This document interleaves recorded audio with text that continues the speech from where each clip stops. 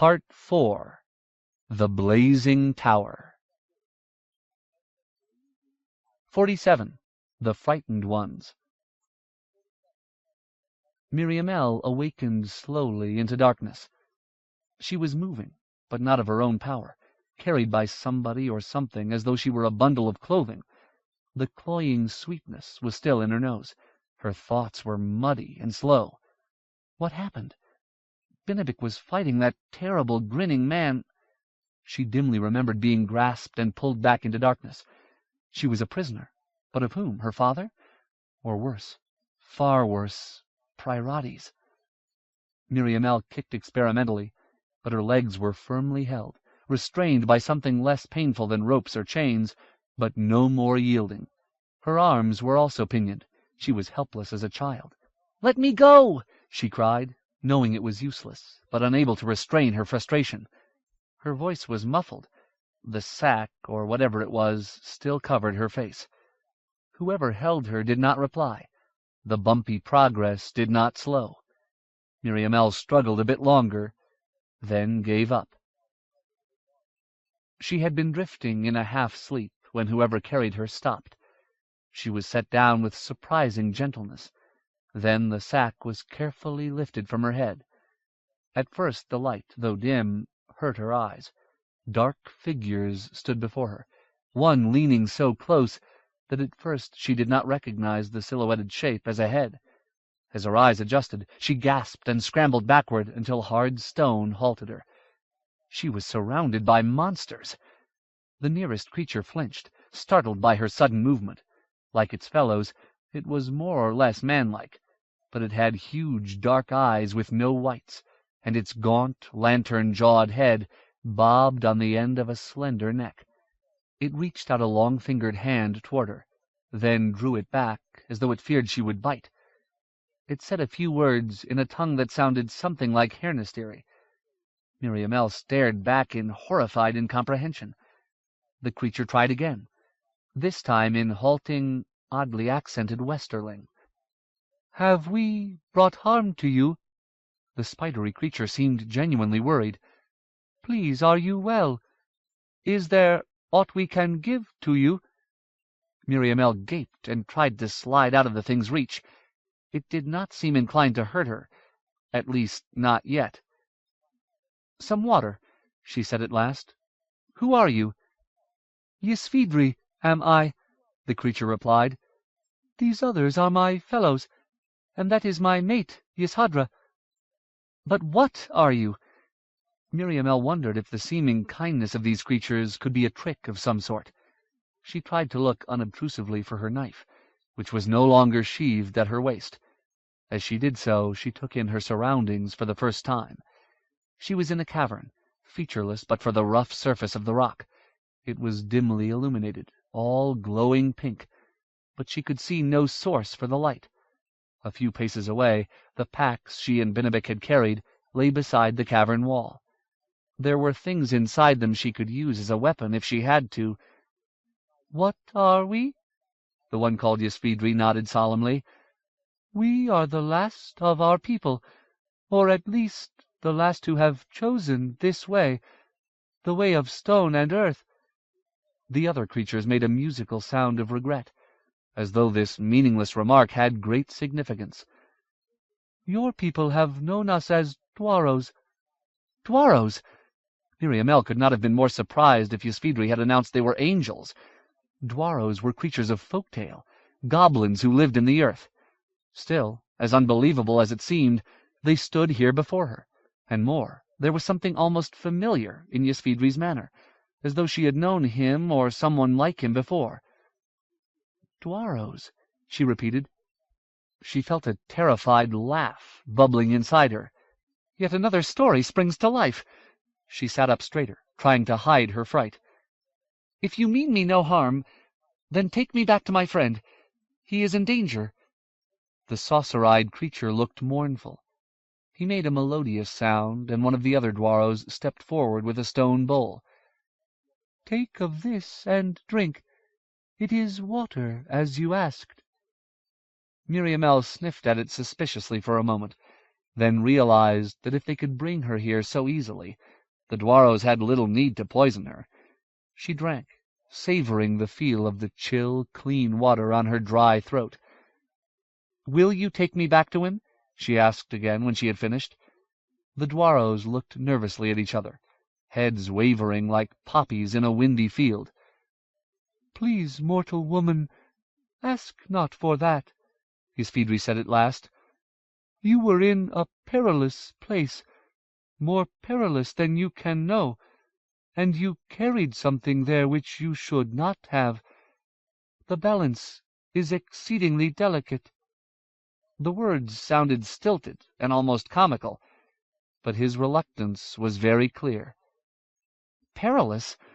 A spark of indignation kindled. "What right do you have to snatch me away from my friend? I will decide what is perilous for me." He shook his head. "Not for you, or not for you only. Dreadful things are in the balance, and that place, it is not good." He seemed very uncomfortable, and the other Dwaros swayed a little behind him, humming nervously to themselves. Despite her unhappiness, Miriamele almost laughed at the odd spectacle. "We cannot let you go there. We are deeply sorry. Some of our number will return and look for your friend." "Why didn't you help him? Why couldn't you bring him with us if it was so important that we not be there?" "We were sorely afraid. He did fight with an unliving one, or so it seemed, and the balance is very delicate there." "What does that mean?" Miriamele stood up, for a moment more angry than fearful. "You cannot do this!" She began to edge toward a shadowy place on the cavern wall that she thought might be a tunnel mouth. Ysfidri reached out and caught at her wrist. His thin fingers were calloused and hard as stone. There was deceptive strength, great strength, in this slender Dwaro. "Please, mortal woman, we will tell you all that we are able. Content yourself, for now, to stay with us. We will seek for your friend." She struggled, but it was hopeless. She might have been pulling against the weight of the earth. "So," she said at last. Fright was turning to hopelessness. "I have no choice. Tell me what you know, then. But if Benebik is hurt because of what you've done, I'll find a way to punish you, whoever you are. I will." Ysfidri hung his great head like a dog being scolded. "It is not our wont to force others against their will. We have ourselves suffered too much at the hands of bad masters." "If I must be your prisoner, at least call me by my name. I'm Miriamele." "Miriamele, then." Ysfidri let go of her arm. "Forgive us, Miriamele, or at least judge us not until all we have to say is heard." She lifted the bowl and took another drink. "Tell me, then." The Dwaro looked around at his fellows, at the circle of huge, dark eyes, then began to talk. "And how is Maegwyn?" Isorn asked. His bandage gave him a strange, swollen-headed appearance. Icy air crept past the tent flap to ripple the flames of the small fire. "I had thought she might be coming back to us," Ylair sighed. "Last night she began to move a little and take deeper breaths. She even spoke a few words, but they were whispered. I could make no sense of them."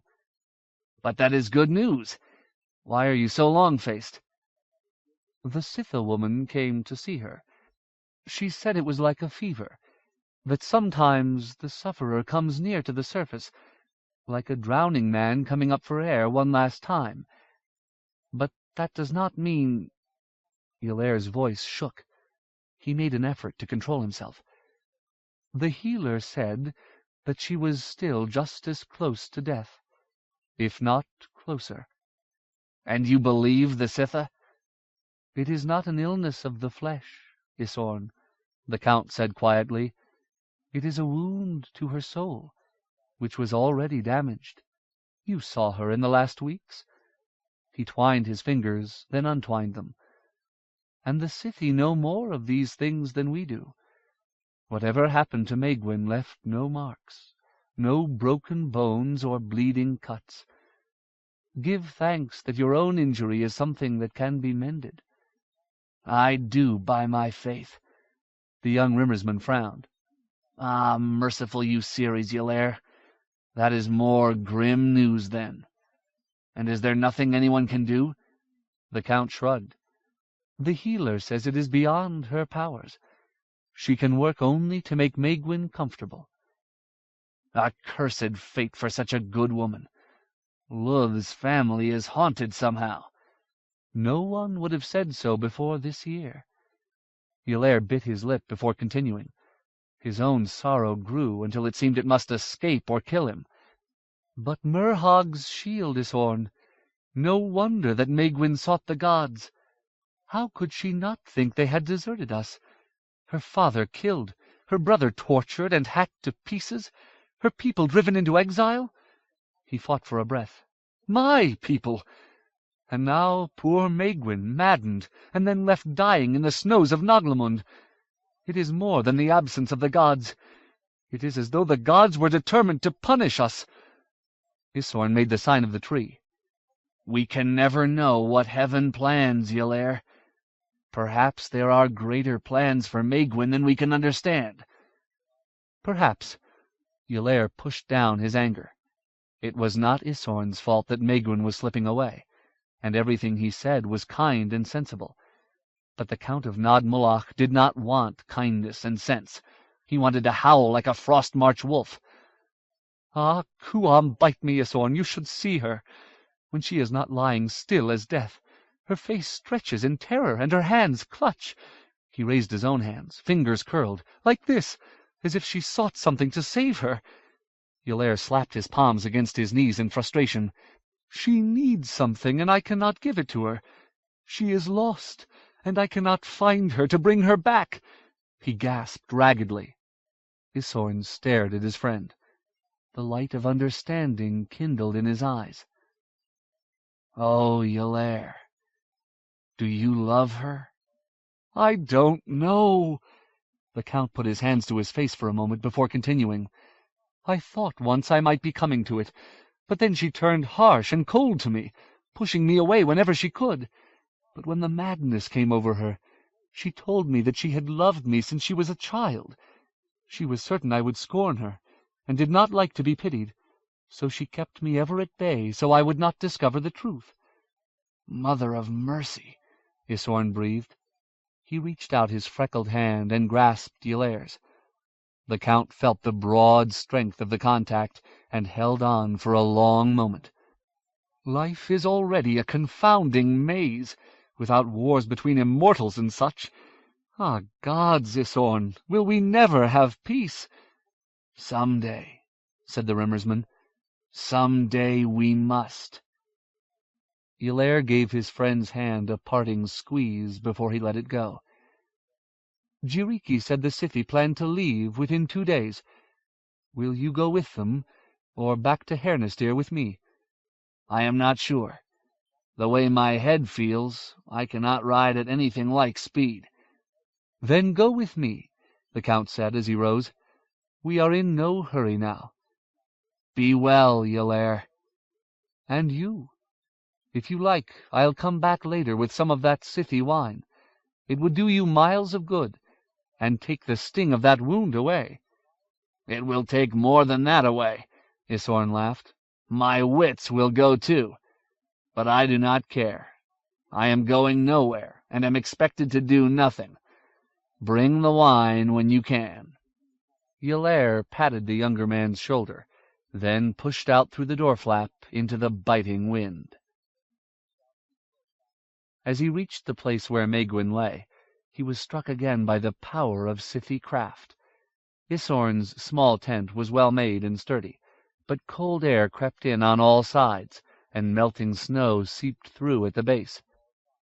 Maegwyn's tent was of Scythi make, since Jiriki had wished her to rest in as much comfort as she could, and though its glistening cloth was so thin as to be translucent, stepping across the threshold was like walking into a well-built house. The storm that gripped Naglamund could have been leagues away. But why should that be so, Ylair wondered, when the Scythi themselves seemed almost unaware of cold or damp? Kiraathu looked up as Ylair entered. Megwin, stretched out on the pallet beneath a thin blanket, was moving restlessly, but her eyes were still closed, and the death-like pallor had not left her face. "Any change?"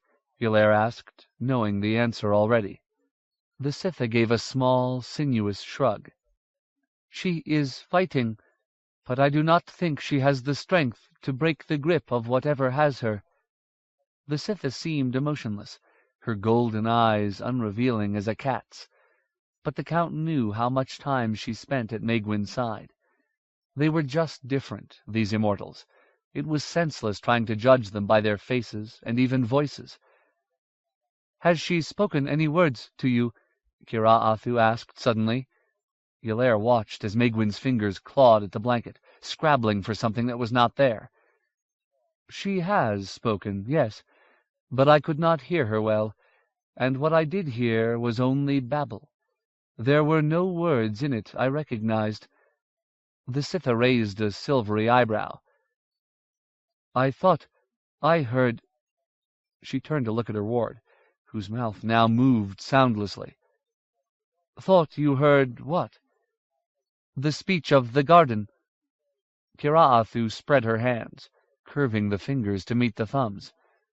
"What you would call Scythi speech." "It is possible that she learned some in the time we have all traveled and fought together." Ylair moved closer. It tugged at his heart to see Megwin's hands searching restlessly. "It is possible," the healer agreed, "but it seemed spoken as the Zydia would speak it." "Almost. What do you mean?" Ylair was confused and more than a little irritated. Kiraathu rose. "Forgive me. I should speak to Jiriki and Likimea about it, rather than trouble you. And it matters little in any case, I think. I am sorry, Count Ylair. I wish I could give you happier news." He sat down on the ground at Megwin's side. "It is not your fault. You have been very kind." He reached out his hand so Megwin could grip it, but her cold fingers moved skittishly away. "Bogba bite me, what does she want?" "Is there something she usually carries with her, or wears about her neck?" Kiraathu asked. "Some amulet or other thing that gives her comfort?" "I can think of nothing like that. Perhaps she needs water." The Scytha shook her head. "I have given her to drink." Ylair leaned down and began fumbling absently in the saddlebags that contained the strew of Megwin's belongings. He took out a scarf of warm wool and pressed it into her hands, but Megwin only held it a moment before pushing it away. Her hands began to search again, as she murmured wordlessly in her throat. Desperate to give Megwin some kind of comfort, he began to pull other things out of the bags, placing them one at a time beneath her fingers: a bowl, a wooden bird that had apparently come from the Tig's Hall of Carvings, even the hilt of a sheathed knife. Ylair was not very happy to find this last.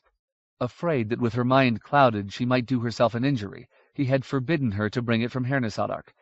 Megwin had apparently flouted his orders.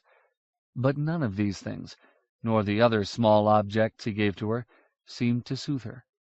She pushed them away, the movements of her hands angry and abrupt as a small child's, although her face was still empty. His fingers closed on something heavy.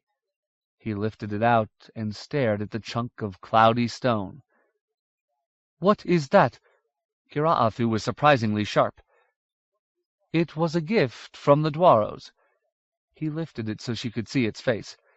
"See, Ysvidri carved Megwin's name upon it, or so he told me." Kiraathu took the stone from him and turned it in her slender fingers. "That is indeed her name. Those are the craft runes of the Tinukeria. Dwaros, do you say?" Ylair nodded. "I led Jiriki to their place in the earth, Mezutua."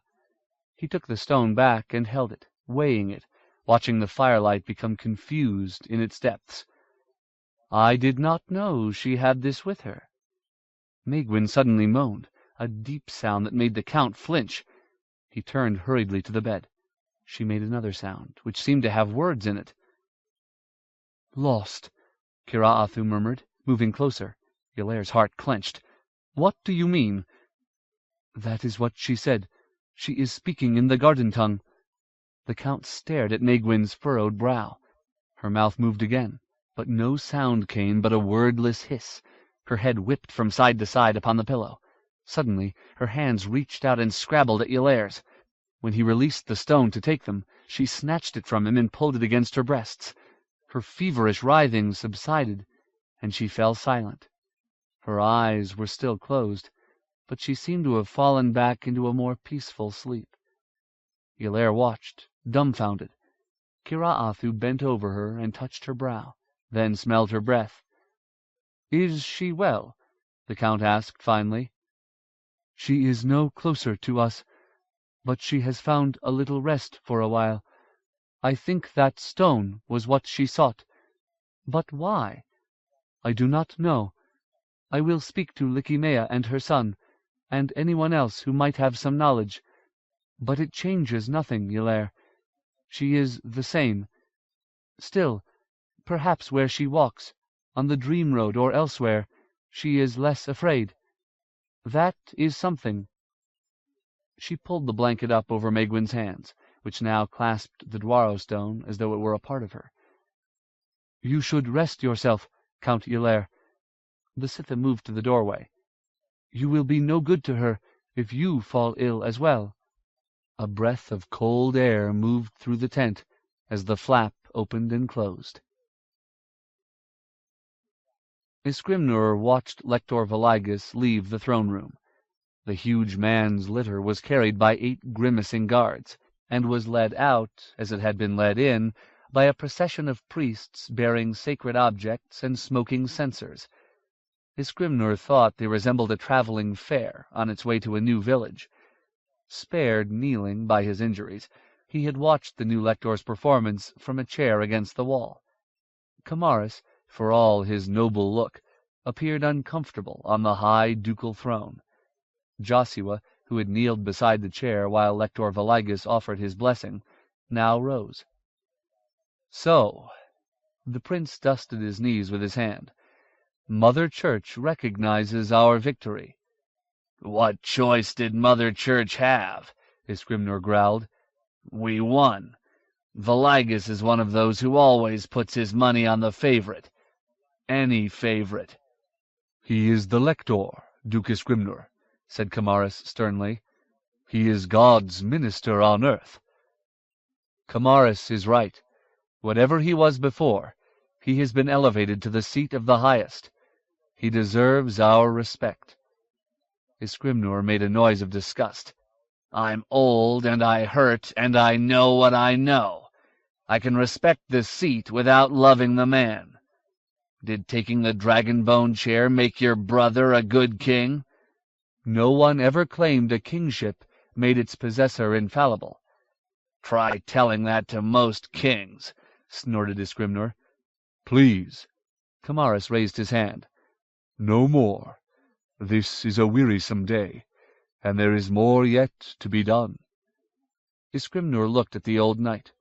He did look tired, in a way that the Duke had never seen. It would have seemed that freeing Naban from his brother's killer should have brought Kamaris joy, but instead it seemed to have sapped the life from him. "It's as if he knows he's done one of the things he's meant to do, but only one. He wants to rest, but he can't yet." The Duke thought he finally understood. "I've wondered why he was so strange, so distant. He does not wish to live. He is only here because he believes God wishes him to finish the tasks before him." Clearly any questioning of God's will, even the infallibility of the lector, was difficult for Kamaris. "He thinks of himself as a dead man." Isgrimnur suppressed a shudder. It was one thing to yearn for rest, for release, but another to feel that one was already dead. The Duke wondered momentarily whether Kamaris might, more than any of them, understand the Storm King. "Very well," Joshua was saying. "There is one person left we must see. I will speak to him, Kamaris, if you do not mind. I have been thinking about this for some time." The old knight waved his hand, uncaring. His eyes were like ice chips beneath his thick brows. Joshua signaled a page, and the doors were thrown open. As Count Striawe's litter was carried in, Isgrimnur sat back and picked up the mug of beer he had hidden behind his chair. He took a long sip. Outside it was afternoon, but the chamber's ceiling-high windows were barred against the storm that lashed the seas beneath the palace, and torches burned in the wall sconces. Isgrimnur knew that the room was painted in delicate colors of sea and sand and sky, but in the torchlight all was muddy and indistinct. Striawe was lifted from his litter, and his chair was set down at the base of the throne. The Count smiled and bowed his head. "Duke Kamaris, welcome back to your rightful home. You have been missed, my lord." He swiveled his white head. "And Prince Joshua, and Duke Isgrimnur, I am honored that you have summoned me. This is noble company." "I am not a duke, Count Striawe," said Kamaris. "I have taken no title, but only revenged my brother's death." Joshua stepped forward. "Do not mistake his modesty, Count. Kamaris does rule here." Striawe's smile broadened, deepening the wrinkles around his eyes. Isgrimnur thought he looked like the most grandfatherly grandfather that God ever made. He wondered if the Count practiced before a looking-glass. "I am glad you took my advice, Prince Joshua. As you see, there were indeed many folk unhappy with Benegaris' rule. Now there is joy in Naban. As I came up from the docks, people were dancing in the public square." Joshua shrugged. "That is more to do with the fact that Baron Seridin and the others have sent their troops into the town with money to spend. This city did not suffer much because of Benegaris, difficult as times are. Patricide or no, he seems to have ruled fairly well." The Count eyed him for a moment, then appeared to decide a different approach was warranted. Isgrimnur found himself enjoying the show. "No," Striawe said slowly, "you are correct there. But people know, don't you think? There was a sense that things were not right, and many rumors that Benegaris had slain his father, your dear brother, Sir Kamaris, to achieve the throne. There were problems that were certainly not all Benegaris' fault, but there was also much unrest." "Unrest which you and Priorades both helped to kindle, then fanned the flames." Perdruin's ruler looked genuinely shocked. "You link me with Priorades?" For a moment his courtly mask fell away, showing the angry, iron-willed man beneath. "With that red-cloaked scum? If I could walk, Joshua, we would cross swords for that." The prince stared at him coldly for a moment. Then his face softened. "I do not say you and Priorades worked in concert, Striawe, but that you each exploited the situation for your own ends. Very different ends, I'm sure." "If that is what you meant, then I name myself guilty, and throw myself on the mercy of the throne." The Count seemed mollified. "Yes, I work in the ways I can to protect my island's interests. I have no armies to speak of, Joshua, and I am always prey to the whims of my neighbors. When Naban rolls over in its sleep, it is said in Ansis Pelepe, Perdruin falls out of bed." "Well argued, Count," Joshua laughed, "and quite true, as far as it goes. But it is also said that you are perhaps the wealthiest man in Ostenard. All the result of your vigilance on Perdruin's behalf?" Striawe drew himself up straighter. "What I have is none of your business. I understood you sought me as an ally, not to insult me." "Spare me your false dignity, my good Count. I find it hard to believe that calling you wealthy is an insult. But you are right about one thing. We wish to speak with you about certain matters of mutual interest." The Count bobbed his head solemnly. "That is better to hear, Prince Joshua. You know that I support you. Remember the note I sent with my man Lenti? And I am anxious to speak about ways that I can help you." "That we can help each other, you mean?" Joshua raised his hand to still Striawe's protest. "Please, Count, let us avoid the usual dancing. I am in a fierce hurry. There, I have given up a bargaining token already, by telling you so. Now please do not waste our time with false protestations of this or that." The old man's lips pursed, and his eyes narrowed. "Very well, Joshua. I find myself oddly interested. What do you want?" "Ships, and sailors to man them. Enough to ferry our armies to Erkenland." Surprised, Striawe waited a moment before replying. "You intend to set sail for Erkenland now, after fighting fiercely for weeks to take Naban, and with the worst storm in years sweeping down on us out of the north, even as we speak?" He gestured toward the shuttered windows. Outside, the wind wailed across the Sonkellen hill. "It was so cold last night that the water froze in the Hall of Fountains. The Clavian bell barely rang over God's house, it was so icy. And you wish to go to sea?" Isgrimnur felt a clutch of shock at the Count's mention of the bell. Joshua turned for a moment and caught the Rimmersman's eye, warning him not to speak. Obviously, he, too, remembered Nisi's prophetic poem. "Yes, Striawe," said the prince. "There are storms and storms. We must brave some to survive others. I will take ship as soon as I can." The Count lifted his hands, showing open, empty palms. "Very well. You know your own business. But what would you have me do? Perdruin's ships are not warships, and they are all at sea.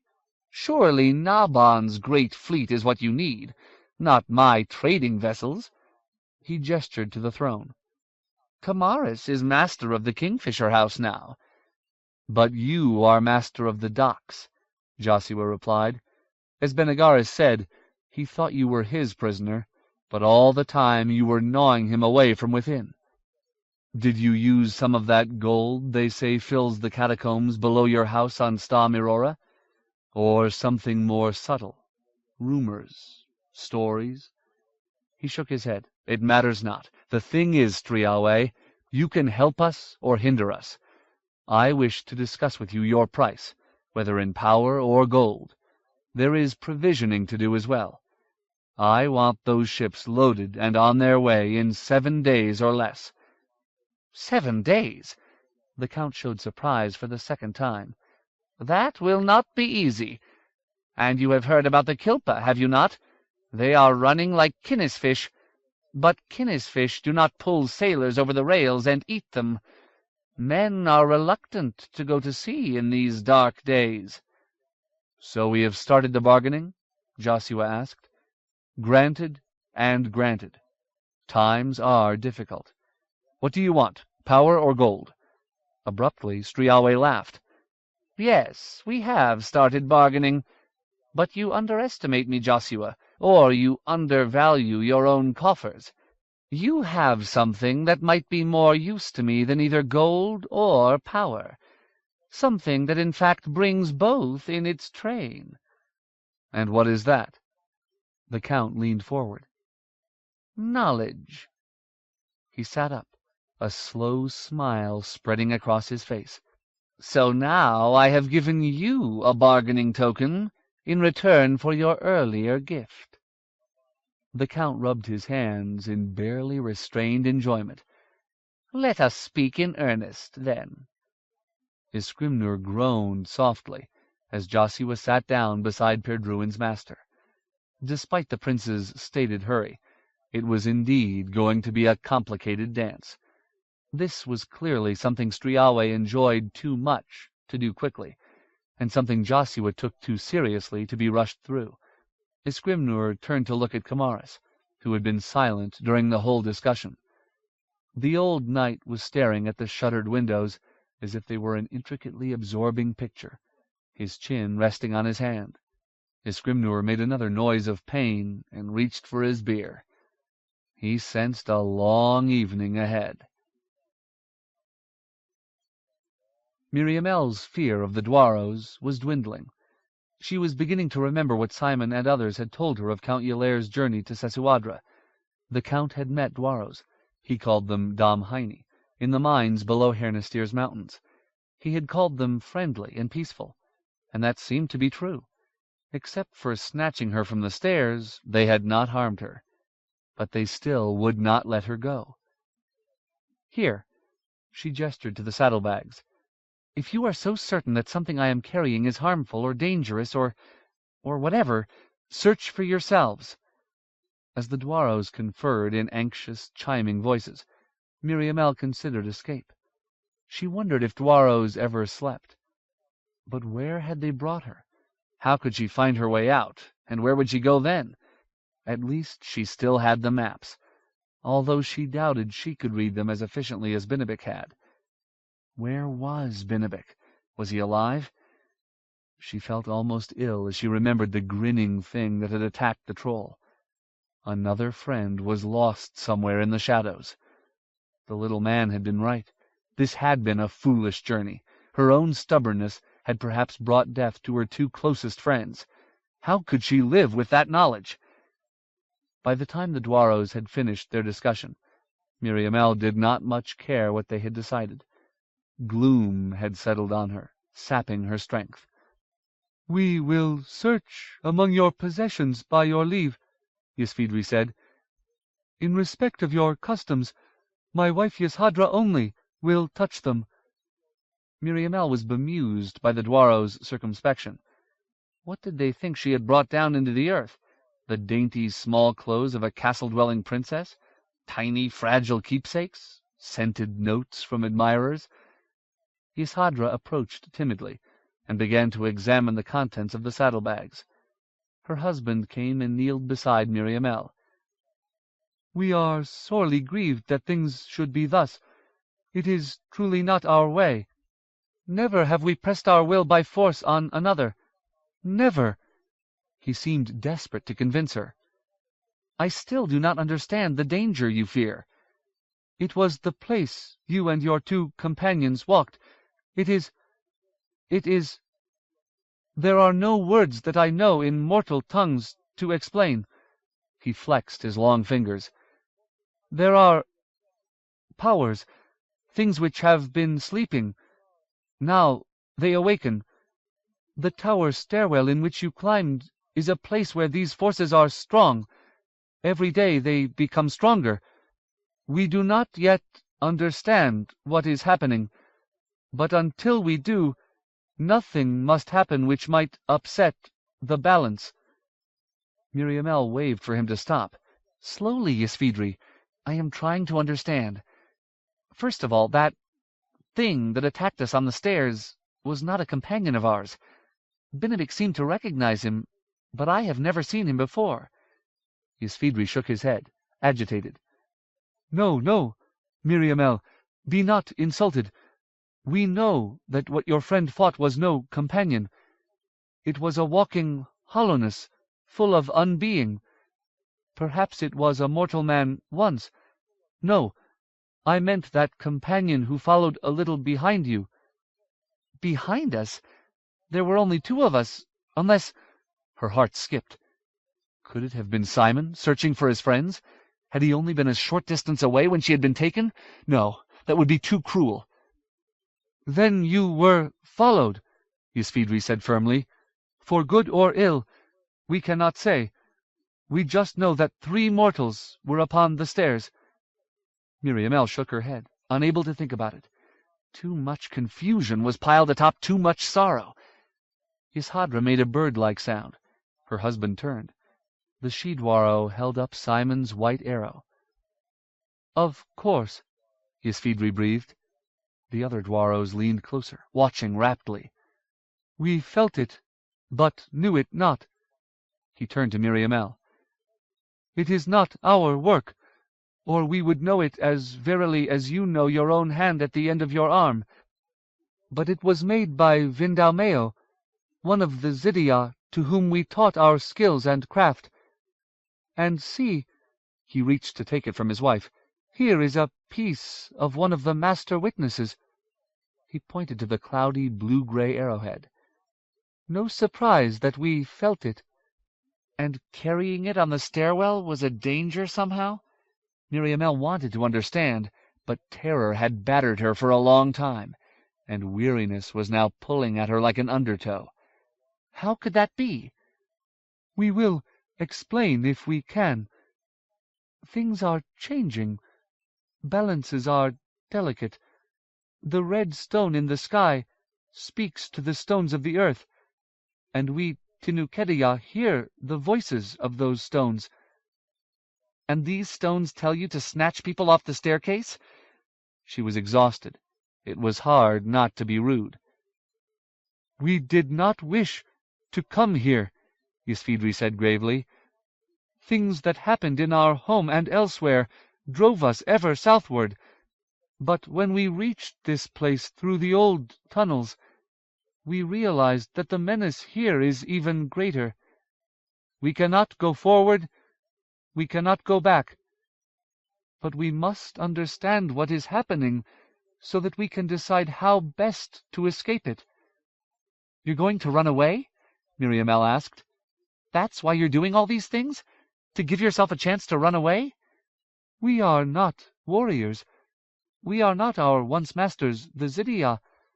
The way of the Ocean Children has always been to make do, to survive."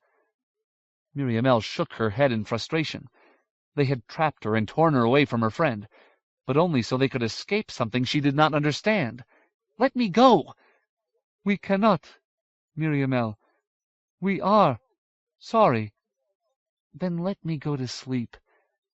She crawled away toward the wall of the cavern and curled herself in her cloak. The Dwaros did not hinder her, but began talking among themselves again. The sound of their voices, melodious and incomprehensible as cricket calls, followed her down into sleep. 48. A Sleeping Dragon. "Oh, please, God, don't let him be gone!" The wheel carried Simon upward. If Guthwolf still spoke in the darkness below, Simon could not hear him above the creak of the wheel and the clanking of the heavy chains. Guthwolf! Could it be the same man Simon had so often glimpsed? The High King's hand with his fierce face? But he had led the siege against Naglamund, had been one of King Elias' most powerful friends. What would he be doing here? It must be someone else. Still, whoever he was, at least he had a human voice. "Can you hear me?" Simon croaked, as the wheel brought him down again. Blood, regular as the tide at evening, was rushing into his head once more. "Yes," Guthwolf hissed. "Don't speak so loudly.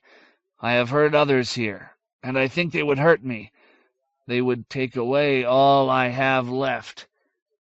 Simon could see him, a dim, bent figure, but large, as the king's hand had been, broad shoulders evident despite his stoop. He held his head in an odd way, as though it hurt him. "Can I have more water?" Guthwolf dipped his hands into the sluice beneath the wheel. As Simon swung low enough to reach, he poured the water over the prisoner's face. Simon gasped and begged for more. Guthwolf filled his palms 3 more times before Simon rose out of reach. "You are on a wheel?" the man said, as though he could not quite believe it. His thirst quenched for the first time in days. Simon wondered at the question. Was he simple-minded? How could anyone who wasn't blind doubt it was a wheel? Suddenly Guthwolf's odd way of holding his head made sense. Blind, of course. No wonder he had felt at Simon's face. "Are you Earl Guthwolf?" Simon asked, as the wheel headed downward again. "The Earl of Otanyat?" Remembering what his benefactor had said, he kept his voice low. He had to repeat the question when he was nearer. "I think I was." The Earl's hands hung limply, dripping. "In another life. before my eyes were gone, before the sword took me." The sword? Had he been blinded in battle, in a duel? Simon dismissed the thought. There were more important things to think about. His belly was full of water, but nothing else. "Can you bring me food? No, can you free me? Please! They are tormenting me, torturing me." So many words rasped his tender throat, and he broke into a fit of coughing. "Free you?" Guthwolf sounded distinctly shaken. "But you do not wish to be here?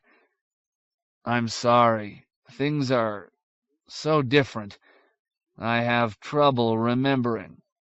"He's a madman, the only person who might help me, and he's mad." Aloud he said, "Please, I am suffering. If you don't help me, I'll die here." A sob choked him. Talking about it suddenly made it real. "I don't want to die." The wheel began to carry him up again. "I could not. The voices will not let me do anything," Guthwolf whispered. "They tell me that I must go and hide, or someone will take everything I have from me." His voice took on a horribly wistful tone. "But I could hear you there, making noises, breathing. I knew you were a real thing, and I wanted to hear your voice. I have not spoken to anyone for so long." His words grew faint as the wheel took Simon away. "Are you the one who left me food?" Simon had no idea what the blind man was talking about, but heard him hesitating, troubled by Simon's pain. "I did." He tried to be heard above the wheel without shouting. Was the man out of hearing? "I did. I brought you food." "Please let him be there when I get back," Simon prayed. "Please let him be there, please." As Simon neared the bottom again, Guthwolf reached out his hand once more and let it trail across Simon's features. "You fed me. I do not know. I am afraid. They will take everything from me. The voices are so loud." He shook his shaggy head. "I cannot think now. The voices are very loud." Abruptly he turned and lurched away across the cavern and vanished into the shadows. "Guthwolf!" Simon cried. "Don't leave me!" But the blind man was gone. The touch of a human hand, the sound of a voice, had awakened Simon to his terrible pain once more. The passing hours or days or weeks—he had long since given up trying to mark time—had begun to smear into a gradually increasing nothingness. He had been floating in fog, drifting slowly away from the lights of home. Now he was back again, and suffering. The wheel turned. Sometimes, when all the forge's chambers' torches were lit, he saw masked, soot-blackened men hustling past him, but none ever spoke to him. Inch's helpers brought him water with excruciating infrequency, and did not waste words on him when they did. On a few occasions he even saw the huge overseer standing silently, watching as the wheel bore Simon around. Strangely, Inch did not seem interested in gloating. He came only to inspect Simon's misery, as a householder might pause to mark the progress of his vegetable garden while on the way to some other duty. The pain in Simon's limbs and belly was so constant that he could not remember what it was like to feel any other way. It rolled through him as though his body were only a sack to contain it, a sack being tossed from hand to hand by careless laborers. With each rotation of the wheel, the pain rushed to Simon's head until it seemed his skull would burst, then pushed through his empty, aching guts to lodge in his feet once more, so that it seemed he stood on blazing coals. Neither did the hunger go away. It was a gentler companion than the agony of his limbs, but still a dull and unceasing hurt. He could feel himself becoming less with every revolution, less human, less alive, less interested into holding on to whatever made him Simon. Only a dim flame of vengefulness, and an even dimmer spark of hope that someday he might come home to his friends, kept him clinging to the remains of his life. "I am Simon," he told himself, until it was hard to remember what that meant. "I won't let them take that. I am Simon." The wheel turned. He turned with it. Guthwolf did not return to speak to him. Once, as he floated in a haze of misery, Simon felt the person who gave him water touch his face, but he could not move his lips to make a sound of inquiry. If it was the blind man, he did not stay. Even as Simon felt himself shrinking away to nothingness, the forge chamber seemed to grow larger. Like the vision the glowing speck had shown him, it seemed opened to the entire world.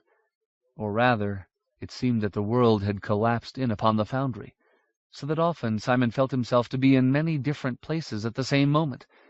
He felt himself trapped upon the empty, snow-chilled heights, burning with the dragon's blood. The scar upon his face was a searing agony. Something had touched him there and changed him. He would never be the same. Below the forge, but also inside Simon, a Suah stirred.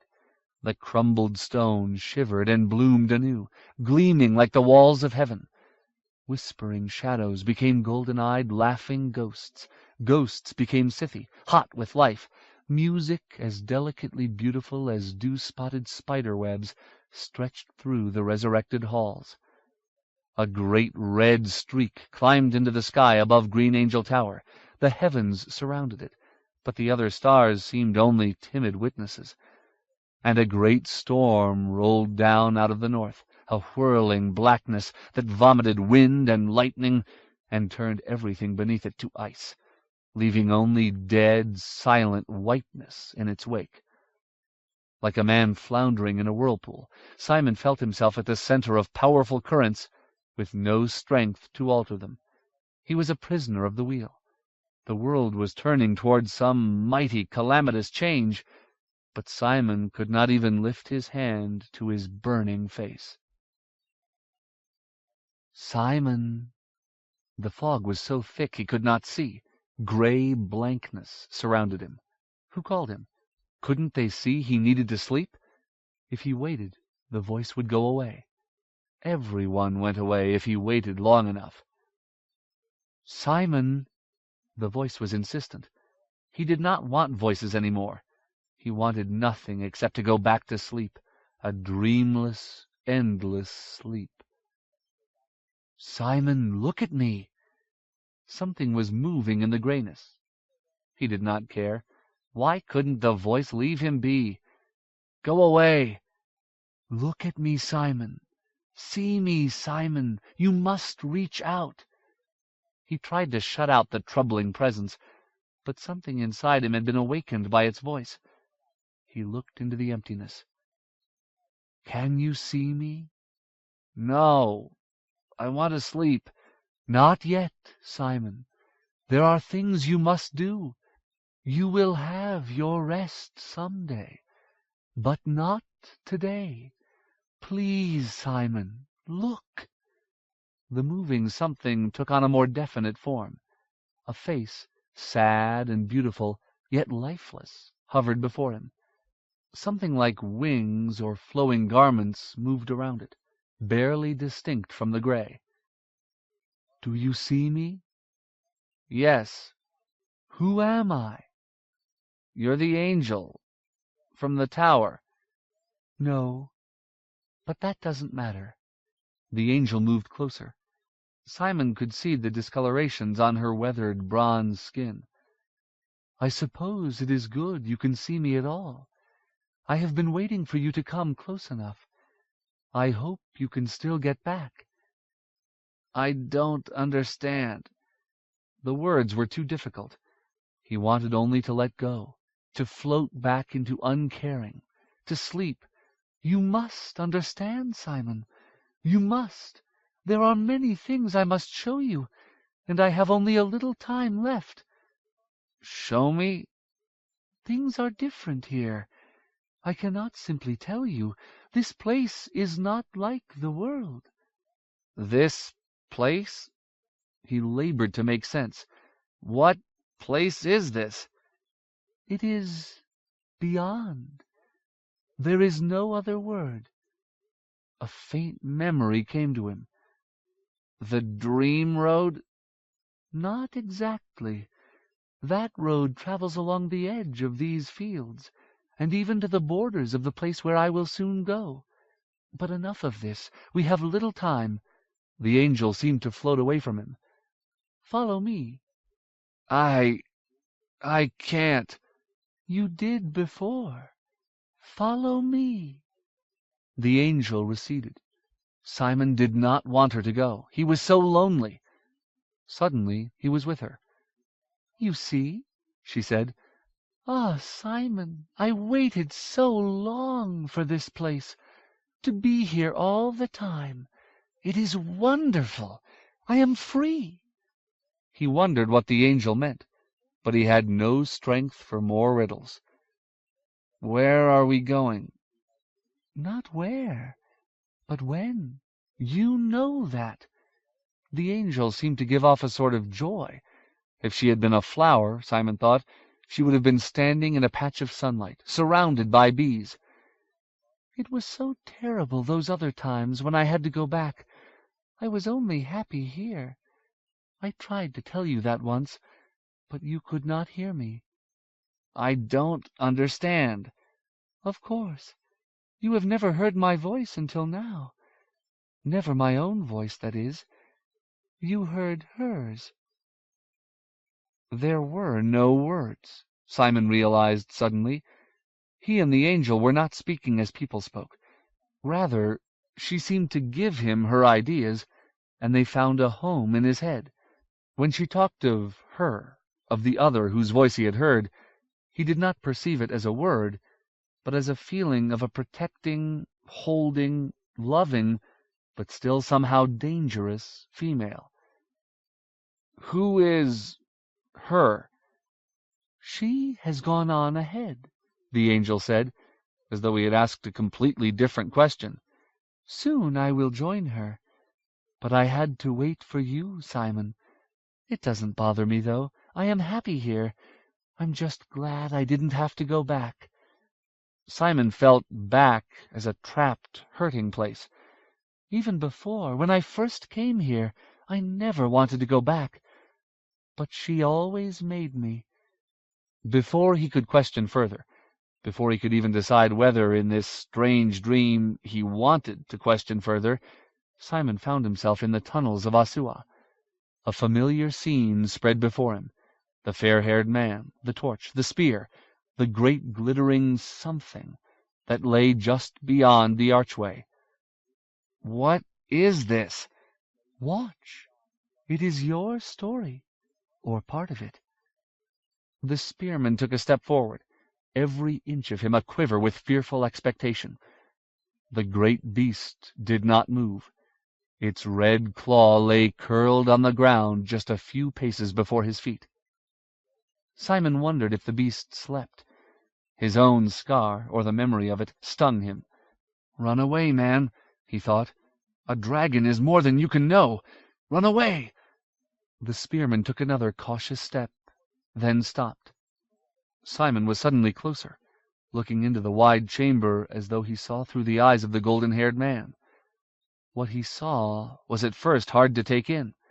The room was huge, with a ceiling that stretched up beyond the limits of the torch flame. The walls had been blasted and melted by great fires. "It's the forge," Simon realized. Or that's what it is now. This must be the past. The dragon lay sprawled across the cavern floor, red gold, as though the countless scales mirrored the torchlight. It was larger than a house, its tail a seemingly endless coil of looping flesh. Great wings stretched from its haunches to the elongated spurs behind its front claws. It was magnificent and terrifying in a way that even the ice dragon Igjarjuk had not been, and it was completely and utterly dead. The spearman stared. Simon, floating in a dream, stared. "Do you see?" the angel whispered. the dragon was dead. The spearman took a step forward to prod the inert claw with his spear. Reassured, he moved into the great chamber of melted stone. Something pale lay beneath the dragon's breast. "It's a skeleton," Simon whispered. "A person's skeleton." "Hush," the angel said in his ear. "Watch. This is your story." "What do you mean?" The spearman moved toward the pile of white bones, his fingers tracing the sign of the tree in the air. The shadow of his hand leaped across the wall. He leaned close, still moving slowly and stealthily, as though any moment the dragon might suddenly roar back to life. But the man, like Simon, could see the ragged holes where the dragon's eyes had been, the withered, blackened tongue that lolled from the gaping mouth. The man reached down and reverently touched the human skull that lay beside the dragon's breastbone like a pearl from a broken necklace. The rest of the bones were scattered close by. They were blackened and warped. Looking at them, Simon suddenly remembered Igjarjuk's scalding blood and felt a pang of sadness for the poor wretch who had slain this creature and received his own death. For slain it he had, it seemed.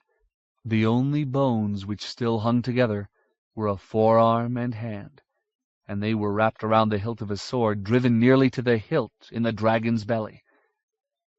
The spearman stared at this odd sight for a long time, then at last lifted his head, looking wildly around the cavern as though in fear someone might be watching.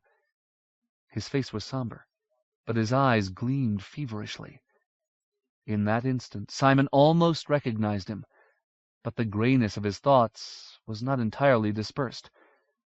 When the fair-haired man turned back to the skeleton, the recognition faded. The man dropped his spear and detached the skeletal hand from the sword's hilt with trembling care. One of the fingers broke loose. The man held it for a moment, his expression unreadable, then kissed the bone and tucked it into his shirt. When the hilt was freed, the man put his torch down on the stone, then took the sword in a firm grip. He placed his boot against the dragon's arching breastbone and pulled. Muscles rippled on his arms, and cords stood out in his neck. But the sword did not come free. He rested for a moment, then spat on his palms and gripped the sword again. At last it slid out, leaving a puckered hole between the gleaming red scales. The man lifted the sword before him, his eyes wide. At first Simon thought the blade a simple, almost crude piece of work, but its lines were clean and graceful beneath the char of dragon's blood. The man regarded it with an admiration so frank that it was almost greedy, then lowered it abruptly and looked around again, as though still afraid someone might be watching. He picked up the torch and began to move back toward the chamber's arched doorway, but stopped to stare at the dragon's leg and clawed front foot. After a long moment's consideration, he kneeled and began sawing away with the blackened sword at the leg's narrowest point, just in front of the wing spur. It was hard labor, but the man was young and powerfully built. As he worked, he looked up anxiously, staring into the shadows of the vast room as though 1,000 scornful eyes were watching him. Sweat was trickling down his face and limbs. He seemed possessed, as though some wild spirit had taken hold of him. When he had sawed almost halfway through the thing, he suddenly stood and began hacking with the sword, smashing at the arm with blow after blow, until bits of tissue spun away on all sides. Simon, still a helpless but fascinated observer, saw that the man's eyes were full of tears, that his youthful face was contorted in a grimace of pain and horror. Finally, the last of the flesh parted, and the claw rolled free. Shivering like a terrified child, the man shoved the sword through his belt, then hefted the huge claw up onto his shoulder as though it were a side of beef. His face still full of misery, he staggered out of the chamber and disappeared up the tunnel. "He felt the Scythy ghosts," the angel whispered to him. Simon had been so caught up in the man's private torment that he was startled by her voice. He felt them shame him for his lie. I don't understand. Something was tickling his memory, but he had been in the grave for so long. What was that? And who was the other one? The skeleton, the one who killed the dragon. That is part of your story, Simon. And suddenly the cavern was gone, and they were in nothingness once more. There is much still to show you, and there is very little time. But I don't understand. Then we must go deeper still. The gray wavered, then dissolved into another of the visions that had come to him in sleep upon the Tanja stairs. A large room opened before him. A few candles made all the light, and shadows hung in the corners. The room's sole occupant sat in a high-backed chair at the room's center, surrounded by a scatter of books and scrolls. Simon had glimpsed this person during his stairwell dream. As in that earlier vision, the man sat in the chair with a book spread open in his lap. He was past middle age, but in his calm, thoughtful features there still remained a trace of the child he had once been, an innocent sweetness only slightly diminished by a long, hard life. His hair had mostly gone to gray, although it still held darker streaks, and much of his short beard remained light brown. He wore a circlet on his brow. His clothes, though simple in form, were well made and of good cloth. As with the man in the dragon's lair, Simon felt a twinge of recognition. Before the dream he had never seen this person, yet in some way he knew him. The man looked up from his reading as two other figures entered the room. One, an old woman with her white hair caught up in a ragged scarf, came forward and kneeled at the man's feet. He put his book aside, then stood and gave the woman his hand to help her up. After saying a few words that Simon could not hear, as with the dragon dream all these shapes seemed voiceless and remote, the man walked across the chamber and squatted beside the old woman's companion, a little girl of 7 or 8 years. She had been crying. Her eyes were puffy, and her lip trembled with anger or fright. She avoided the man's gaze, pulling fitfully at her reddish hair. She, too, wore simple clothing, an unadorned dark dress. But despite her disarray, she looked well cared for. Her feet were bare. At last the man reached out his arms for her. She hesitated, then flung herself at him and buried her face against his chest, crying. Tears came to the man as well, and he held her for a long time, stroking her back. At last, with clear reluctance, he let her go and stood. The girl ran from the room. The man watched her go, then turned to the old woman. Without saying another word, he slipped a thin golden ring from his finger and gave it to her. She nodded and wrapped her fingers around it as he leaned down and kissed her forehead. She bowed to him. Then, as if her own composure was fast slipping, she turned and hurried away. After a long moment, the man walked to a book-covered chest that lay beside the wall, opened it, and withdrew a sheathed sword. Simon recognized it immediately. He had seen that sparsely decorated hilt only moments before, standing in a dragon's breast. The man held the sword carefully, but did not look at it for more than a moment. Instead, he cocked his head as though he heard something. He made the tree sign with slow deliberation, lips moving in what might have been prayer, then returned to his seat. He set the sword across his lap, then picked up his book and opened it, spreading it atop the sword. But for the set of his jaw and the faintest tremor in his fingers as he turned the pages, he might have been thinking only of a good night's sleep. But Simon knew that he was waiting for something far different. The scene wavered and dissipated like smoke. "Do you see? Do you understand now?" the angel asked, impatient as a child. Simon felt as though he groped at a large sack. Something was inside it, and he could feel strange corners and significant bumps. But just when he thought he knew what it contained, his imagination failed.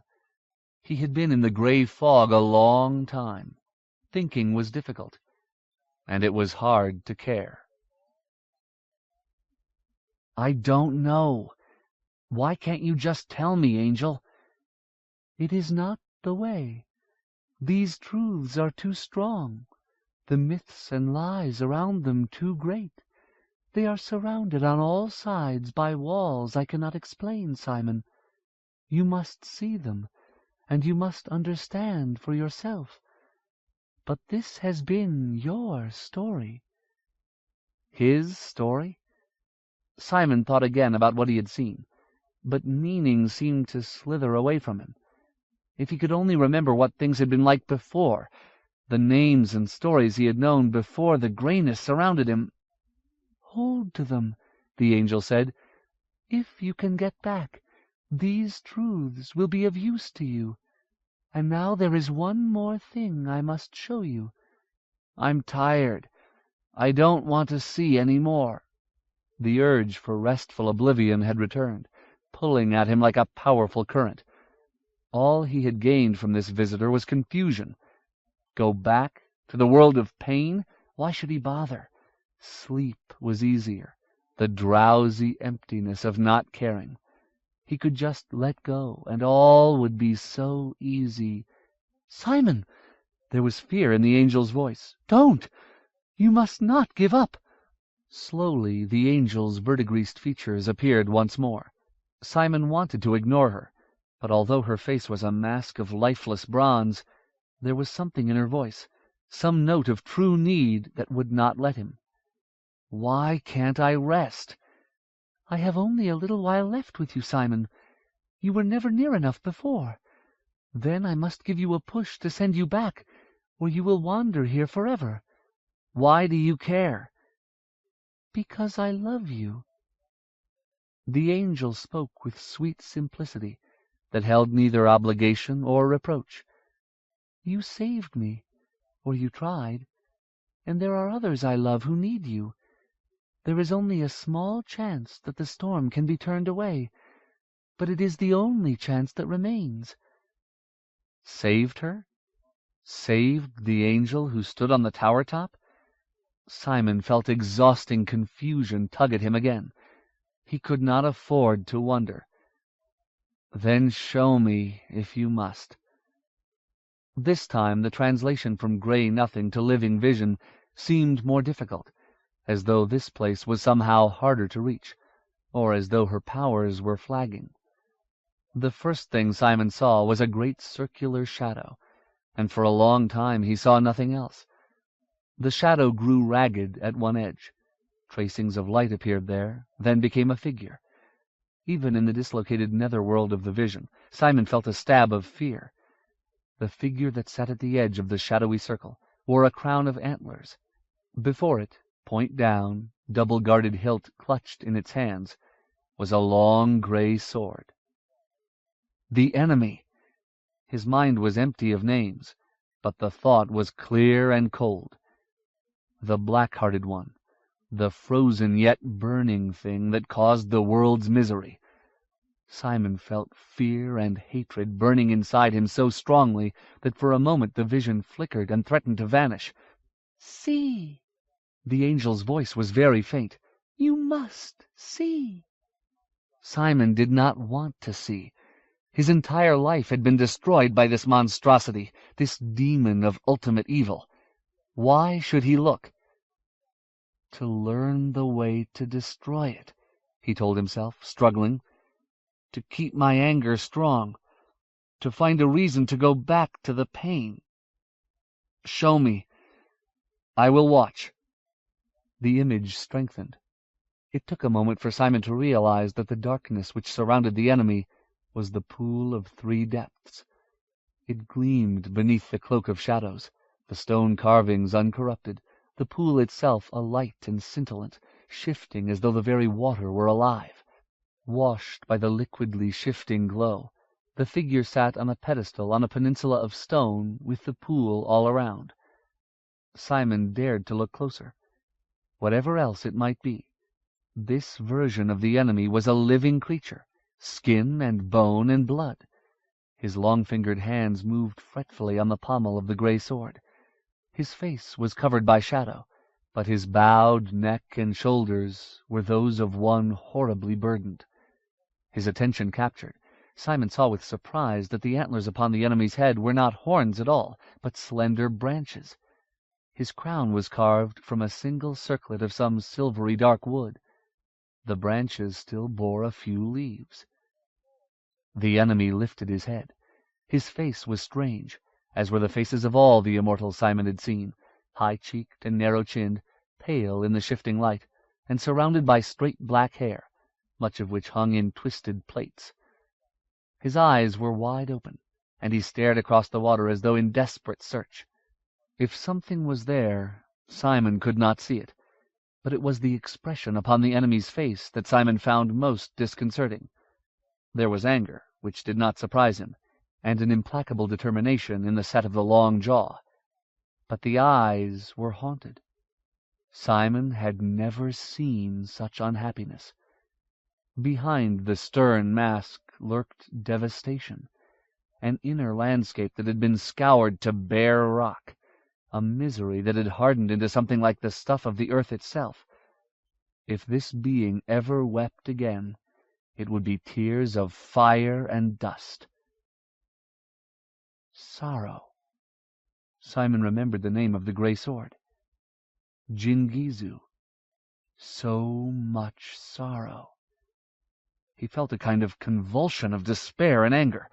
He had never seen anything as terrible, as frightening, as the enemy's suffering face. The vision wavered. "Simon." The angel's voice was as quiet as a leaf tumbling across the grass. "I must send you back." He was alone in misty gray nothingness. "Why did you show me that? What is it supposed to mean?" "Go back, Simon. I am losing you, and you are far away from where you should be." "But I need to know. I have so many questions." "I waited for you so long. I am called to go on, Simon." And now he did feel her slipping away. A very different kind of fear caught at him. "Angel, where are you?"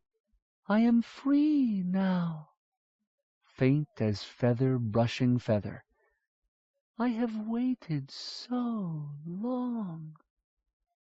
And suddenly, as the last touch of her voice slid away, he knew her. "Lelith!" he cried. "Lelith, don't leave me!" A sense of her smiling, of Lelith free and flying at last, brushed him, then was gone. Nothing came in its place. Simon was suspended in emptiness, without direction or understanding. He tried to move as he and Lelith had moved, but nothing happened. He was lost in the void, more lost than he had ever been. He was a rag blowing through the darkness. He was utterly alone. "Help me!" he screamed.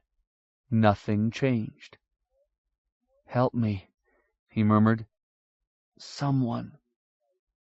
Nothing changed. Nothing would ever change. 49. The Rose Unmade. The ship plunged again. As the cabin timbers creaked, Iskrimnur's empty cup bounced from his hand and clanked to the floor. "Adon preserve us! This is horrible!" Joshua's smile was thin. "True. Only madmen are at sea in this storm." "Don't joke," Iskrimnur growled, alarmed. "Don't joke about boats or storms." "I was not jesting." The prince gripped his chair with his hand as the cabin lurched again. "Are we not mad to let the fear of a star in the sky hurry us into this attack?" The duke glowered. "We are here. Heaven knows I don't want to be, but we are here." "We are here," Joshua agreed. "Let us only give thanks that for now Vorsheva and the children and your Guthrun are safe in Naban." "Safe until the Gaunts get there." Iskrimnur winced, thinking of the horrid nest. "Safe until the Kilpa decide to try dry land." "Now who is the worrier?" Joshua asked gently. "Varellin, as we saw, has become an able young man, and a good portion of Naban's army stayed there with him. Our ladies are much safer than we are." The ship shuddered and pitched. Isgrimnur felt the need to talk, to do anything besides listen to what sounded like the timbers of the hull being wrenched apart. "I have been wondering something. If the Niskis are cousins to the Immortals, as Miriamel told us, then how are we to trust them? Why should they favor our fairy folk over the Norns?" As if summoned by his words, a Niski's song, alien and powerful, rose once more above the shouting winds. "But they do!" Joshua spoke loudly. "One of the Sea Watchers gave her life so Miriamel could escape. What stronger answer do you need?" "They haven't kept the Kilpa as far away as I'd like." He made the sign of the tree. "Joshua, we have been attacked 3 times already." "And would have been attacked more often were it not for Ninresu and her brother and sister Niskis, I have no doubt," said Joshua. "You have been on deck. You've seen the cursed things swimming all around. The seas are choked with them." Isgrimnur nodded somberly. He had indeed seen the Kilpa, far too many of them, swarming about the fleet, active as eels in a barrel. They had boarded the flagship several times, once in daylight.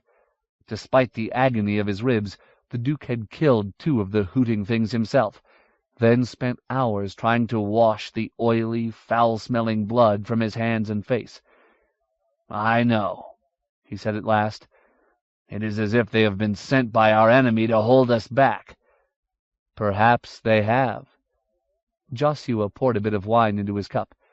"I find it strange that the Kilpa should rise and the Gaunts should come pouring out of the swamps at just the same moment. Our enemy's reach is long, Isgrimnur. Little Tiamat believes that was happening in the Gaunt nest when we found him, that somehow Stormspike was using him and the other Ranamen to talk to those bugs." The thought of Tiamat's countrymen used by the Gaunts, burned up like candles and then discarded, and of the hundreds of Nabanai mariners dragged away to a hideous death by the Kilpa, made Isgrimnur curl his fist and wish for something to hit. "What kind of a demon could do such things, Joshua? What kind of an enemy is this, that we cannot see and cannot strike?" "The greatest enemy we have." The prince sipped his wine, swaying as the ship pitched again. "An enemy we must defeat, no matter the cost." The cabin door swung open. Kamaris steadied himself, then entered, his scabbard scraping the doorframe. The old knight's cloak drizzled water on the floor. "What did Ninresu say?" Joshua asked as he poured wine for Kamaris. "Will Ametin's jewel hold together for one more night?" The old man drained his cup and stared at the lees. "Kamaris," Joshua moved toward him. "What did Ninresu say?" After a moment the knight looked up. "I cannot sleep." The prince shared a worried look with Isgrimnur. "I do not understand." "I have been up on deck." Isgrimnur thought that was obvious, from the water puddling on the floor. The old knight seemed even more fearfully distracted than was usual. "What's wrong, Kamaris?" "I cannot sleep. This sword is in my dreams." He pawed fitfully at Thorn's hilt. "I hear it singing to me." Kamaris tugged it a short way out of the scabbard, a length of pure darkness. "I carried this sword for years." He struggled for words. "I felt it sometimes, especially in battle, but never this way. I think it is alive." Joshua looked at the blade with more than a little distrust.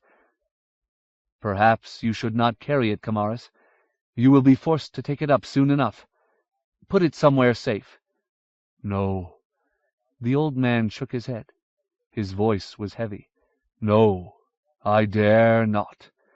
There are things to learn. We do not know how to use these great swords against our enemy. As you said, the time is fast coming. Perhaps I can understand the song it sings. Perhaps—" The prince lifted his hand as if to dispute him, then let it fall. "You must do as you think best. You are Thorn's master." Kamaris looked up solemnly. "Am I? I thought so once." "Come, have some more wine," Iskrimnur urged him. He tried to rise from his stool, but decided against it. The battles with the Kilpa had set back his recovery. Wincing, he signaled to Joshua to refill the old man's cup. "It is hard not to feel haunted when the wind howls and the sea flings us about like dice in a cup." "Iskrimnur is right," Joshua smiled. "Here, drink up." The room lurched once more, and wine splashed onto his wrist. "Come, while there is more in the cup than on the floor." Kamaris was silent for long moments. "I must speak to you, Joshua," he said abruptly. "Something weighs upon my soul." Puzzled, the prince waited. The knight's face seemed almost gray as he turned to the duke. "Please, Iskrimnur, I must talk with Joshua alone." "I am your friend, Kamaris," said the duke. "If anyone is to blame for bringing you here, it's me. If something is plaguing you, I want to help." "This is a shame that burns. I would not tell Joshua, but that he needs to hear it. Even as I lie sleepless for fear of what the sword will do, God punishes me for my secret sin. I pray that if I make this right, he will give me the strength to understand Thorn and its brother swords. But please, do not force me to bear this shame to you as well." Kamaris looked truly old, his features slack, his eyes wandering. "Please, I beg you." Confused, and more than a little frightened, Iskrimnur nodded. "As you wish, Kamaris. Of course." Iskrimnur was debating whether he should wait in the narrow passageway any longer, when the cabin door opened and Kamaris emerged. The old knight brushed past, hunched beneath the low ceiling. Before Iskrimnur could get more than half his question out, Kamaris was gone down the passageway, thumping from wall to wall as Emetan's jewel heaved in the storm's grip. Iskrimnur knocked at the cabin door. When the prince did not answer, he carefully pushed it open. The prince was staring at the lamp, his blasted expression that of a man who has seen his own death. "Joshua?" The prince's hand rose as though tugged by a string. He seemed entirely leached of spirit. His voice was flat, terrible. "Go away, Iskrimnur. Let me be alone." The duke hesitated, but Joshua's face decided him. Whatever had happened in the cabin, there was nothing he could give the prince at this moment but solitude. "Send for me when you want me." Iskrimnur backed out of the room. Joshua did not look up or speak, but continued to watch the lamp as though it were the only thing that might lead him out of ultimate darkness. "I am trying to understand." Miriamel's head ached. "Tell me again about the swords." She had been with the Dwaros for several days, as far as she could tell. It was hard to know for certain here in the rocky fastness below the Hayholt. The shy earth-dwellers had continued to treat her well, but still refused to free her. Miriamel had argued, pleaded, even raged for a long hour, demanding to be released, threatening, cursing. As her anger spent itself, the Dwaros had murmured among themselves worriedly. They seemed so shocked and unsettled by her fury that she had almost felt ashamed of herself, but the embarrassment passed as quickly as the anger. After all, she had decided, I did not ask to be brought here. They say their reasons are good.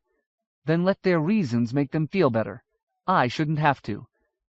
She was convinced of, if not reconciled to, the reasons for her captivity. The Dwaros seemed to sleep very little, if at all, and only a few of them at a time ever left the wide cavern. Whether they were telling her the entire truth or not, she did not doubt that there was something out there that frightened the slender, wide-eyed creatures very badly. "The swords," said Ysvidri. "Very well. I will try better to explain. You saw that we knew the arrow, even though we did not make it?" Yes. They had certainly seemed to know something significant was in the saddlebags. although it was possible they could have made up the story on the spot after finding it. "We did not make the arrow, but it was crafted by one who learned from us. The 3 great swords are of our making, and we are bound to them." You made the 3 swords? This was what had confused her. It did not match what she had been told. I knew that your people made Miniar for King Elfred of Rimmersgard, but not that they forged the other 2 as well. Yarnauga said that the sword Sorrow was made by Inaluki himself. "Speak not his name!" Several of the other Dwaros looked up and chimed a few unsettled words, which Ysvidri answered, before turning back to Miriamel. "Speak not his name. He is closer than he has been in centuries. Do not call his attention." It is like being in a whole cave full of strongyards, thought Miriamel. They seem afraid of everything. Still, Binavik had said much the same thing. Very well. I won't say his name. But that story is not what I was told. A learned man said that he made it himself in the forges of Asua. The Dwaro sighed. "Indeed, we were the smiths of Asua, or at least some of our people were, some who had not fled our Zydia masters, but who were still navigators' children for all that, still as like to us as 2 chunks of ore from the same vein. They all died when the castle fell." Ysvidri chanted a brief lament in the Dwaro tongue. His wife Yshadra echoed him. "He used the hammer that shapes to forge it, our hammer, and the words of making that we taught to him. It might as well have been our own high-smith's hand that crafted it. In that terrible instant, wheresoever we were, scattered across the world's face, we felt sorrow's making. The pain of it is with us still." He fell silent for a long time. "That the Zydia allowed such a thing," he said at last, "is one of the reasons we have turned away from them. We were so sorely diminished by that one act that we have ever since been crippled." "And Thorn?" Ysvidri nodded his heavy head. "The mortal smiths of Naban tried to work the Starstone. They could not. Certain of our people were sought out and brought secretly to the Imperator's palace. These kin of ours were thought by most mortals to be only strange folk who watched the oceans and kept the ships safe from harm. But a small number knew that the old lore of making and shaping ran deep in all the Tinukedia, even those who had chosen to remain with the sea." "Tinukedia?" It took a moment to sink in. "But that's what Ganatai... Those are Niskis." "We are all ocean children," said the Dwaro gravely.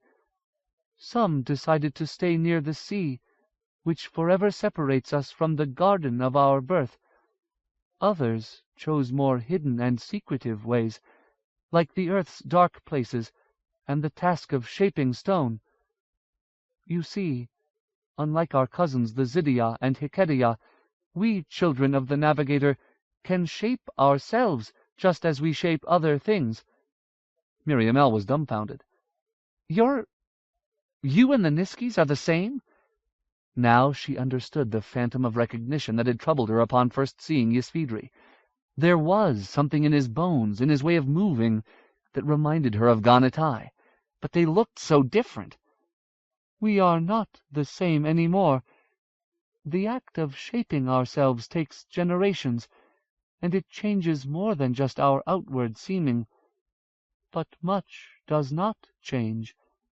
The Dawn Children and Cloud Children are our cousins, but the Sea Watchers are our sisters and brothers." Miriamel sat back, trying to grasp what she had been told. "So you and the Niskis are the same, and Niskis forged Thorn." She shook her head. "You are saying, then, that you can feel all the great swords, even more strongly than you felt the white arrow?" A sudden thought came to her. "Then you must know where Brightnail is, the sword that was called Miniar." Ysvidri smiled sadly. "Yes, although your King John hung it with many prayers and relics and other mortal magics, perhaps in the hope of concealing its true nature. But you know your own arms and hands, Princess Miriamel, do you not? Would you know them any the less if they were still joined to you, but were clothed in some other mortal's jacket and gloves?" It was strange to think of her magnificent grandfather working so hard to hide Brightnail's heritage. Was he ashamed of owning such a weapon? Why? "If you know these swords so well, can you tell me where Brightnail is now?" "I cannot say it is such and such a place, no. But it is somewhere near, somewhere within a few thousand paces." So it was either in the castle or the under-castle, Miriamel decided. That didn't help much, but at least her father had not had it thrown in the ocean or carried off to Naskadu. "Did you come here because you knew the swords were here?" "No. We were fleeing other things, routed from our city in the north. We knew already that 2 of the swords were here, but that meant little to us at that time. We fled away through our tunnels, and they led us here. It was only as we drew close to Asua that we came to understand that other forces were also at work." "And so now you're caught between the 2 and don't know which way to run." She said it with more than a little disapproval, but knew even so that what the Dwaros faced was much like her own situation. She, too, was driven by things bigger than herself. She had fled her father, trying to put the entire world between the 2 of them. Now she had risked her life and the lives of her friends to come back and find him, but feared what might happen if she succeeded. Miriamel pushed the useless thoughts away. "Forgive me, Ysvidri. I'm tired of sitting for so long, that's all." It had been good to rest the first day, despite her anger over her imprisonment. But now she was aching to be on her way, to move, to do something, whatever that might be. Otherwise she was trapped with her thoughts. They made painful company. "We are truly sorry, Miriamel. You may walk as much as you wish here. We have tried to give you all that you need." It was fortunate for them that she had the packs that held the remaining provisions, she reflected. If she had been forced to subsist on the Dwaros' food, fungi and small, unpleasant burrowing creatures, she would be a much less congenial prisoner.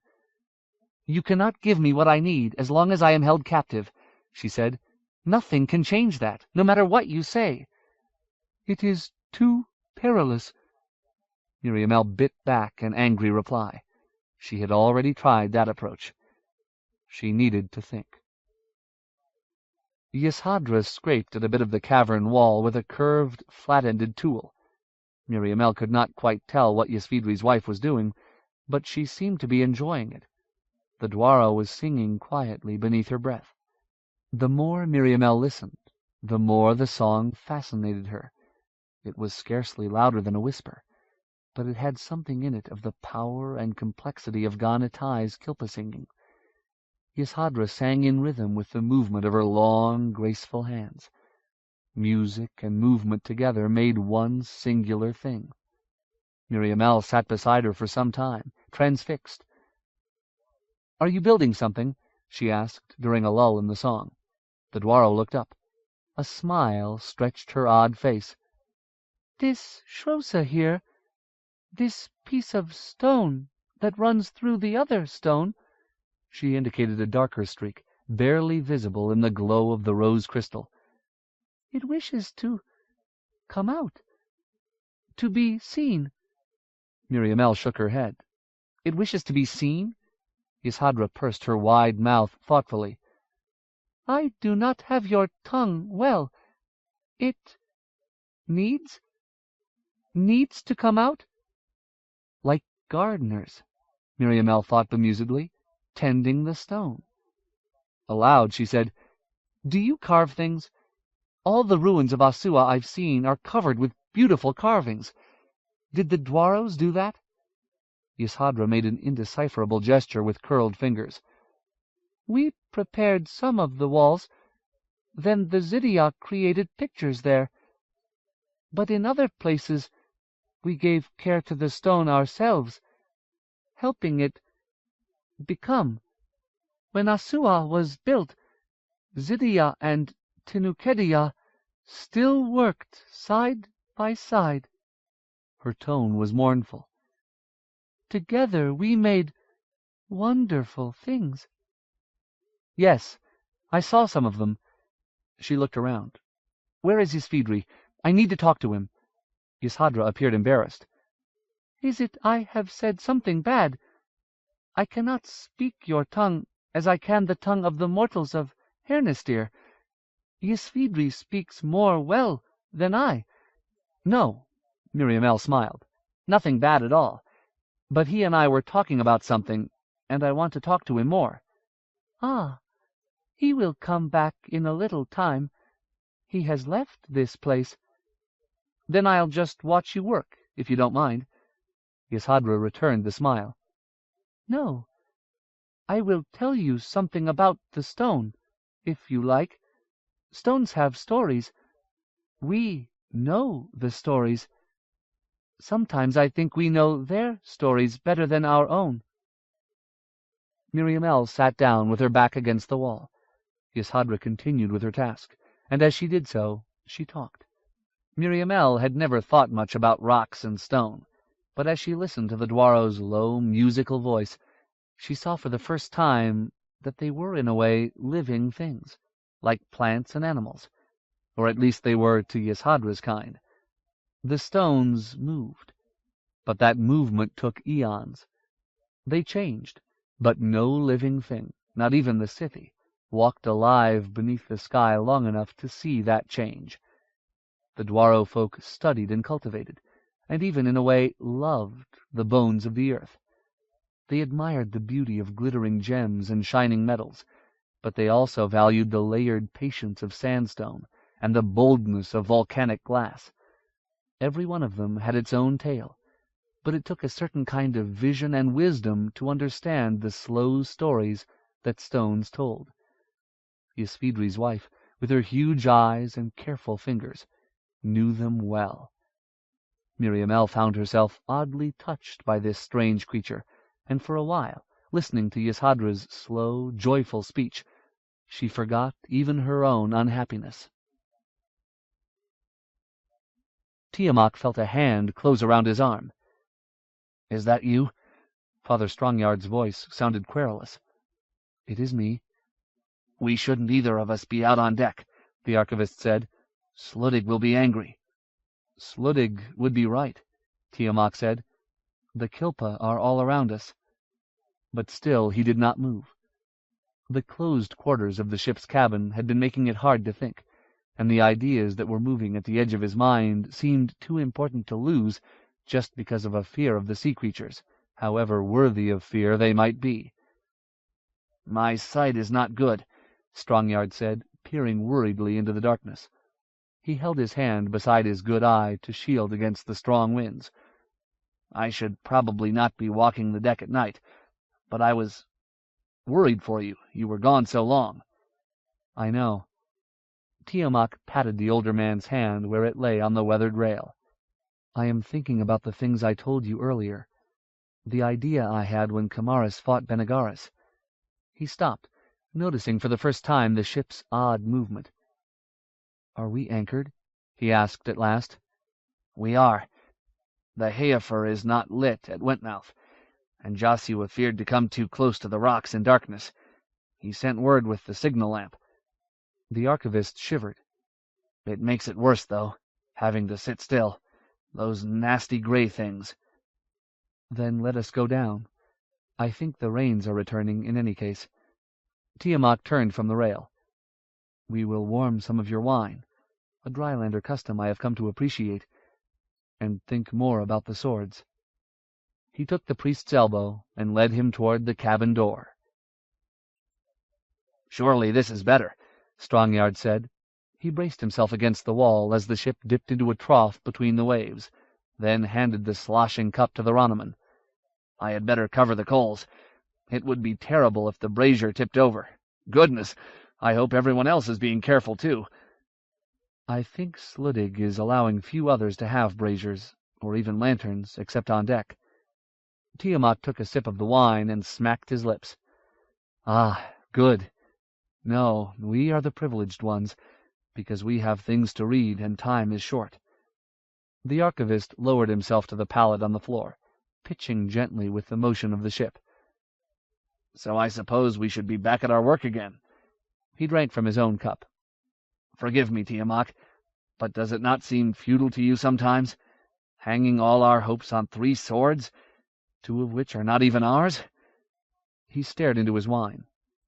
"I came late to these matters in a way." Tiamat made himself comfortable.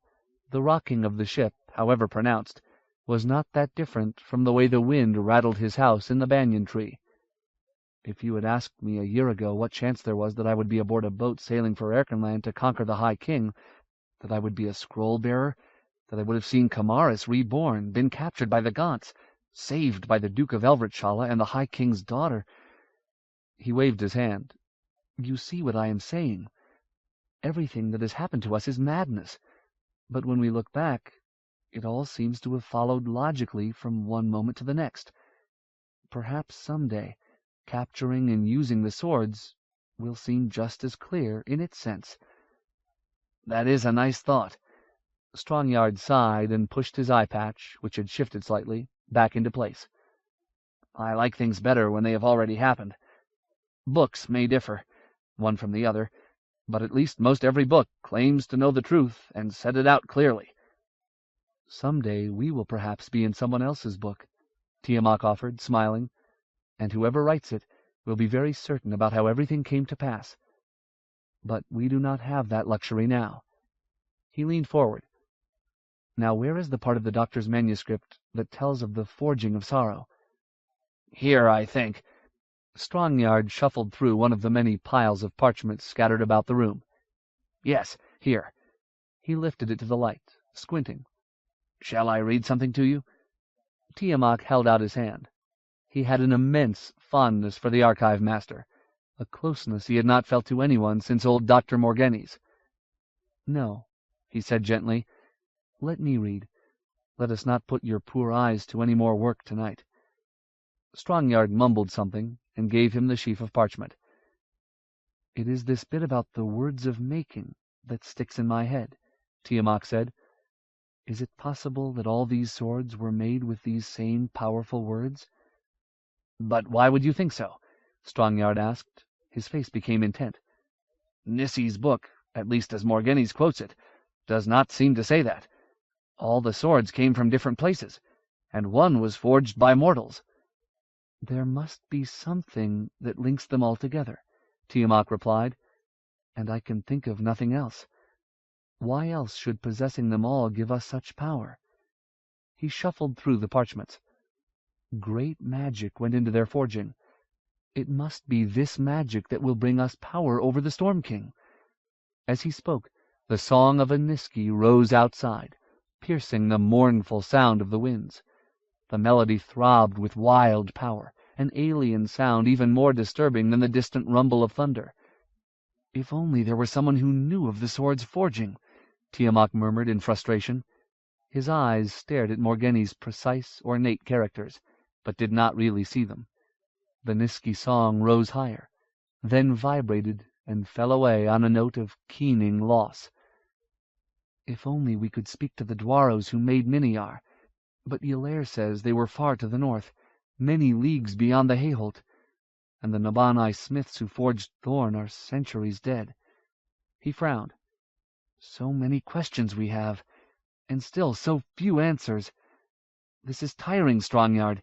It seems that every step forward takes us 2 paces back into confusion." The archivist was silent while Tiamat looked for the well-thumbed pages that described Inaluki creating sorrow in the forges below Asua. "Here it is," he said at last. "I will read." "Just a moment," said Strongyard. Perhaps the answer to one is the answer to both." Tiamat looked up. "What do you mean?" He dragged his thoughts away from the page before him. "Your other idea was that somehow we have been purposely kept in confusion, that the Storm King has played Elias and Joshua off against each other while he pursued some goal of his own." "Yes?" "Perhaps it is not just some secret goal he has that he wishes to conceal. Perhaps he also tries to hide the secret of the 3 swords." Tiamat felt a glimmer of understanding. "But if all the contention between Joshua and the High King has been arranged just to keep us from understanding how to use the swords, it might mean that the answer is quite simple, something we would quickly see if we were not distracted." "Exactly." Strongyard, in pursuit of an idea, had lost his usual reticence. "Exactly. Either there is something so simple that we could not fail to see it if we were not caught up in the day-to-day struggle, or there is someone or some place vital to us that we cannot reach as long as this war between brothers continues." "They who watch and shape," marveled Tiamat. "It is good to have someone to share my thoughts with, someone who understands, who questions, who searches for meaning." For a moment he did not even miss his home in the swamp. Aloud he said, "Wonderful, Strongyard! It is something well worth considering." The archivist colored, but spoke confidently. "I remember when we were first fleeing Naglamund, Daornoth said that the Norns seemed to wish to keep us from going certain directions. At that time it was deeper into Aldheorda. Instead of trying to kill us or capture us, they seemed to try to drive us." The priest wiped absently at his chill-reddened nostrils, not yet recovered from the sojourn on deck. "I think perhaps they were keeping us from the Scythe." Tiamat put the pages he was holding down. There would be time enough for them later. So perhaps there is something the Scythe know. Perhaps even they do not realize it. He who always steps on sand, how I wish we had questioned young Simon more closely about his time with the Immortals. Tiamat stood up and moved toward the cabin door. "I will go tell Sluddig that we wish to talk to Aditu." He stopped. "But I do not know how she could cross from one ship to another. The seas are so dangerous now." Strongyard shrugged.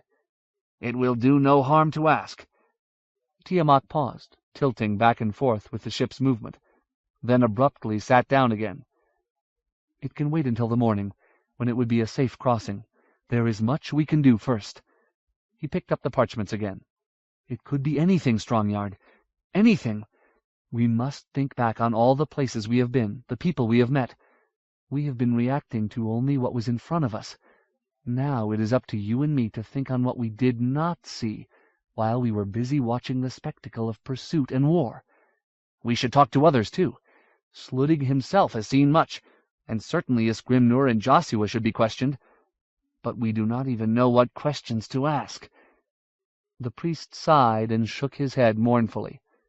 "Merciful Adon, but it is a pity that Jaloi is not here with us. She would know where to begin." "But she is not, as you said, and neither is Binabik. So we must do it on our own. This is our fearful duty, just as it is Kamaris' task to swing a sword, and Joshua's to bear the burdens of leadership." Tiamat looked at the untidy mess of writings in his lap. "But you are right. It is hard to know where to begin. If only someone could tell us more about the forging of these swords. If only that knowledge had not been lost." As the two sat, lost for a moment in glum silence, the Niski's voice rose again, cutting through the clamor of the storm like a sharp blade. At first, the very size of the thing prevented Miriamele from understanding what it was. Its dawn-colored brilliance and massive velvety petals, the dewdrops sparkling like glass globes, even the thorns, each one a great spike of dark, curving wood, all seemed things that must be absorbed and considered individually. It was only after a long while, or what seemed a long while, that she could comprehend that the vast thing spinning slowly before her eyes was a rose. It revolved as though its stem were being twirled by gigantic yet invisible fingers. Its scent was so powerful that she felt the whole universe choked in perfume. And yet, even as it smothered her, it filled her with life. The wide, unbroken plain of grass above which the rose turned began to shudder. The sod buckled upward beneath the mighty bloom.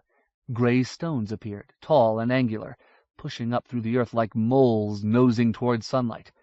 As they burst free, and as she saw for the first time that the long stones were joined at the bottom, she realized that what she saw was a huge hand pushing up from below the world's surface. It lifted, grass and clotted dirt tumbling away, the stony fingers spread wide, encircling the rose. A moment later, the hand closed and squeezed. The huge rose ceased turning, then slowly vanished in the crushing grip. A single wide petal scudded slowly from side to side as it floated to the ground. The rose was dead. Miriamele struggled up, blinking, her heart rattling inside her chest. The cavern was dark but for the faint pink glow of a few of the Dwaro's crystals, as it had been when she had drifted off to sleep. Nevertheless, she could tell something was different. "Ysvidri," she called. A shape detached itself from the wall nearby and moved toward her, head bobbing. "He still has not returned," said Yshdra. "What happened?" Miriamele's head was throbbing as though she had been struck a blow. "Something just happened." "It was very strong, this one." Yshdra was clearly upset. Her immense eyes were wider than usual, and her long fingers twitched spasmodically. "Some change is happening here, a change in the bones of the earth and in the heart of Asua." She sought for words. "It has been happening for some time. Now it grows stronger." "What kind of change? What are we going to do?" "We do not know, but we will do nothing until Ysvidri and the others are come back." "The whole place is falling down around our ears, and you're not going to do anything? Not even run away?" "It is not falling down. The changing is different." Yshdra laid a trembling hand on Miriamele's arm. "Please, my people are frightened. You make it worse." Before Miriamele could say anything else, a strange, silent rumble moved through her, a sound too low to hear. The entire chamber seemed to shift. For a moment, even Yshadra's odd, homely face became something unliving, and the roseate light from the Dwaro's batons deepened and chilled to glaring white, then azure. Everything seemed to be skewed. Miriamele felt herself slipping away sideways, as though she had lost her grip on the spinning world. A moment later, the crystal lights warmed again, and the cavern was once more as it had been. Miriamele took several shaky breaths before she could speak. "Something very bad is happening." Yshdra rose from her crouch, swaying unsteadily. "I must see to the others. Ysvidri and I tried to keep them from becoming too fearful. Without the shard, without the pattern hall, there is little left to hold us together." Shivering, Miriamele watched the Dwaro go. The mass of stone all around her felt like the confining walls of a tomb. Whatever Joshua and old Yarnauga and the others had feared was now happening. Some wild power was coursing through the stones beneath the hayholt, just as blood ran through her own body. Surely there was only a little time left.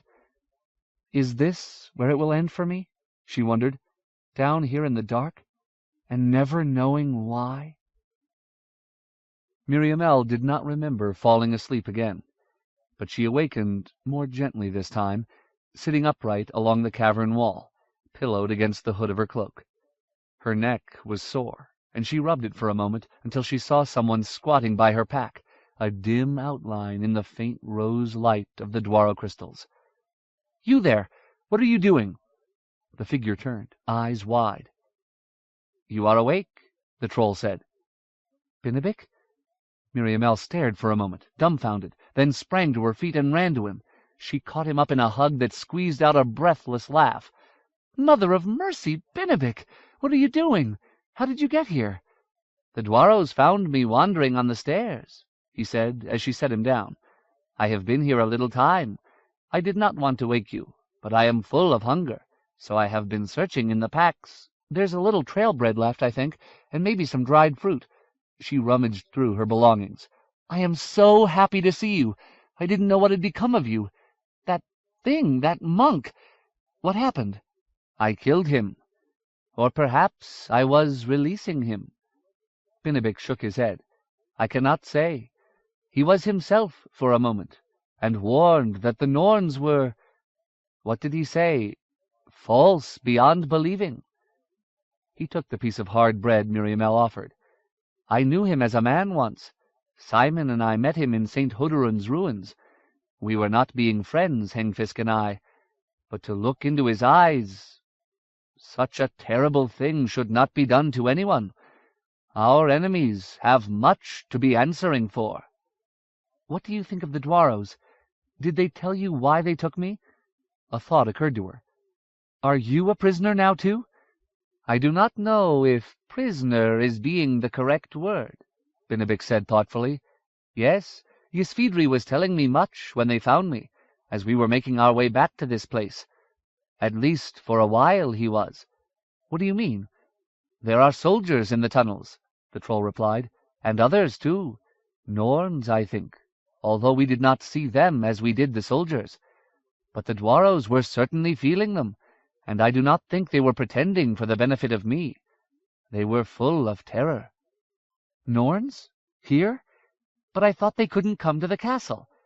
Benedict shrugged. "Who can say?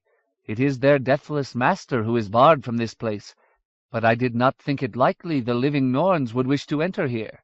Still, if everything I have been thinking was truth, was now proved false, it would no longer be a surprising thing to me." Ysvidri approached, then stooped and crouched beside them, the padded leather of his garments creaking. Despite his kind, sad face, Muriamel thought that his long limbs gave him something of the appearance of a spider picking its way across a web. "Here is your companion safe, Muriamel. I'm glad you found him. And not a moment too soon did we come upon him." Ysvidri was clearly worried. "There are mortal men and Hikedia swarming through the tunnels. Only our skill in hiding the doorway to this chamber keeps us safe. Do you plan to stay here forever? That won't help anything."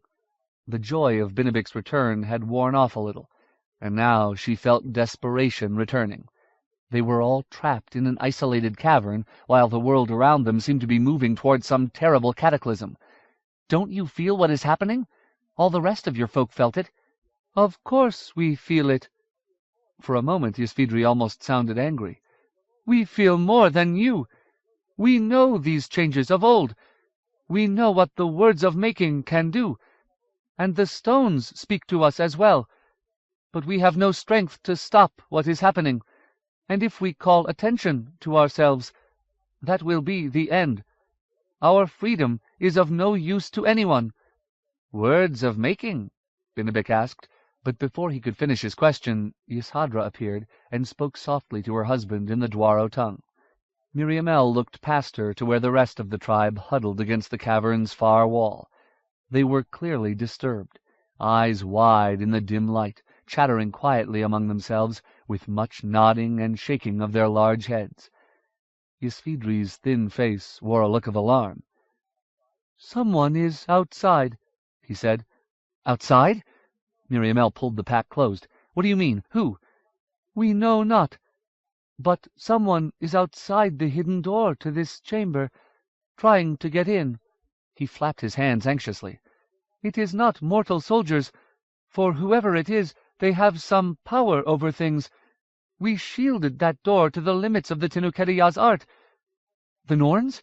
Muriamel breathed. "We know not." Ysvidri stood and put his thin arm around Yshadra.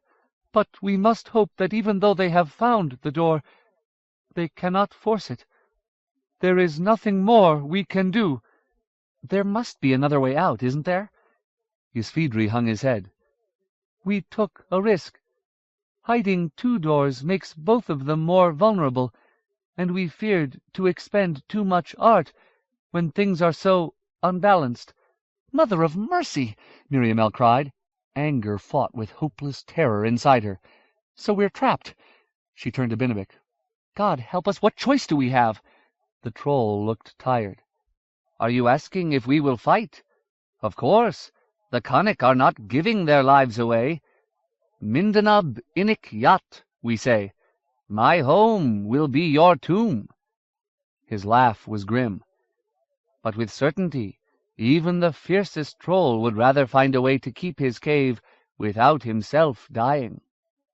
I found my knife, said Miriamele, drumming her fingers nervously on her leg. She struggled to keep her voice steady. Trapped. They were trapped with no way out, and the Norns were at the door. Merciful Alicia, I wish I'd brought a bow. I only have Simon's white arrow, but I'm sure he would approve if I feathered a Norn with it. I suppose I can use it to stab someone. Ysfidri looked at them in disbelief. You could not save yourself from the Hikedia with a bow and a whole quiver full of Vindalmeo's most perfect arrows, let alone with only a knife. I don't think we will save ourselves, Miriamele snapped, but we have come too far to let them take us as though we were frightened children. She took a breath to calm herself. You are strong, Ysfidri. I felt it when you carried me off. Surely you won't just let them kill you. It is not our way, fighting, Yssadra spoke up. We have never been the strong ones. Not strong that way. Then stay back. Inwardly, Miriamele thought she sounded like the worst kind of boastful tavern brawler. But it was already hard enough to think about what might be coming. Just looking at the trembling, terrified Dwaros sapped her resolve, and the fear that lay beneath felt like a hole into which she might tumble and fall forever. Take us to the door. Benedict, let's at least pick up some stones. The good Lord knows this place is full of them. The huddled Dwaros watched them with distrust, as though the very act of preparing a resistance made them almost as dangerous as the enemy outside. Miriamele and Benedict quickly gathered a pile of stones. Then Benedict broke down his walking stick and placed the knife section in his belt, then readied the blowpipe. Better to use this first. He pushed a dart into the tube. Perhaps a death they cannot see will make them a little more slow for coming in. The doorway appeared to be only another section of the striated cavern wall, but as Miriamele and the troll stood before it, a faint silvery line began to creep up the stone. Ruyan, guide us, Ysfidri said miserably. They have breached the wards. There was a chorus of fearful noises from his fellow. The silver gleam crept up the rock face, then coursed across the length of a man's reach, and started down again. When a whole section was bounded by a thread of light, the stone inside the glow slowly began to swivel inward, scraping as it moved against the cavern floor. Miriamele watched its ponderous movement with terrified fascination, trembling in every limb. "Do not step to the front of me," whispered Benedict. "I will tell you when it is safe for moving." The door ground to a halt. As a figure appeared in the narrow opening, Benedict raised his blowpipe to his mouth. The dark shape tottered and fell forward. The Dwaros moaned in fear.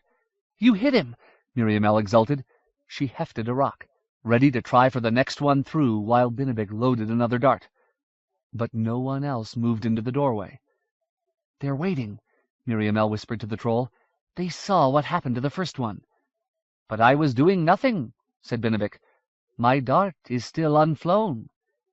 The figure raised its head. "Close the door." Each word was an agonized effort. "They are behind me." Miriamele gaped in astonishment. "It's Kadrach!" Benedict stared first at her, then at the monk, who had collapsed again. He put down his walking stick and ran forward. "Kadrach?" Miriamele slowly shook her head. "Here?" The Dwaros rushed past her, hurrying to shut the door. 50. The Graylands. The colorless fog went on forever, without floor or ceiling or any visible limit at all. Simon floated in the middle of nothingness. There was no movement, no sound. "Help me!" he shouted, or tried to, but his voice never seemed to leave his own head. Lilith was gone, her last touch upon his thoughts now grown cool and distant. "Help! Someone!" If any shared the empty gray spaces with him, they did not answer. And what if there is someone or something here? Simon thought suddenly, remembering all he had been told about the Road of Dreams. It might be something I don't want to meet. This might not be the Dream Road, but Lilith had said it was close. Benebik's master Ukakuk had met some dreadful thing while he walked the road, and it had killed him. But would that be worse than just floating here forever like a ghost? Soon there will be nothing left of me worth saving. Hours went by, with nothing changing. Or it might have been days or weeks. There was no time here. The nothingness was perfect. After a long empty space, his weak and scattered thoughts again coalesced. Lilith was supposed to push me back to my body, to my life. Maybe I can do it myself. He tried to remember what it felt like to be inside his living body, but for a long while could form only disjointed and disturbing images of the most recent days. Burrowing diggers grinning into the torchlight, the Norns gathered whispering on the hilltop above Hasu Vale. Gradually he summoned a vision of the great wheel, and a naked body prisoned upon it. "Me!" he exulted. "Me, Simon! I'm still alive."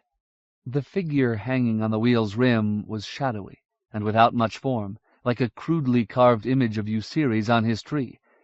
But Simon could feel the intangible connection between it and him. He tried to give the shape a face, but could not remember his own features. "I've lost myself."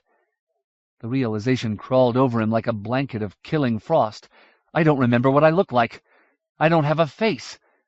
The figure on the wheel, even the wheel itself, wavered and became indistinct. "No!" He clung to the wheel, willing its circular shadow to stay before his mind's eye. "No, I'm real. I'm alive. My name is Simon." He struggled to remember how he had looked in Jiriki's mirror, but first had to draw up the memory of the mirror itself, its cool feel beneath his fingers, the delicate smoothness of its carvings. It had warmed at his touch until it felt like a living thing. Suddenly he could recall his own face prisoned in the city glass. His red hair was thick and unkempt, slashed by a white streak. Down his cheek from eye to jaw ran the mark of the dragon's blood. The eyes did not reveal all that went on behind them. It was not a boy who looked back from Jiriki's mirror, but a raw-boned young man. It was his own face, Simon realized. His own face returned to him. He narrowed his will, straining to force his own features onto the shadowy form hanging on the wheel. As the mask of his face grew upon the dim figure, everything else became clearer too.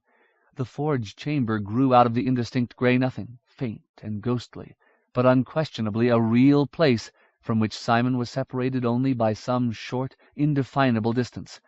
Hope flooded back into his heart. But no matter how he tried, he could not push any farther. He wanted desperately to return, even to the wheel, yet it remained tantalizingly out of reach. The more he struggled, the greater the distance seemed between the Simon that floated in the dream world and his empty, slumbering body. "I can't reach it!" Defeat pulled at him. "I can't." With that realization, his vision of the wheel dimmed, then vanished. The phantom forge evaporated as well, leaving him adrift once more in the colorless void. He summoned up the strength to try again, but this time could bring into existence only the faintest glimmering of the world he had left behind. It faded swiftly. Furious, despairing, he tried again and again, but was unable to break through. At last his will flagged. He was defeated. He belonged to the void. "I'm lost." For a while, Simon knew nothing but hollowness and hopeless pain. He did not know if he had slept or passed over into some other realm, but when he could feel himself think again, Something else had finally come to share the emptiness. A single mote of light glowed faintly before him, like a candle flame seen through a thick fog. "Lilith? Lilith, is that you?" The spark did not move. Simon willed himself toward the gleam of light. At first he could not say if it grew nearer, or whether, like a star on the horizon, it remained remote and beyond reach, no matter how he traveled. But even though Simon could not be sure that the spark was any closer, things began to change around him. Where once there had been only airy nothingness, he now began to see faint lines and shapes, which gradually became sharper and more distinct, until at last he could make out the forms of trees and stones. But all were transparent as water.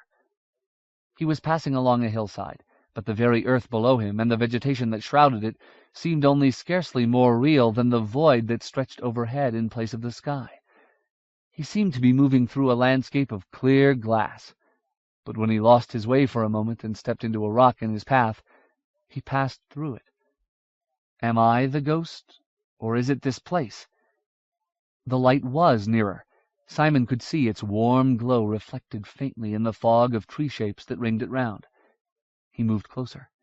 The radiance hovered on the edge of a ghostly valley, perched at the end of a jut of translucent stone. It was cradled in the arms of a dim, smoky figure.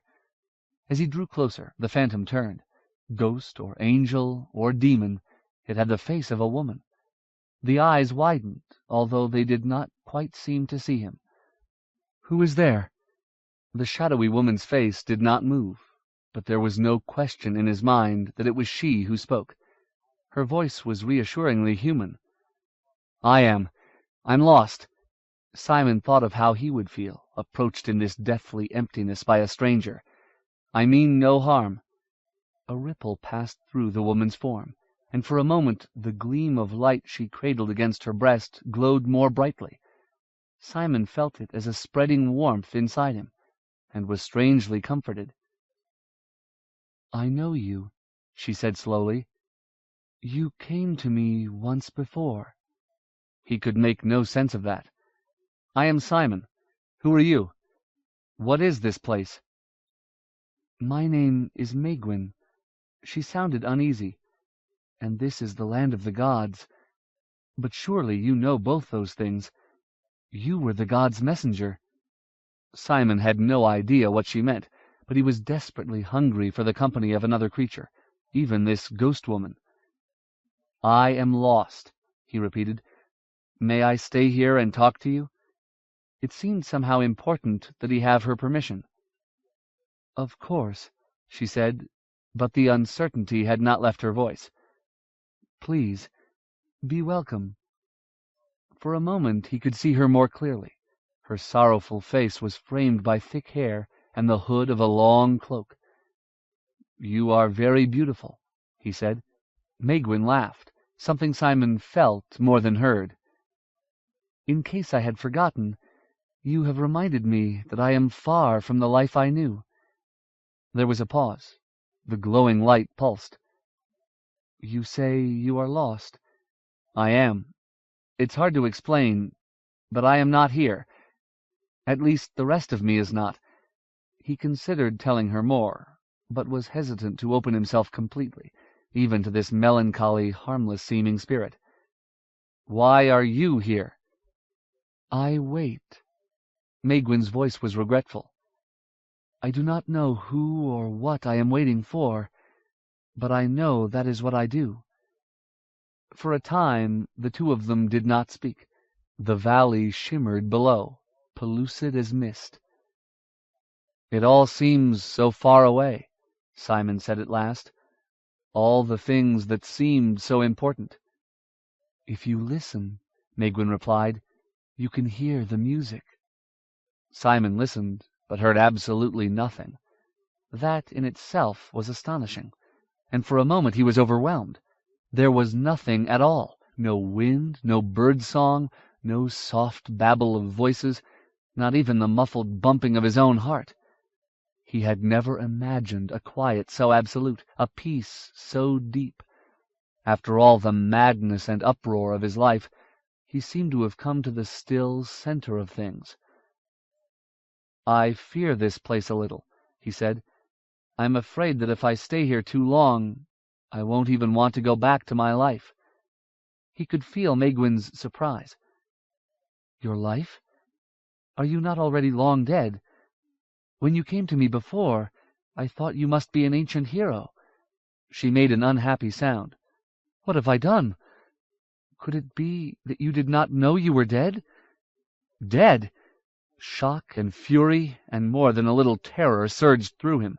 "I'm not dead. I'm still alive. I just can't get back. I'm alive." "Then what are you doing here with me?" There was something very strange in her voice. "I don't know, but I'm alive." And although he said it in part to combat his own sudden apprehension, he felt it too. Ties that had grown weak, but were nevertheless quite real, still bound him to the waking world and his lost body. "But surely only the dead come here. Only the dead like me?" "No, the dead go on." Simon thought of Lilith flying free, and knew he spoke truly. This is a waiting place, a between place. The dead go on. "But how can that be, when I—" Megwin suddenly fell silent. Simon's frightened anger did not dissipate, but he felt the flame of his life still inside him, a flame that had dimmed but had not yet blown out, and he was comforted. He knew he was alive. That was all he had to cling to, but it was everything. He felt something strange beside him. Megwin was crying, not in sounds, but in great shuddering movements that caused her entire being to waver and almost dissipate, like breeze-stirred smoke. What's wrong? As odd and unsettling as all this was, he did not want to lose her, but she had become alarmingly insubstantial. Even the light she bore seemed to have grown fainter. "Megwin, why are you crying?" "I have been such a fool," she keened. "Such a fool!" "What do you mean?" He tried to reach out to her, to take her hand, but the two of them could not touch. Simon looked down and saw nothing where his body should be. It was odd, but in this dreamlike place it did not seem as terrifying as it might have elsewhere. He wondered how he looked to Megwin. "Why have you been a fool?" "Because I thought I knew all. Because I thought even the gods waited to see what I would do." "I don't understand." For a long time she did not reply. He felt her sorrow flow through him in great gusts, angry and mournful in turn. "I will explain. But first tell me who you are, how you came to be in this place. Oh, the gods! The gods!" Her sorrow threatened to sweep her away again. "I have made too many assumptions. Far, far too many." Simon did as she asked, starting slowly and hesitantly at first, then gaining confidence as bit by bit his past returned to him. He was surprised to find that he could remember names which only a little while before had been misty holes in his memory. Megwin did not interrupt, but as his recitation went on, she became slightly more substantial. He could see her clearly again, her bright, wounded eyes, her lips pressed together tightly as though to keep them from trembling. He wondered who had loved her, for certainly she was a woman someone could love. Who mourned for her? When he spoke of Cesuadra and of Count Ylair's mission from Hernesadark, she broke her silence for the first time, asking him to tell more of the Count and what he had said.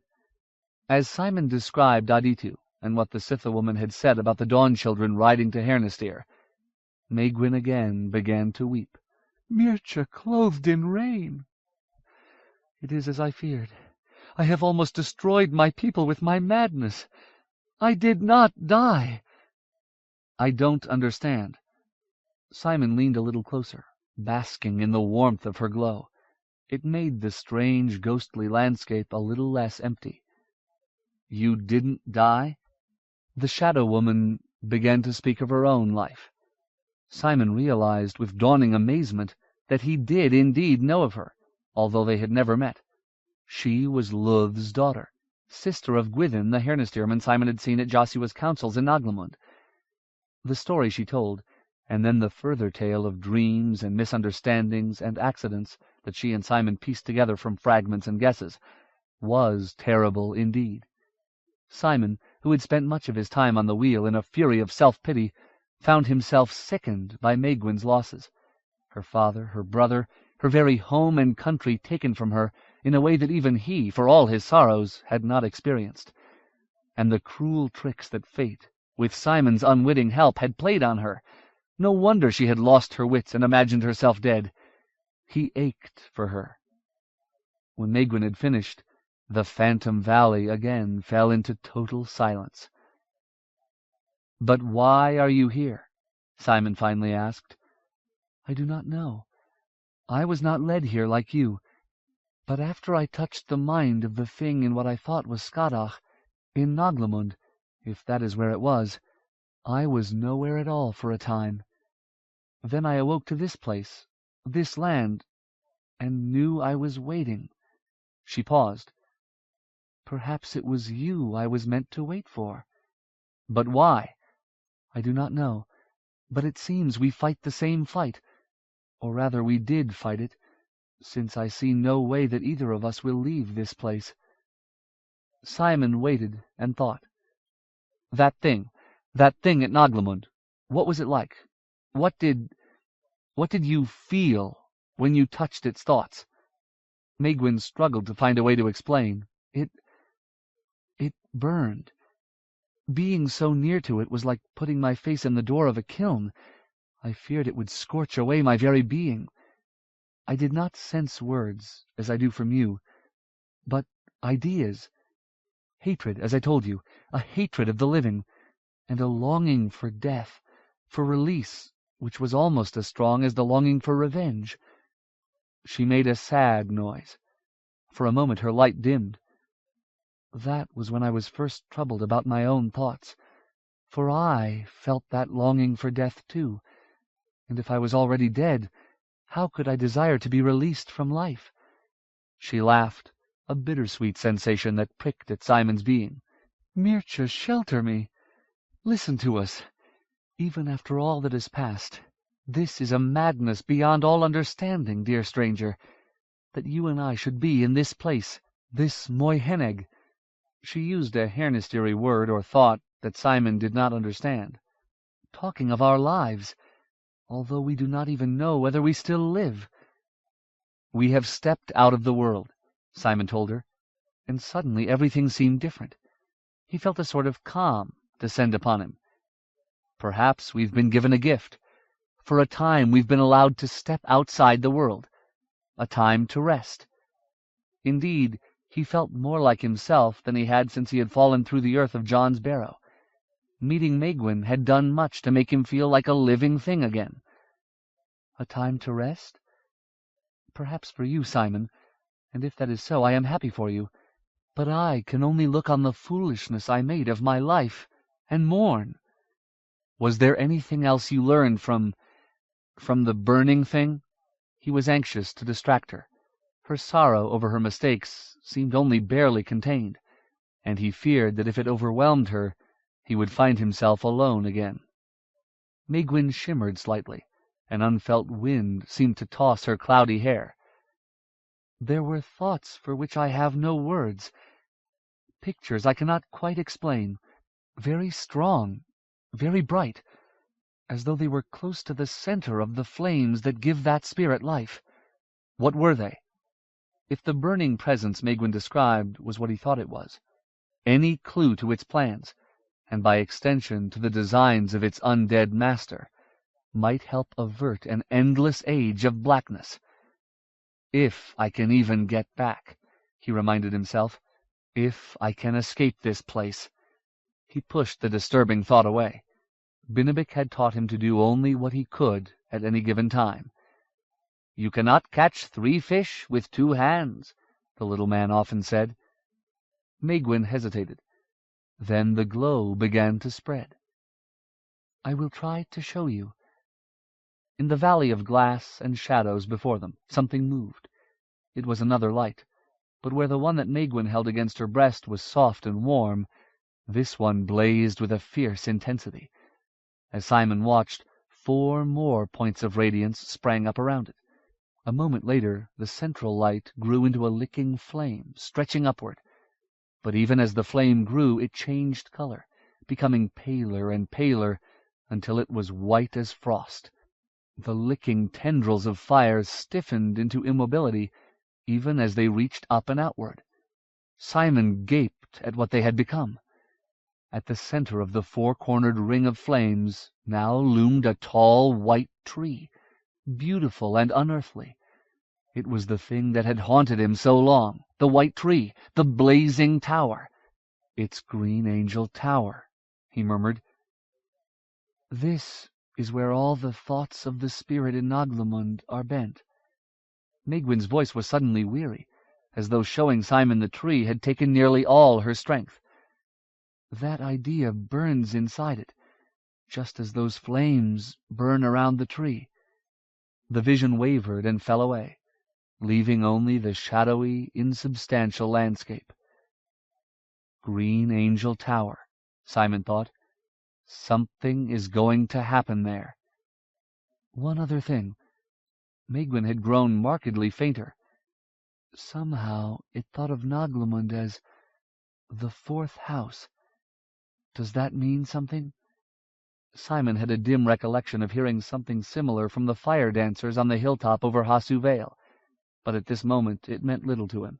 He was consumed by the thought of Green Angel Tower. The tower, and its mirror phantom, the white tree, had haunted his dreams for almost a year. It was the last Scythy building in the Hayholt, the place where Inaluki had spoken the dreadful words that had slain 1,000 mortal soldiers and had barred him forever from the living world of Austenard. If the Storm King desired some ultimate revenge, perhaps by giving some dread power to his mortal ally Elias, what more likely place for it to happen than the tower? Simon felt a frustrated rage sweep over him. To know this, to see at last the outlines of the enemy's ultimate plan, but to be helpless to do anything, it was maddening. More than ever he needed to be able to act, yet instead he was condemned to wander as an unhomed spirit, while his body hung useless and uninhabited. "Megwin, I have to find a way out of this place. I must go back somehow. Everything we have both fought for is there. Green Angel Tower in the Hayholt. That is the white tree. I must go back." The shadowy figure beside him took a long time to respond. "You wish to go back to that pain? To all your suffering?" Simon thought of all that had happened and still might happen, of his tormented body on the wheel, and the agony he had fled in coming here. But it did not change his resolve. "Adon, save me. I have to. Don't you want to go back, too?" "No." Megwin's dim form shuddered. "No. I have no strength left, Simon. If something was not keeping me here, I would already have let go of everything that held me." She took what seemed to be a deep breath. When she spoke again, her voice trembled on the edge of weeping. "There are some I have loved, and I know now that many of them are still among the living. One in particular."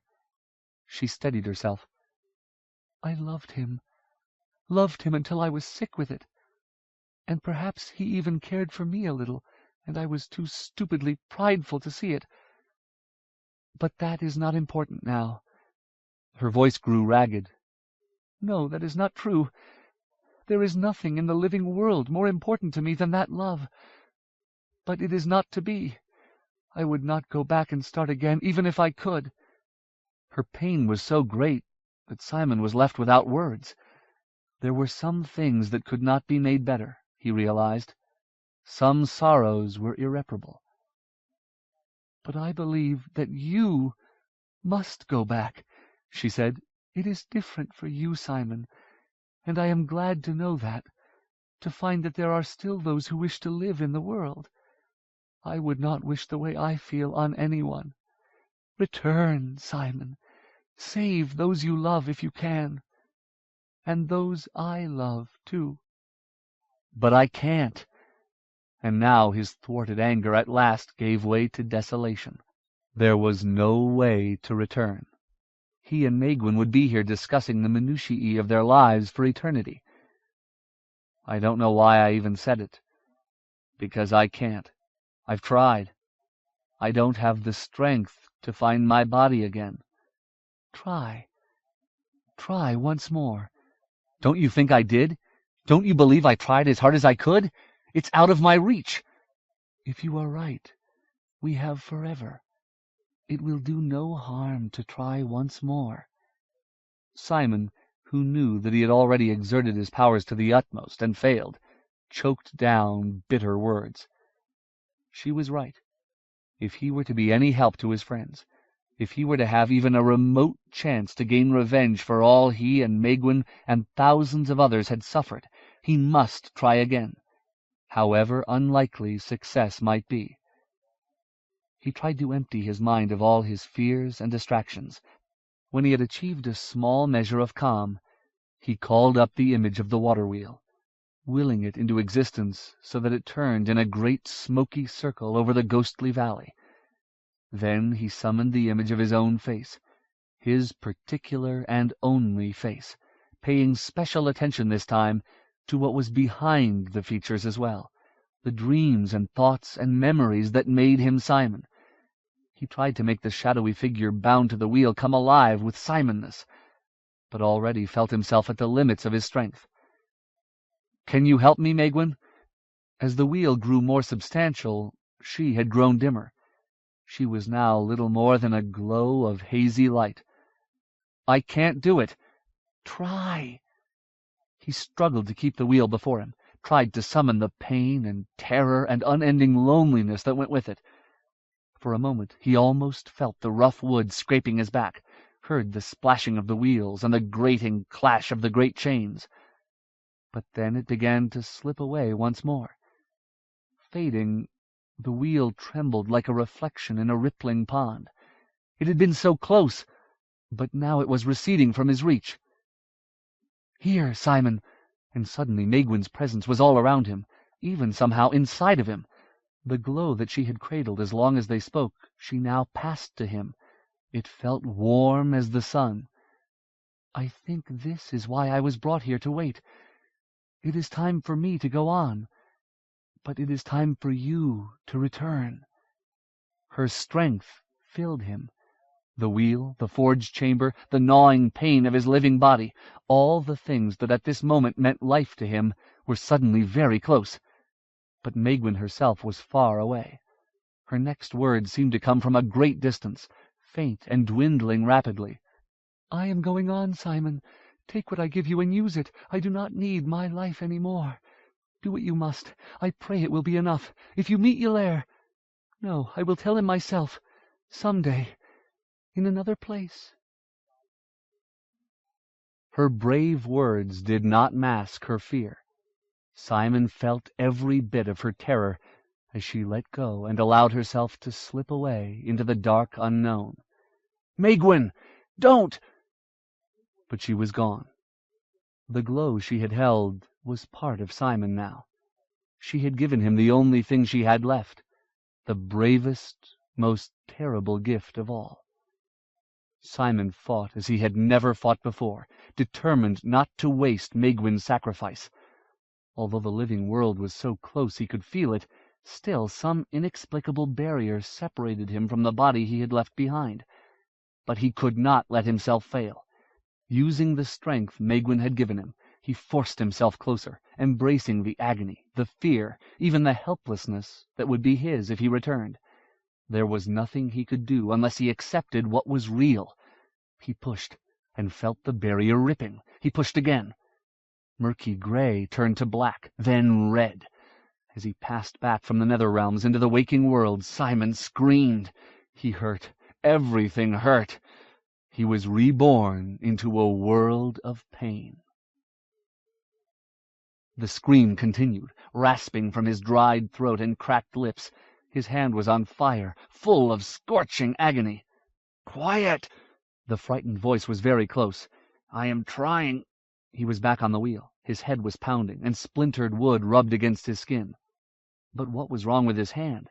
It felt as though someone were trying to tear it from his wrist with hot pincers. It moved. He could move his arm. Again there came a tremulous whisper. "The voices say I must hurry. They will be coming soon." Simon's left arm was free.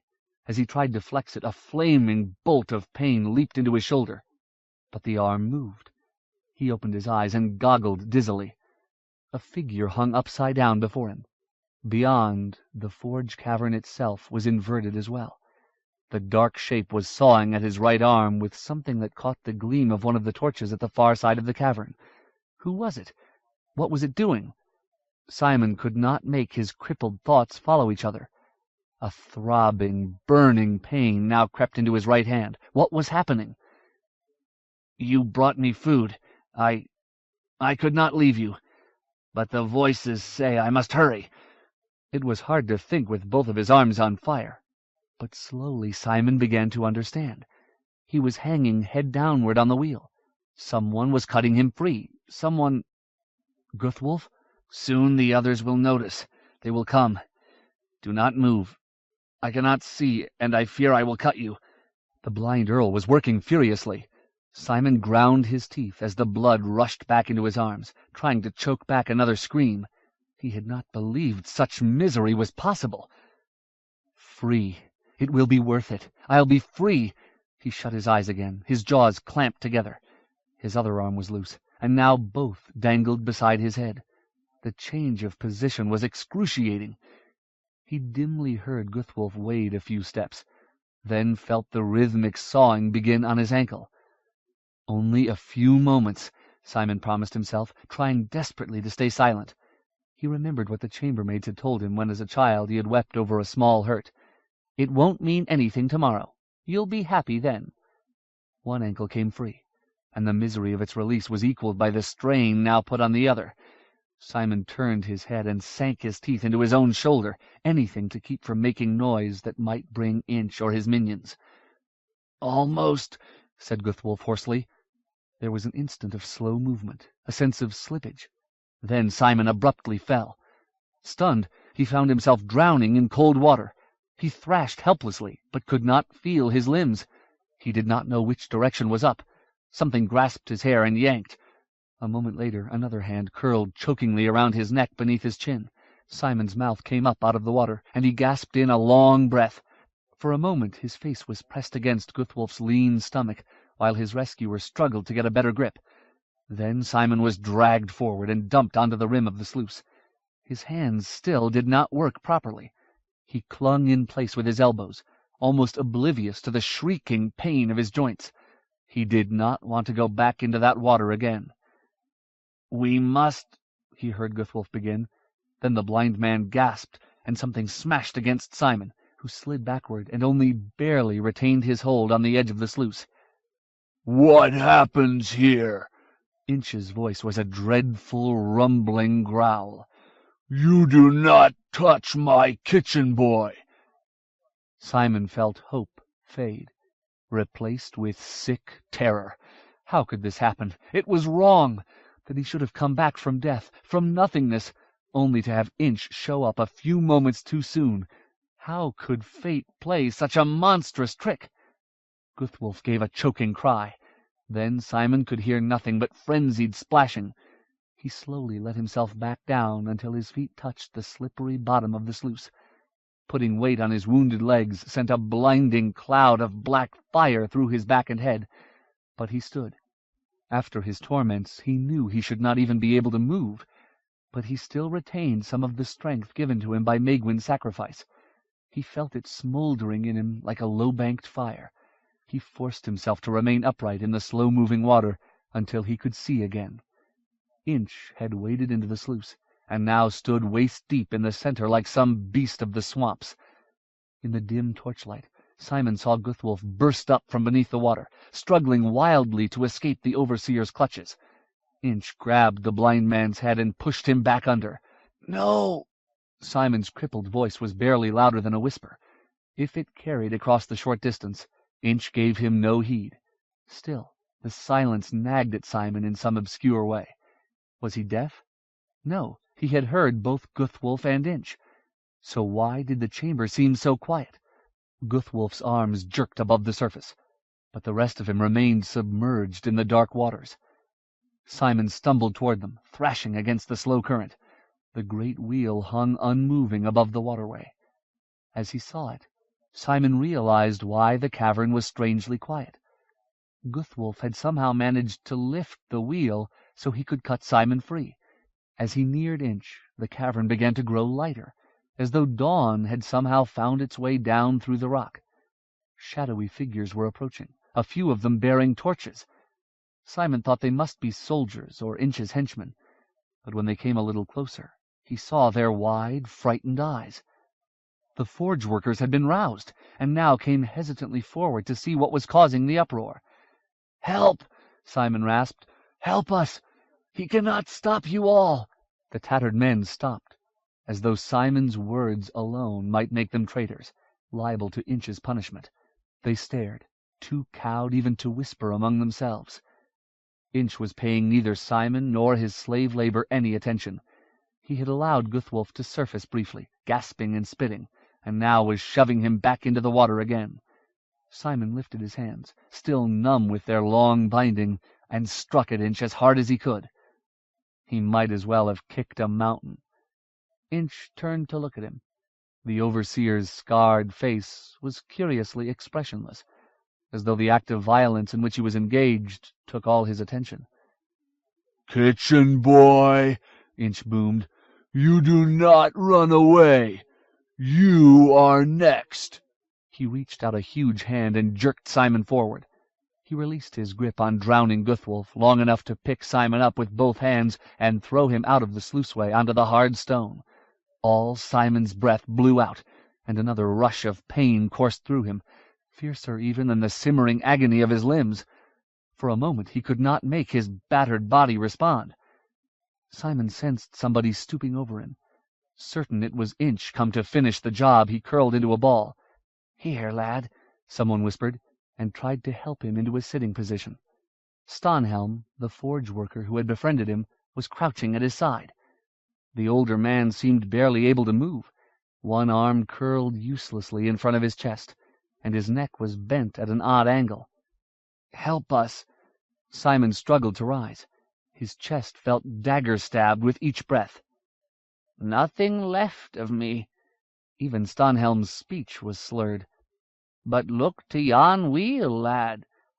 While Simon fought to make sense of this, one of Inch's helpers strode over. "Don't touch him," he snarled. "He's doctor's." "Shut your mouth," said Stonhelm. The henchman lifted his hand as if to strike, but suddenly several other forgemen moved in on either side of him. Some of them held bits of iron scrap, heavy and sharp-edged. "You heard," one of them growled quietly at Inch's man. "Shut your mouth." The man looked around, judging his chances. "You'll pay pretty when Doctor hears. He'll be done with that'n in a moment." "Then go watch," spat another of the forge workers. The men seemed frightened, but somehow they had drawn a line. If they were not yet willing to fight back against the hulking overseer, neither would they stand by and see Inch's crony harm Simon or Stonhelm. The henchman cursed and backed off, then hurried to the safety of his master's vicinity. "Now, lad," Stonhelm whispered, "look to yon wheel." Dizzied by all that was happening, Simon stared at the forgeman as he tried to make sense out of his words. Then he turned slowly and saw. The great wooden paddle wheel had been lifted up so that it hung almost twice a man's height above the watercourse. Inch, who had pursued floundering Guthwolf a short way down the sluice, now stood beneath the wheel. Stonhelm extended a bent and shaking arm. "There, them are the works." Simon struggled to his feet and took a few shaky steps toward the vast framework. The lever which he had seen Inch use was cocked, secured by a rope. Simon slowly tugged the rope free, straining his burning muscles and cramped hands, then grasped the lever itself in slippery, numbed fingers. Inch had pushed Guthwolf under again. He watched his victim's suffering with calm interest. The blind man was floundering away from his tormentor, toward Simon, and now appeared to be beyond the wheel's rim. Simon said the few words of the Elysia prayer that he could remember, then heaved on the wooden lever. It moved only slightly, but the frame that held the wheel groaned. Inch looked up and around, then gradually turned his monocular gaze toward Simon. "Kitchen boy, you—" Simon heaved again, this time lifting his feet from the ground so that all his weight hung on the lever. He screamed with the pain of holding on. The frame groaned again. Then, with a grating squeal, the lever banged down, and the wheel shuddered and dropped into the sluice with a thunderous splash. Inch tried to dive forward out of the way, but disappeared beneath the huge paddles. For a moment, nothing moved in the whole cavern but the wheel, which began slowly to revolve. Then, as if the frothing channel gave birth to a monster, Inch burst to the surface, howling in anger, water running from his wide-stretched mouth. "Doctor," he spluttered, waving his fist. "Can't kill me, not Dr. Inch." Simon slumped to the ground. He had done all he could. Inch took a sloshing step forward, then began to fly. Simon stared, overwhelmed. The world had run entirely mad. Inch's body lifted out of the water. Only when all of him was in view could Simon see that the foundry master's broad belt had somehow caught on the fittings of one of the vast paddle blades. The water wheel bore Inch upward. The giant was in a frenzy now, bellowing as he was manhandled by something even larger than he was. He twisted at the end of the blade, struggling to free himself, reaching back to smash at the wooden paddle with his fist. As the wheel swung him up toward the top of its rotation, he reached out for the great chains which twined around its axle and climbed up out of sight into the shadows of the cavern ceiling. Inch's huge hands grasped the slippery links. He clung tightly. As they pulled upward past the wheel, he was stretched to his utmost for an instant. Then the buckle of his belt snapped loose, and he fell free of the paddle. He clung to the massive chain with both his arms and legs. Inch was still not coherent, but his echoing roar changed to a note of triumph as the chains carried him slowly upward. He swung away from the wheel so he could drop into the water below, but when he let go, he fell only a little way and then tipped over. He slammed against the chain and dangled, head downward. His foot had slid through the center of one of the wide, oily links and was wedged there. The overseer thrashed, trying to pull himself up to free his foot. Howling and sputtering, he tore his own leg bloody, but he could not drag his weight high enough. The chain carried him up toward the unseen heights. His cries grew fainter as he vanished into the shadows overhead. Then a horrendous, agonized cry echoed down, a rasping gargle with nothing human in it.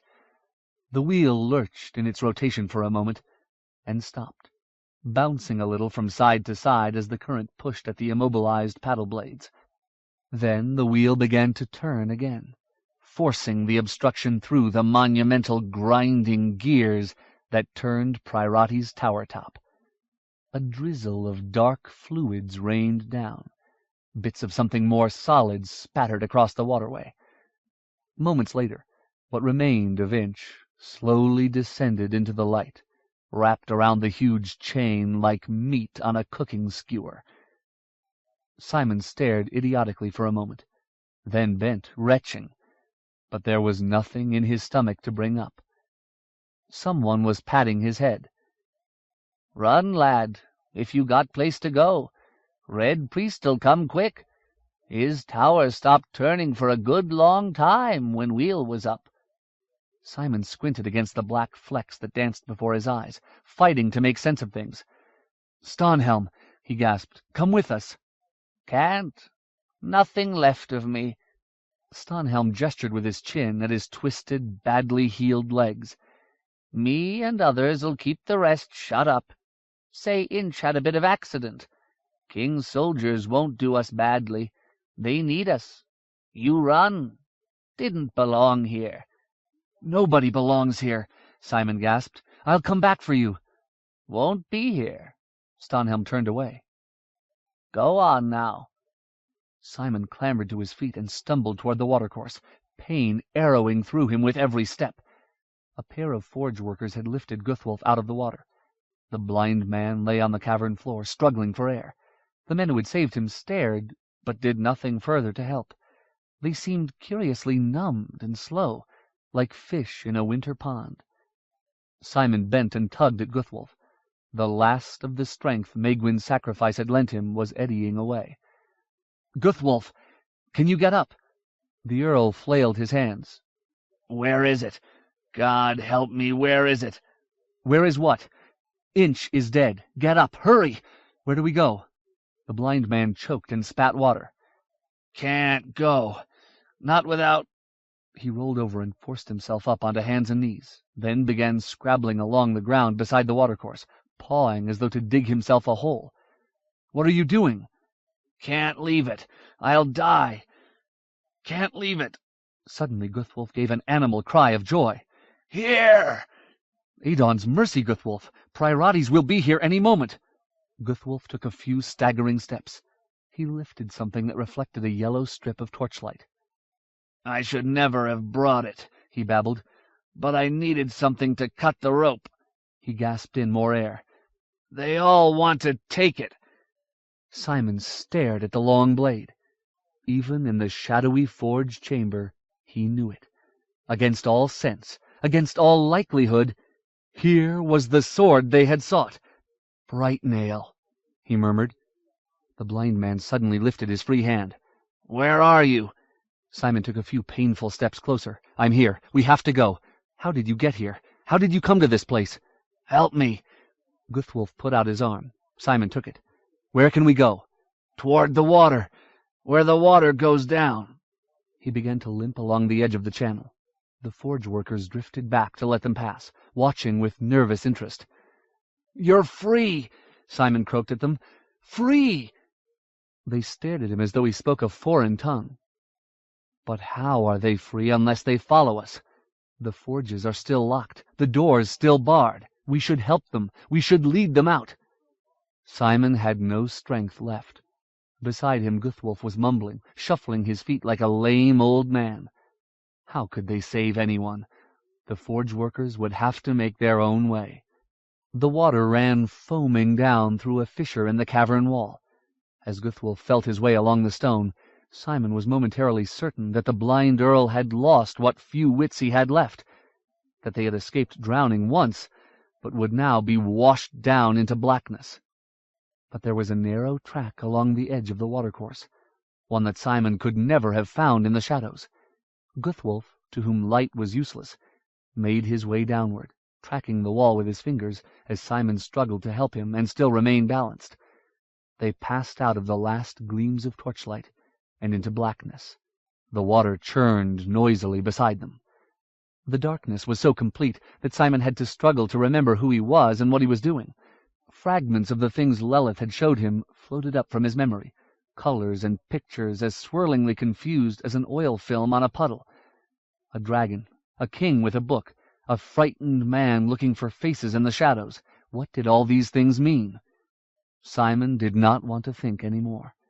He wanted to sleep. To sleep. The roar of the water was very loud. Simon emerged suddenly from a haze of pain and confusion to find himself leaning sideways at a precarious angle. He grabbed at the cracked wall of the fissure, pulling himself upright. "Guthwolf!"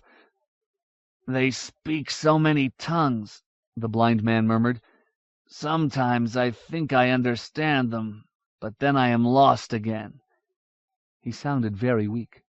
Simon could feel him trembling. "I can't go much longer." Simon clung to the rough stone. "I have to stop." "Almost." Guthwolf took another stumbling step along the slender track. Simon forced himself away from the wall, struggling to retain his clutch on the blind man. They trudged on. Simon felt several openings in the stone wall pass beneath his fingers, but Guthwolf did not turn. When the tunnel began to resonate with loud voices, Simon wondered if he were sliding into Guthwolf's madness. But after a short while he saw a gleam of amber torch glow on the cavern wall, and realized that someone was coming down the sluiceway behind them. "They're after us. I think it's Priorities." He slipped and released his hold on the blind man to steady himself. When he reached out again, Guthwolf was gone. A moment of complete panic ended when Simon found the opening to a spur tunnel. Guthwolf was just inside. "Almost," the Earl panted. "Almost. The voices. Adon, they're screaming. But I have the sword. Why are they screaming?" He headed down the tunnel, lurching against the walls. Simon kept his hand against the Earl's back as Guthwolf turned several more times. Soon Simon could no longer remember all the turnings. That was hopeful. Whoever followed them should find it no easier. The trudge through blackness seemed to go on and on.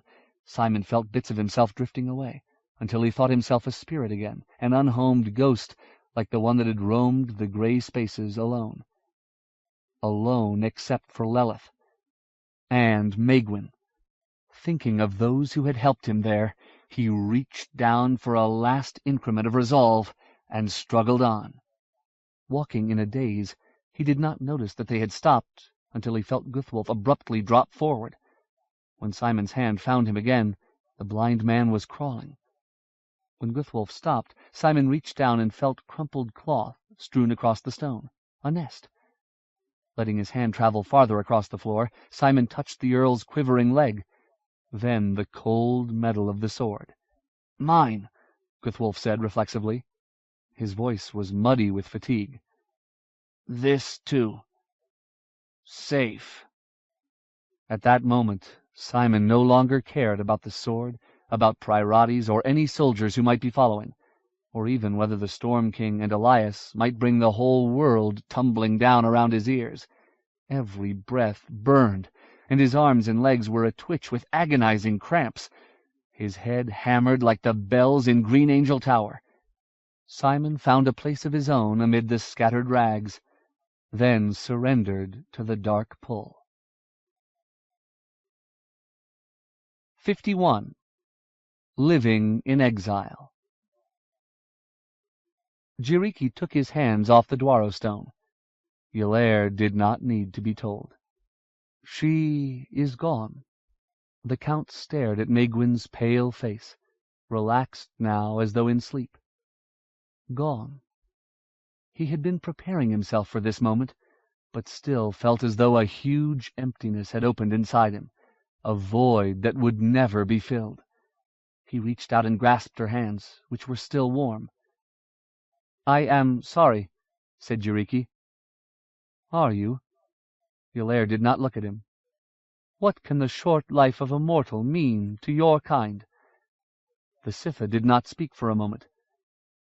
"The Zidiya die just as mortals do, and when those we held in our hearts have passed from us, we too are unhappy." "Then, if you understand," Ylair said, struggling for control, "please leave me alone." "As you wish." Jiriki stood, a cat-like unfolding from his seat on the pallet.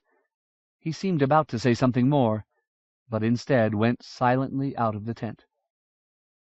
Ylair stared at Megwin for a long time. Her hair, damp with sweat, lay in tight curls across her forehead. Her mouth seemed to hint at a smile. It was almost impossible to believe that life had left her. "Oh, the gods have been cruel masters," he groaned. "Megwin, what did we do to be so ill-treated?" Tears started in his eyes. He buried his face in her hair, then kissed her cooling cheek. "It has all been a cruel, cruel trick. It has all been for nothing if you are dead." His body was shaken by sobs. For a while he could only rock back and forth, clutching her hand. The Dwaro stone was still in her other hand, held against her breast as though to keep it from theft. "I never knew. I never knew. You foolish woman, why did you tell me nothing? Why did you pretend? Now all is gone. All is lost." Jiriki, white hair streaming in the wind, was waiting for him when he emerged. Ylair thought he looked like a storm spirit, like a harbinger of death. "What do you want?" "As I said, Count Ylair, I am very sorry, but there are things I think you should know, things that I discovered in the last moments of the Lady Megwin's life." "Oh, Brynjolf, preserve me. he thought wearily. The world was too much for Ylair, and he did not think he could bear any more Scythy riddles. "I am tired, and we must leave tomorrow for Hernistir. That is why I wish to tell you now," Jiriki said patiently. Ylair stared at him for a moment, then shrugged. "Very well. Speak. Are you cold?" Jiriki asked this with the careful solicitousness of one who had learned that although he never suffered from the elements, others did. "We can walk to one of the fires." "I will survive." Jiriki nodded slowly. "That piece of stone was given to Megwin by the Tinukedia, was it not? By those you call Damhaini?" "It was a gift from the Dwaros, yes. It was much like the great stone you and I visited in Mezutua, beneath the mountain, the shard, the master witness. When I touched this small stone, I felt much of Megwin's thought." Ylair was disturbed by the idea of the immortal being with Megwin in her last moments, being with her in a way he could not. "And can you not leave those thoughts in peace? Let them go with her to her barrow." The Sitha hesitated. "It is difficult for me. I do not wish to force things upon you, but there are things I think you should know." Jiriki laid his long fingers against Ylair's arm. "I am not your enemy, Ylair. We are all hostages to the whims of a mad power." He let his hand fall. "I cannot claim to know for certain all that she felt or thought. The ways of the dream road, the path that witnesses such as the Dwaro stone open, are very confusing these days, very dangerous. You remember what happened when I touched the shard. I was reluctant even to risk the other pathways, but felt that if there was a chance I could help, I should." From a mortal, Ylair would have found this self-serving, but there was something about the Sitha that suggested an almost frightening sincerity. Ylair felt a little of his anger slip away. "In that muddle of thoughts and feelings," Jiriki continued, "I did understand two things, or at least I am fairly sure that I did. I believe that at the end her madness lifted. I did not know the Megwin that you knew, so I cannot be certain, but her thoughts seemed clear and unmuddied. She thought of you. I felt that very strongly." Ylair took a step backward. "She did. You do not say that to soothe me, as a parent might to a child." The Sitha's smooth face momentarily showed surprise. "Do you mean tell you something that is not true, deliberately? No, Ylair, that is not our way." "She thought of me. Poor woman, and I could do nothing for her." The Count felt tears returning, but made no attempt to hide them. "This is no favor, Jiriki. It was not meant to be. These are things you deserve to know. Now I must ask you a question. There is a young mortal named Shoman, who is linked to Joshua. Do you know him? More importantly, did Megwin know him?" "Shoman?" Ylair was bewildered by the sudden shift of the conversation. He thought for a moment. "There was a young knight named Simon, tall, red-haired. Is that who you mean? I think I heard some call him Sir Shoman. That is him." "I doubt very much that Megwin knew him. She never travelled to Erkinland, and I believe that was where the young man lived before running away to serve Joshua. Why?" Ylair shook his head. "I do not understand this, nor do I, and I fear what it might mean. But in those last moments it seemed Megwin thought also of young Shoman, almost as though she had seen him or spoken with him." Jiriki frowned. "It is our ill luck that the dream road is so murky now, so unrewarding. It was all I could do to glean that much. But something is happening in Asua, the Hayholt, and Shoman will be there. I fear for him, Count Ylair. He is important to me." "But that is where you are going, anyway. That is fortunate, I suppose." Ylair did not want to think any more. "I wish you luck finding him. And you, even if Shoman had some significance for Megwin, even if she had some message from him, or for him? I am done with that, and so is she. I will take her back to Erkenland to be buried on the mountain beside her father and brother. There is much to do to rebuild our country, and I have been absent too long." "What help can I give you?" Jiriki asked. "I want no more help." Yulair spoke more sharply than he had intended. "We mortals are very good at burying our dead." He turned and walked away, pulling his cloak tight against the flurrying snows. Isgrimnur limped out onto the deck, cursing his aching body and his halting progress. He did not notice the shadowy figure until he had nearly stumbled into it. "Greetings, Duke Isgrimnur." Aditu turned and regarded him for a moment. "Is it not chill weather for one of your folk to be out in the wind?" Isgrimnur hid his startlement by an elaborate readjustment of his gloves. "Perhaps for the southern folk like Tiamat, but my people are Rimmer's men, my lady. We are hardened to the cold." "Am I your lady?" she said with amusement. "I certainly hold no mortal title, and I cannot believe that Duchess Gudrun would approve of any other meaning." He grimaced, and was suddenly grateful for the chill wind on his cheeks. "It is just politeness, my lady." He tried again. "I find it difficult to call by their first name someone who is older than you are." She laughed, a not unpleasant sound. "Another problem for which I am to blame. I truly did not come to you mortals to discomfort you." "Are you really older than me?" Isgrimnur was not sure if it was a polite question, but after all she had brought it up. "Oh, I should think so, although my brother Jiriki and I are both accounted quite young by our folk. We are both children of the Exile, born since Asua fell. To some, like my uncle Kendraja Aro, we are barely even real people, and certainly not to be trusted with any responsibility." She laughed again. "Oh, poor uncle! He has seen so many outrageous things happen in these last days. A mortal brought to Jau-e Tinukai, the breaking of the pact, Zydia and humans fighting side by side again. I fear that he will finish his present duty to my mother and Year-Dancing House, and then simply let himself die. Sometimes it is the strongest who are the most brittle. Do you not think so?"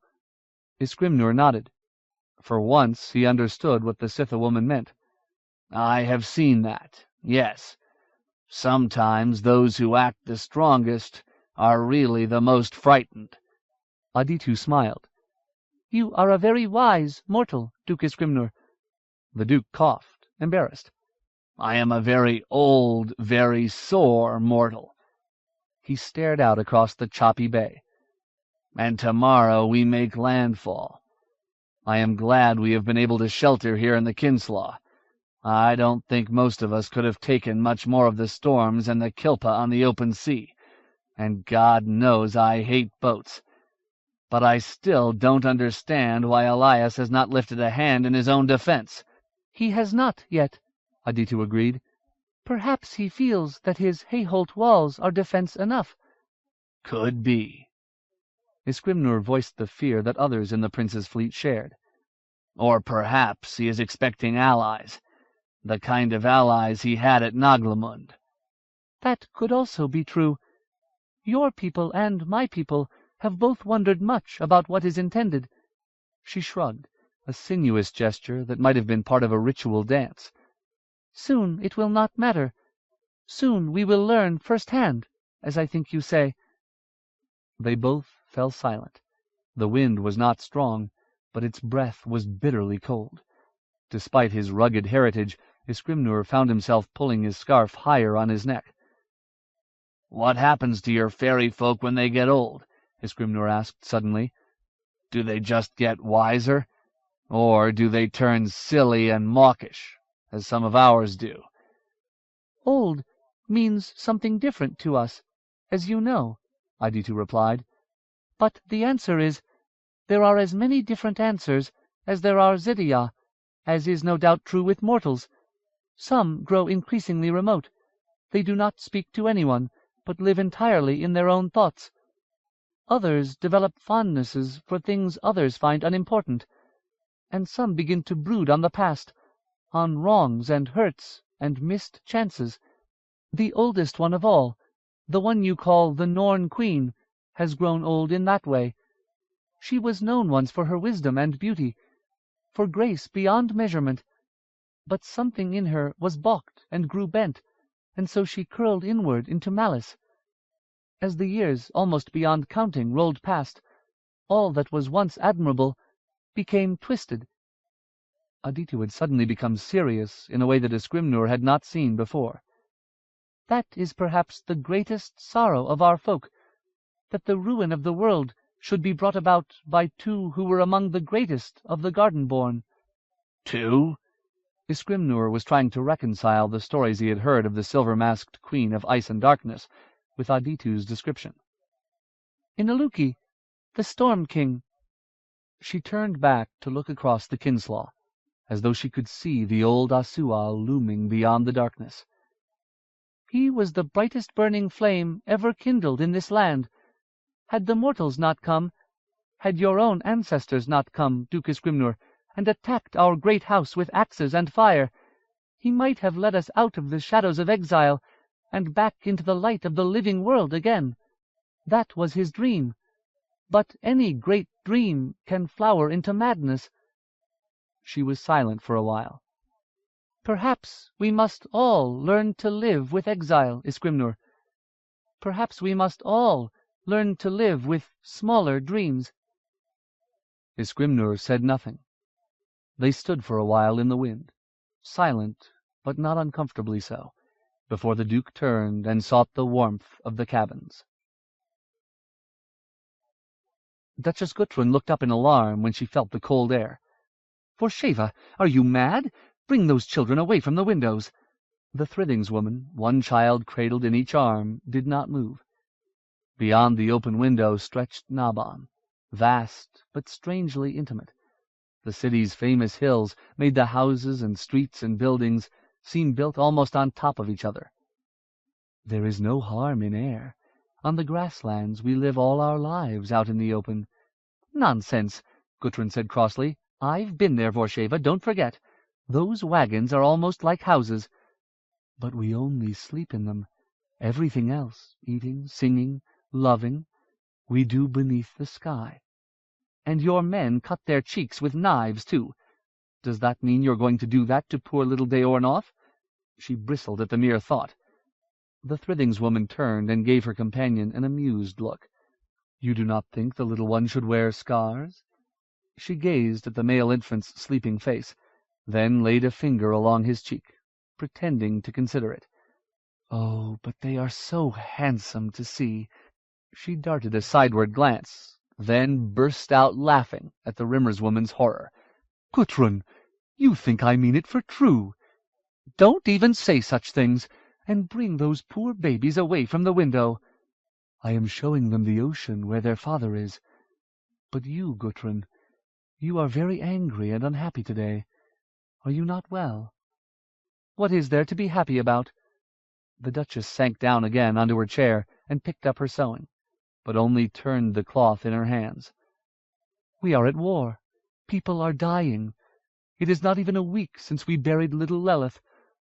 "Oh, I am sorry," Vorsheva said. "I did not mean to be cruel. You were very close to her."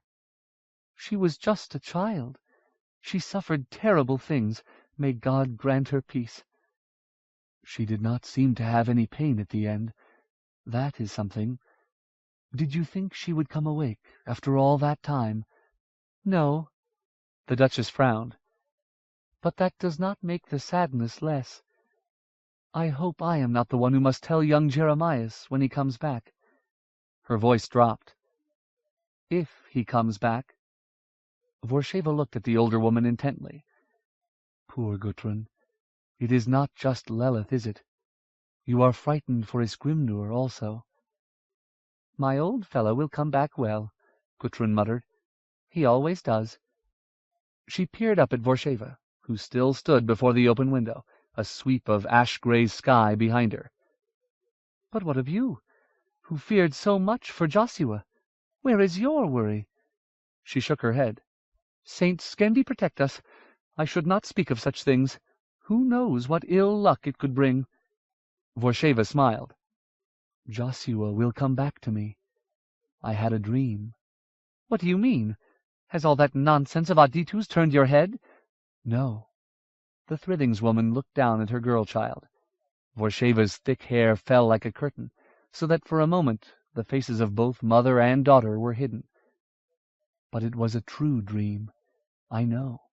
Joshua came to me and said, 'I have what I always have wanted,' and he was at peace. So I know that he will win, and he will come back to me." Gudrun opened her mouth to say something, then shut it again. Her face was fearful. Quickly, while Vorsheva still gazed at little Dara, the Duchess made the sign of the tree. Vorsheva shivered and looked up. "Perhaps you are right, Gudrun. It is getting cold. I will shut the windows." The Duchess levered herself up from her chair. "Nonsense! I'll do it. You take those little ones right back and get under the blankets." She paused in front of the window. "Merciful Alicia," she said. "Look." Vorsheva turned. "What?" "It's snowing." "You would think we were stopping for a visit to a local shrine," Sangfagal observed, "that these were boatloads of pilgrims." Tiamak was huddled with the Harper and Strongyard on a windy, snow-clad slope east of Swertcliff. Below them, landing boats bounced Joshua's army across the choppy Kinslaw toward the shore.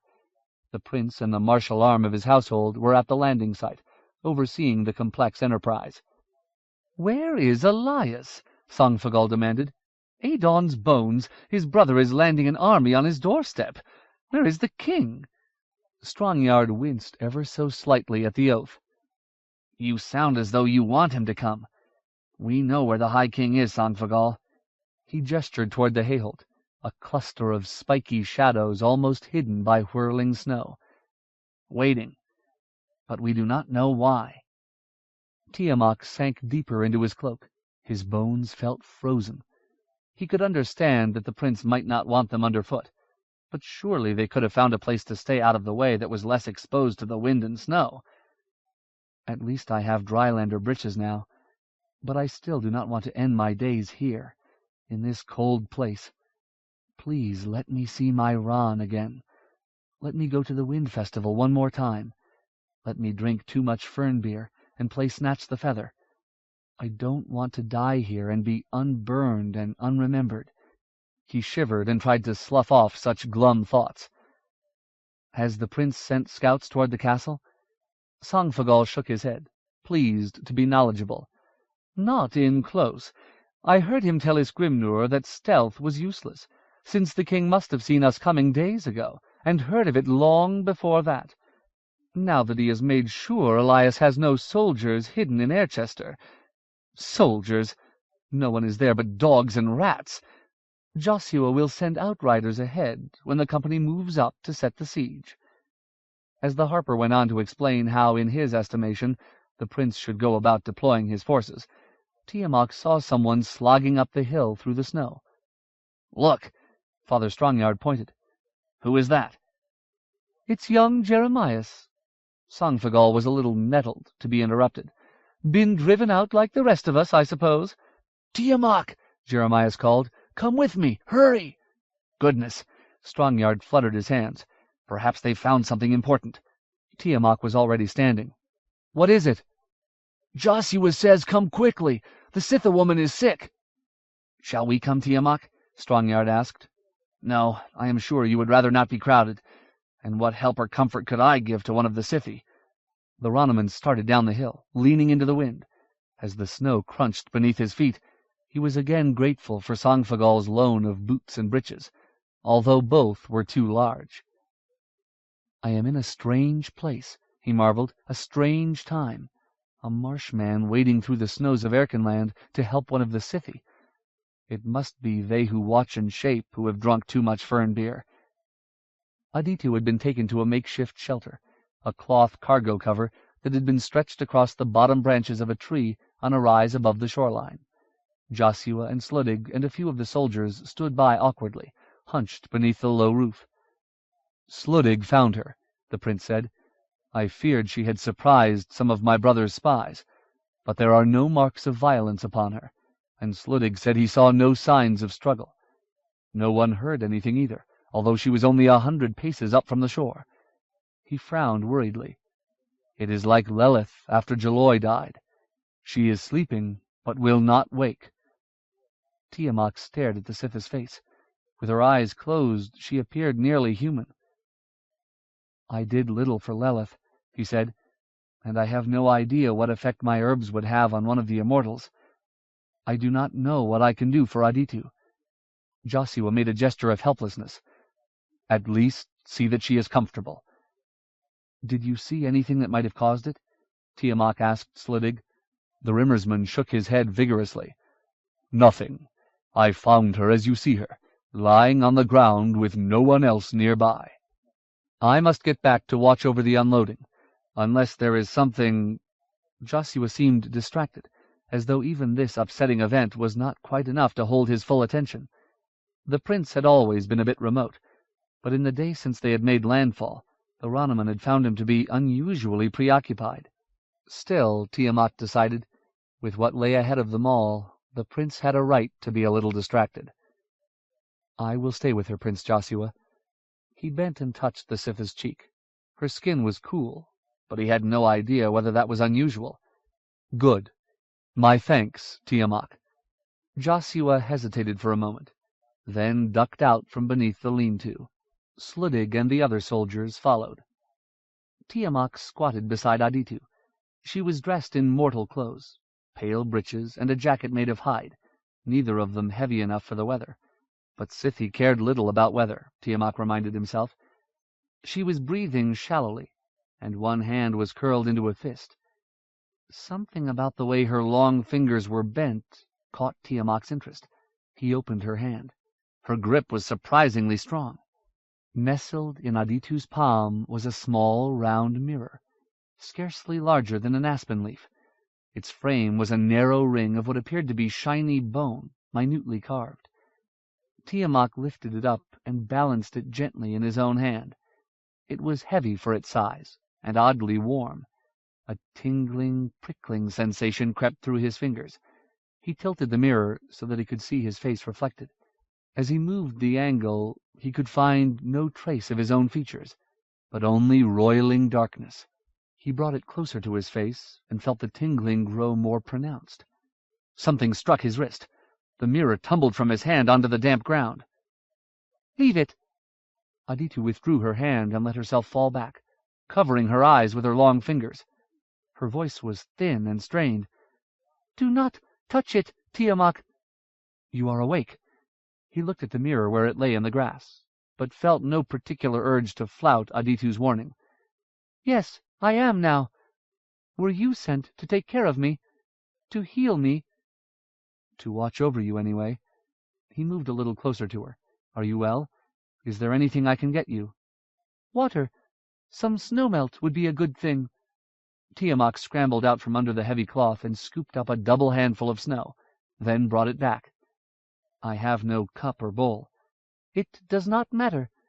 She sat up, not without effort, and received it in her cupped palms. She pushed some of it into her mouth and rubbed the rest on her face. "Where is the mirror?"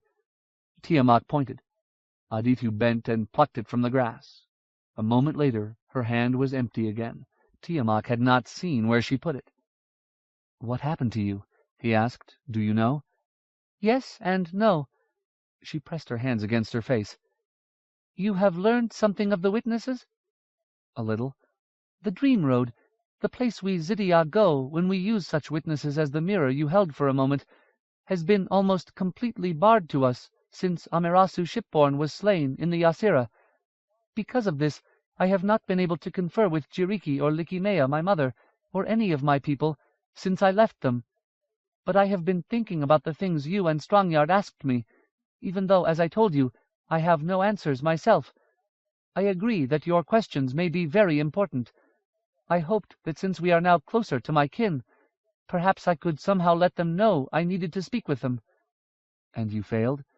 Worse than that, I may have done something foolish. I underestimated how things have changed on the Dream Road." Tiamat the Scroll-Bearer, glutton for knowledge, was starting to settle in for the tale before he remembered his nominal duty. "Is there anything else I can bring to you, Lady Aditu?" She smiled at something, but did not explain. "No, I am well." "Then please tell me what you meant about the Dream Road." "I will tell you what I can. But there is a reason I said yes and no when you asked whether I knew what had happened. I am not quite sure what did happen. The Road of Dreams was far more chaotic than I have ever found it. But that I expected. What I did not expect was some terrible thing to be waiting for me there." Tiamat was uneasy. "What do you mean, a thing? A demon? One of our enemies?" "It was not like that." Aditu's amber eyes narrowed in concentration. "It was a structure, I suppose. Something very powerful and very strange that had been built there. There is no other word. It was something as huge and menacing in its own way as the castle that Joshua plans to attack here in the waking world." "A castle?" Tiamat was mystified. "Nothing so simple. Nothing so much like anything you know. It was a construction of the art, I believe. An intelligent construction. Not like the shadow things that spontaneously spring into being along the other ways. It was a maelstrom of smoke and sparks and black energies, a thing of great power, something that must have been long in the building. I have never seen or heard of anything like it. It caught me up, like a whirlwind draws in a leaf, and I only barely won free again." She pressed her temples again. "I was lucky, I think." "Is it a danger to us? And if it is there anything you can think of that might help solve this riddle?" The Ronaman was reminded of his earlier thought about unfamiliar ground. This was territory about which he knew nothing. "I find it hard to believe that such an unusual thing would not have something to do with Inaluki and the other events of these days." She paused, considering. "One thought I had might mean something, although it means nothing to me. When I first perceived it, I heard or felt the word Sumiyasu. In the speech of the Garden-born, that means the fifth house." "The fifth house?" repeated Tiamat, mystified. "Yes." Aditu lay back. "It means nothing to me either, but that was the name I heard when I first encountered this powerful thing." "I will ask Strongyard," said Tiamat, "and I suppose we should tell Joshua too. In any case, he will be relieved to hear you are well." "I am tired. I think I will lie here quietly a while and think." Aditu made a gesture unfamiliar to the Ronaman. "My thanks to you, Tiamat." "I did nothing." "You did what you could." She closed her eyes and leaned back. "The ancestors may understand all this, but I do not. I am frightened. I would give much to speak to my kin." Tiamat rose and made his way back out onto the Kinslaw's snowy shores. The cart rolled to a stop, and the wooden wheels fell silent. The Count of Nod Mullach was certain that he would be very tired of the painful sound of their creaking by the time his journey was finished. "Here we say farewell," he called to Isorn. He left his horse in the care of one of the soldiers, and walked through the snow to the young Rimmersman, who dismounted and embraced him. "Farewell indeed." Isorn looked to the cart and Maegwyn's shrouded body. "I cannot tell you my sorrow. She deserved better. So do you, Yulair." The Count gave him a last hand-clasp. "In my experience," he said with more than a touch of bitterness, "the gods do not seem to care much what their servants deserve, or at least the rewards they give are too subtle for my understanding." He closed his eyes for a moment. "But enough. She is dead, and all the lamenting in the world, all the railing against heaven, cannot bring her back. I will bury her with her loved ones, and then I will help Inouen and the rest of my folk do what they can to rebuild." "And after that?" Yulair shook his head. "I think that depends on whether the Scythi are able to stop Elias and his ally. I hope you do not think I wish you ill luck if I say that we may keep the caves of the Gryanspog prepared, in case we need them again." Isorn smiled thinly. "You would be a fool not to." "And you will go with them? Your own people will be looking for help, now that Skali is gone." "I know. But I must find my family, and Joshua. My wounds have healed well enough that I can ride, so I will go with the Scythi. The only mortal I will be. It will get lonely on the way to Airchester." Yulair smiled. "The way that Jiriki's folk ride, I do not think it will be a long journey." He looked to his ragged troop of men. He knew that they preferred crossing the blizzard-ridden Frostmarch to any more travels with the Immortals. "But if things go in such a way that the men of Hernistir are needed, send word to Hernesadark. I will find a way to come." "I know." "Fare you well, Isorn." Yulair turned and walked back toward his horse. As he mounted, Likimea and Jiriki, who had been hanging back, rode toward them. "Men of Hernistir." Likimea's eyes were bright beneath her black helm. "Know that we honor you. Not since the days of Prince Sinach have your folk and ours fought side by side. Your fallen lie with our own dead, both here and in your home country. We thank you." Yulair wanted to ask the stern-faced Sitha what value there had been in the deaths of 80 Hernistiri, but this was not the time to recommence such an argument. His men stood, nervous but silent, wanting only to be on their way. "You freed Hernistir from a great scourge," he replied dutifully. There were observances that had to be made. "We thank you and honor you as well." "May you find some peace at the end of your journey, Count Yulair," said Jiriki. His dark blade in Dredju hung at his hip. He too was armored, and looked every bit as much a strange warrior god as his mother. "And when you find it, may it last." "May heaven preserve you." Yulair swung up into his saddle, then waved his arm, signaling the carter. The wheels slowly began to turn. Megwin's shroud billowed in the stiff, sharp wind. "And as for me," he thought, "may the gods from this moment leave me alone. They have broken my people and my life. Let them now turn their attention elsewhere, so we can begin to build anew." When he looked back, the Rimmersman and the Scythi still stood motionless, outlined by the rising sun. He raised his arm. Isorn returned the gesture of leave-taking. Yulair looked west across the snows. "Come, my countrymen," he called to his tattered band. "We are going home." 52. Song of the Red Star. "Here, drink." The troll held out a water-skin. "I am Binabik of Mintahak. Ukakuk was my master. And you are Padraik. He was speaking of you many times." "Padraik is dead," the monk gasped. He took a sip of water, letting some run down his chin. He was clearly exhausted. "I am a different man now." He put up a trembling hand to push the bowl away. "By all the gods, old and new, that was a powerful ward on the door. I have not tried to defeat such a thing in 2 decades. I think it almost killed me."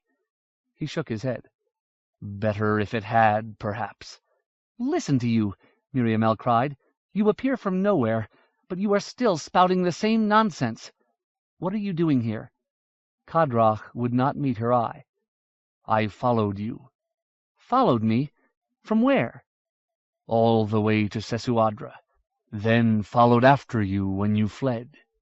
He looked at the Dwaros, who had closed the stone door and now stood in huddled colloquy at the far end of the cavern, peering at the newcomer as though he might be a Norn in disguise.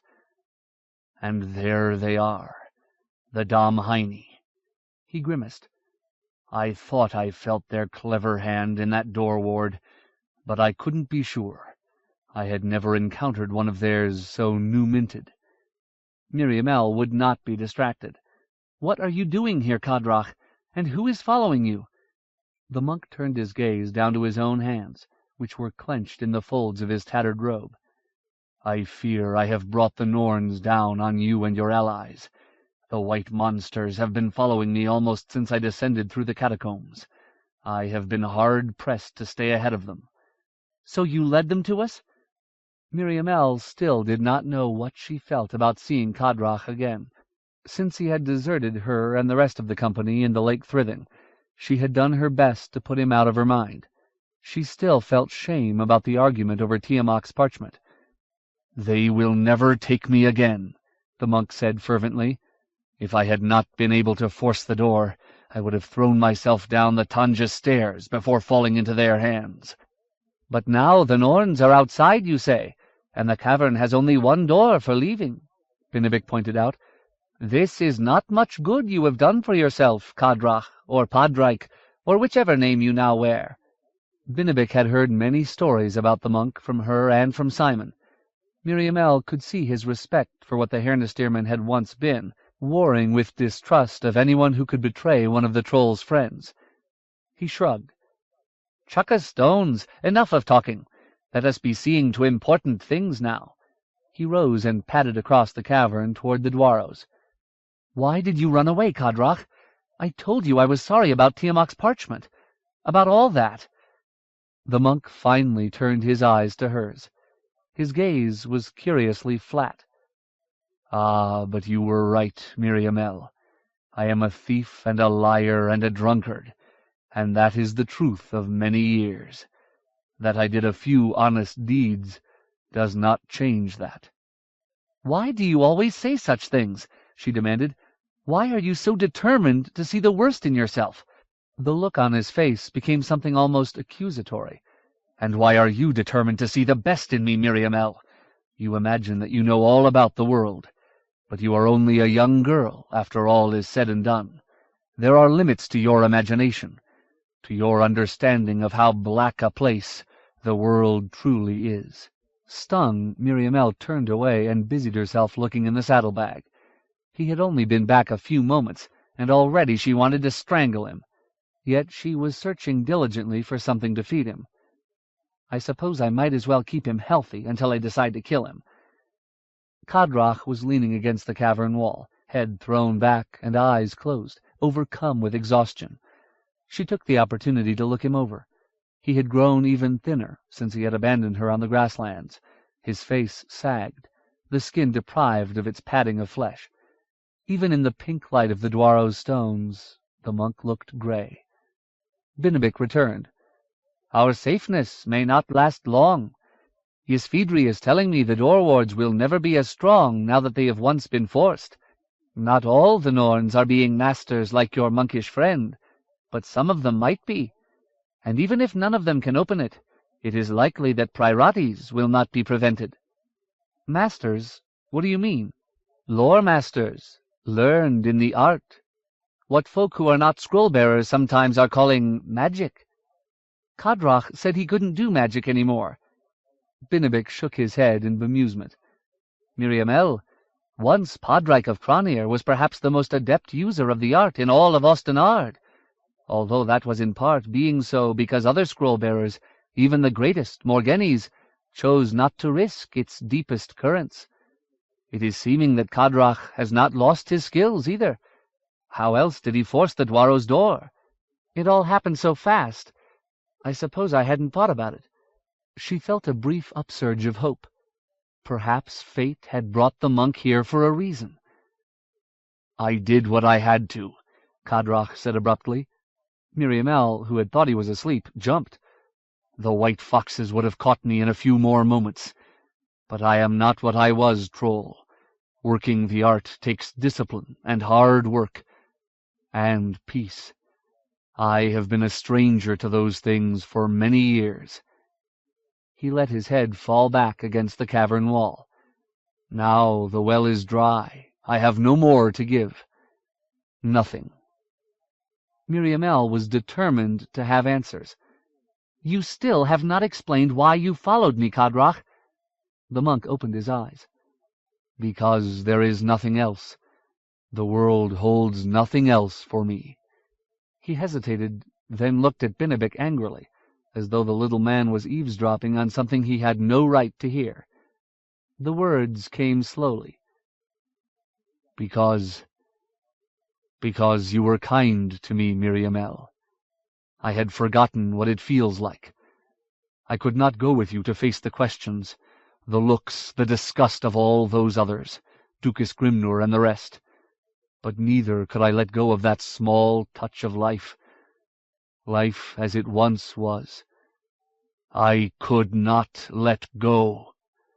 He reached up with both hands and rubbed at the skin of his face, then laughed wretchedly. I suppose I am not so much a dead man as I thought. Was it you who followed Simon and me in the forest? Yes, and through Stanshire and Falshire as well.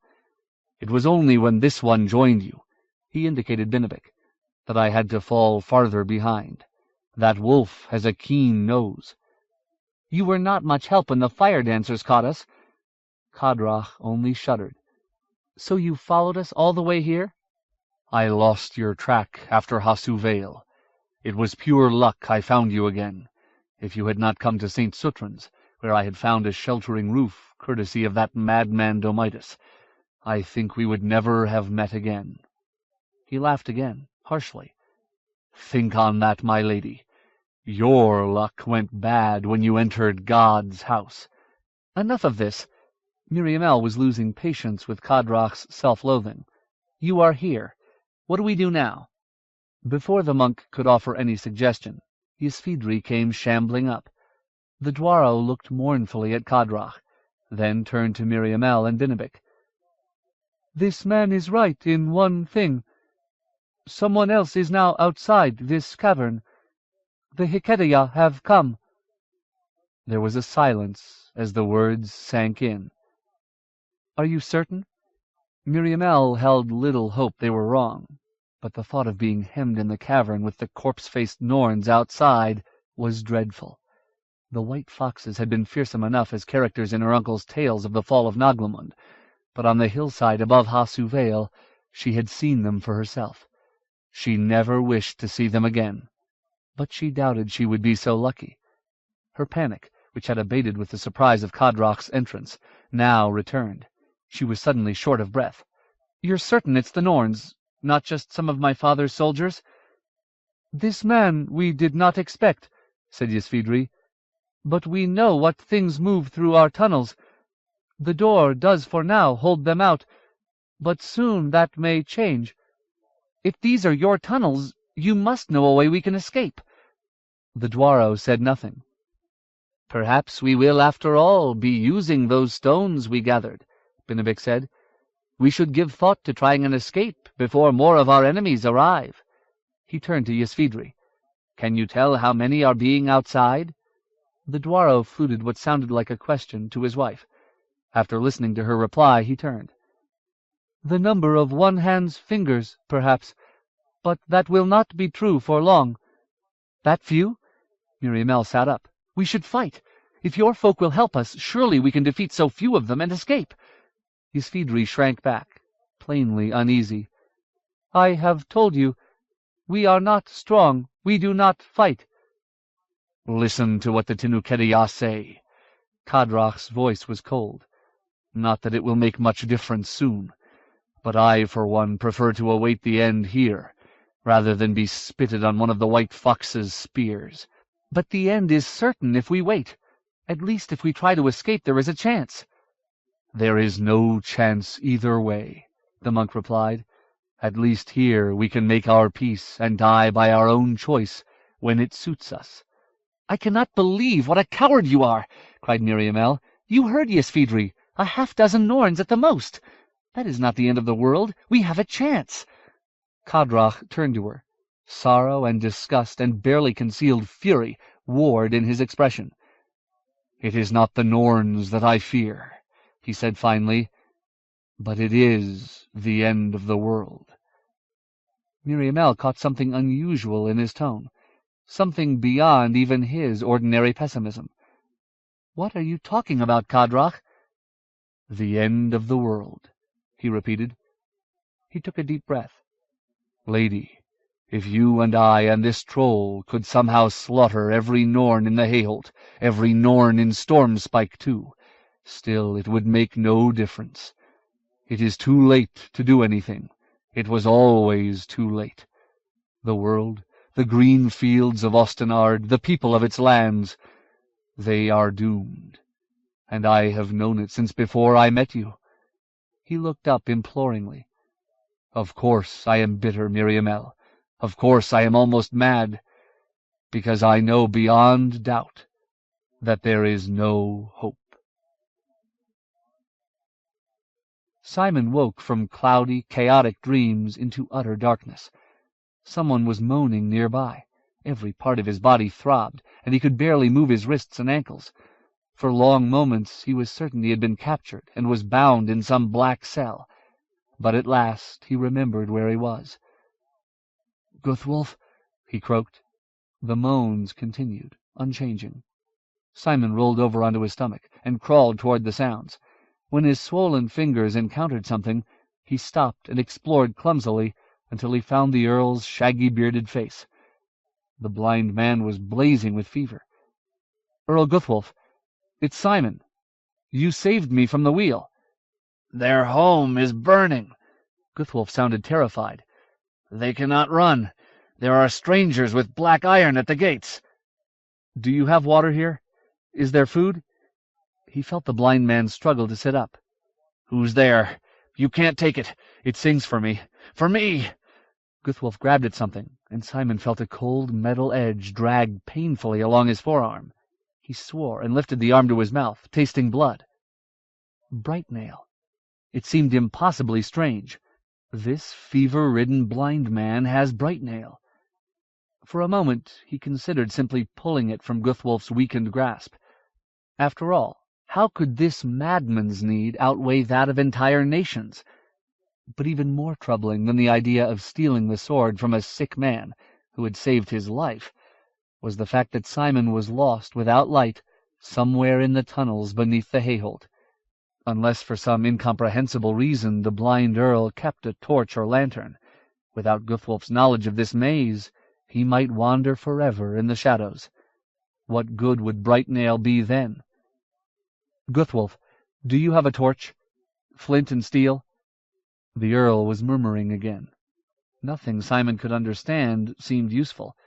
He turned away and began to search the cavern by touch, wincing and groaning at the pain each movement caused. Guthwolf's nesting place was small, scarcely a dozen paces wide, if Simon had been on his feet and pacing, in either direction. He felt what seemed to be moss growing in the cracks of the stone beneath him. He broke some off and smelled it. It did not seem to be the same plant that had sustained him in Asua's ruined halls. He put a little on his tongue, then spat it out again. It tasted even more foul than the other. Still, his stomach hurt so much that he knew he would be trying it again soon. Except for the various rags strewn about the uneven stone floor, Guthwolf seemed to have few possessions. Simon found a knife with half its blade snapped off. When he reached to tuck it into his belt, he suddenly realized he did not have one, nor any other clothes. Naked and lost in dark, nothing left of Simon but Simon. He had been splashed by the dragon's blood, but afterward he had still been Simon. He had seen Tinukai, had fought in a great battle, had been kissed by a princess, but he was still the same kitchen boy, more or less. Now everything had been taken from him, but he still had what he had begun with. Simon laughed, a dry, hoarse sound. There was a sort of freedom in having so little. If he lived to the next hour, it would be a triumph. He had escaped the wheel. What more could anyone do to him? He put the broken knife against the wall so he could find it again, then continued his search.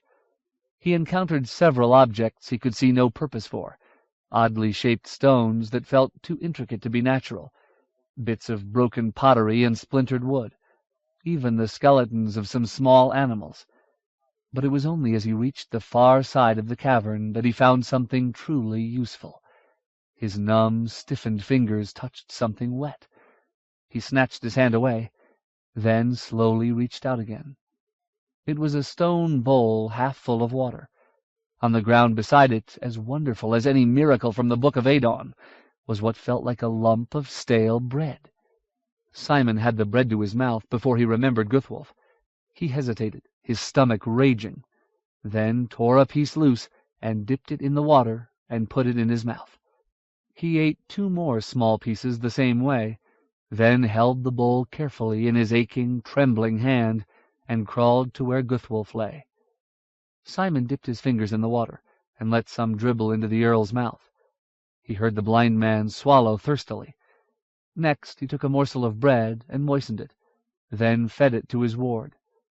Guthwolf did not close his mouth, and seemed unable to chew or swallow it. After a moment Simon retrieved it and ate it himself. He felt exhaustion creeping over him.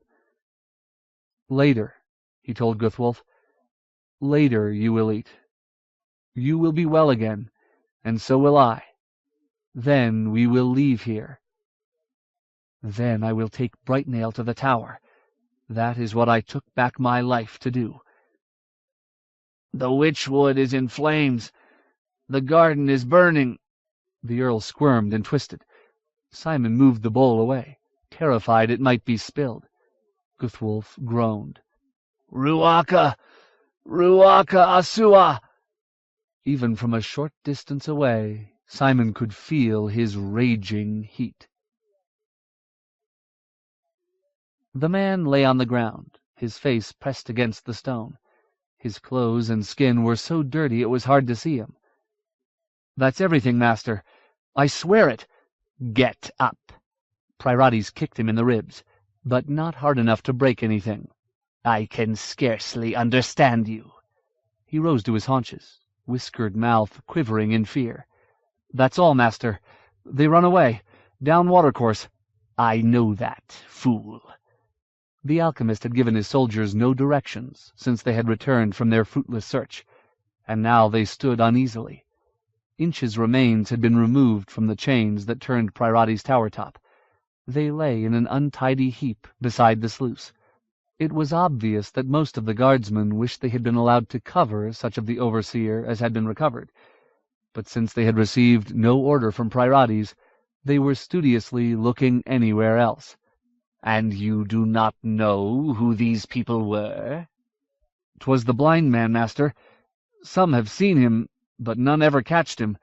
He takes things sometime." A blind man living in the caverns. Priorites smiled. He had a reasonably good idea who that might be. "And the other?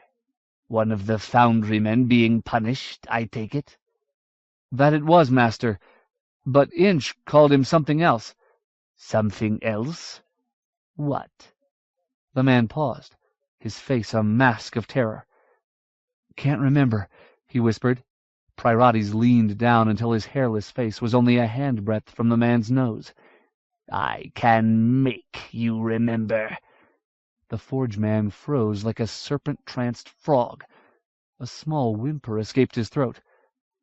"I be trying, master," he squeaked. Then, "Kitchen boy! Dr. Inch called him Kitchen boy." Priorites straightened up. The man slumped, his chest heaving. "A kitchen boy," the priest mused. "Could it be?" Suddenly he laughed, a rasping scrape of sound. "Perfect. Of course it would be." He turned to the soldiers. "There is nothing else for us to do here, and the king has need of us." Inch's henchman stared at the alchemist's back. His lips moved as he worked up the nerve to speak. "Master?" Priorites turned slowly. "What?" Now that Dr. Inch be dead, well, who do you wish to take charge here? Here in King's Forge?" The priest looked sourly at the grizzled, ash-blackened man. "Sort that out yourselves." He gestured at the waiting soldiers, marking out half of the score of men. "You lot will stay here. Do not bother protecting Inch's cronies. I should not have left him in charge of this place so long. I want you only to make sure that wheel stays in the water. Too many important things are driven by it to risk a second occurrence of a folly like this. Remember, if that wheel stops turning again, I will make you very, very sorry." The designated guards took up positions along the edge of the watercourse.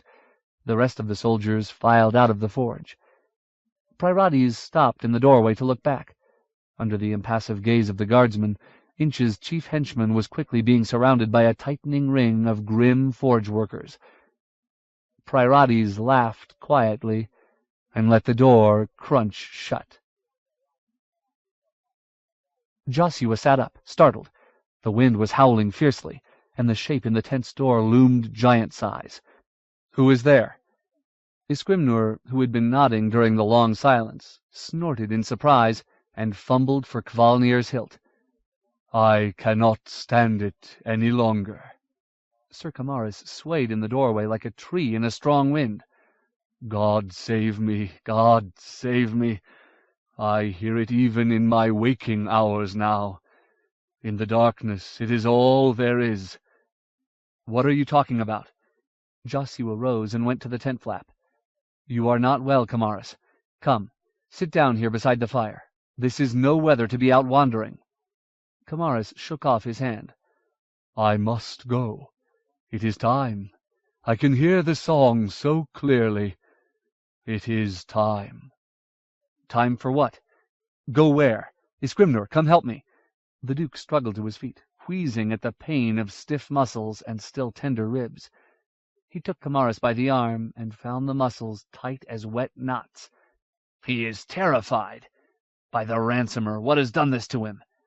"Come sit." Joshua urged him toward a stool. "Tell us what ails you." The old knight abruptly pulled away and took a few staggering steps backward out into the snow. Thorn's long scabbard bumped against his leg. "They are calling, each to each. They need. The blade will go where it will go. It is time." Joshua followed him out onto the hillside. Isquimnur, puzzled and worried, limped after, pulling his cloak tight against the wind. The kinslaw lay below, a dark expanse beyond the blanketing white. "I cannot understand you, Kamaris," the prince called over the wind. "What is it the time for?" "Look!" The old man threw up an arm, pointing into the murk of storm clouds. "Do you not see?" Isquimnur, like Joshua, looked upward to the sky. A dull spot of ember red burned there. "The Conqueror Star?" he asked. "They feel it. It is time." Kamaris took another retreating step, wobbling as though he might at any moment tumble backward down the hill. "God grant me strength. I can resist it no longer." Joshua caught the Duke's eye, silently asking his help. Isquimnur walked forward, and he and the prince again grasped Kamaris' arms. "Come in from the cold," Joshua begged. Sir Kamaris yanked himself free. His strength never ceased to astonish Isquimnur, and for a moment his hand strayed to Thorn's silver-wrapped hilt. "Kamaris!" Isquimnur was shocked. "You would draw blade against us? Your friends?" The old man stared at him for a moment, his eyes curiously unfocused. Then, slowly, the Duke saw his tension ease. "God help me. It is the sword. It sings to me. It knows where it wants to go. Inside." He gestured limply toward the dark bulk of the hayholt. "And we will take you there, and the sword, too." Joshua was calm. "But there is the simple matter of breaching the walls that we must deal with first." "There are other ways," said Kamaris, but his wild energy had faded. He allowed himself to be led into Joshua's tent. Kamaris downed the cup that Joshua had filled for him in a single gulp, then drained a second serving.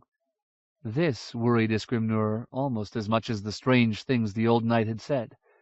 Kamaris was renowned as a moderate man. Still, by his haunted look, the old knight now seemed to welcome anything that might bring him relief from the agony Thorn caused him. Kamaris would say nothing more, although Joshua pressed him for information in what Isgrimnur thought was an exceedingly solicitous, yet awkward manner.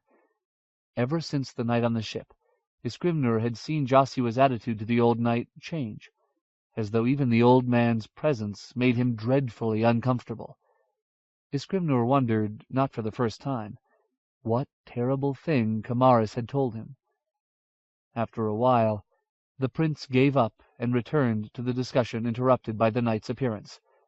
"We know now that there are indeed forces still within the castle walls, Isgrimnur, considerable forces of men, mercenaries as well as the Erkenguard." Joshua frowned. "My brother shows more patience than I would have suspected. Not even a sally while we were landing." Patience, or perhaps Elias has some worse fate planned for us. The Duke tugged at his beard.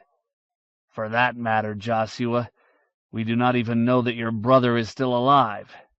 Airchester is all but deserted, and the few people we have managed to find there wouldn't know if Fingil himself had come back from the grave and was sitting on the dragon-bone chair.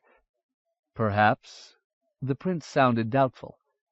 But I cannot rid myself of the feeling that I would know if Elias were dead.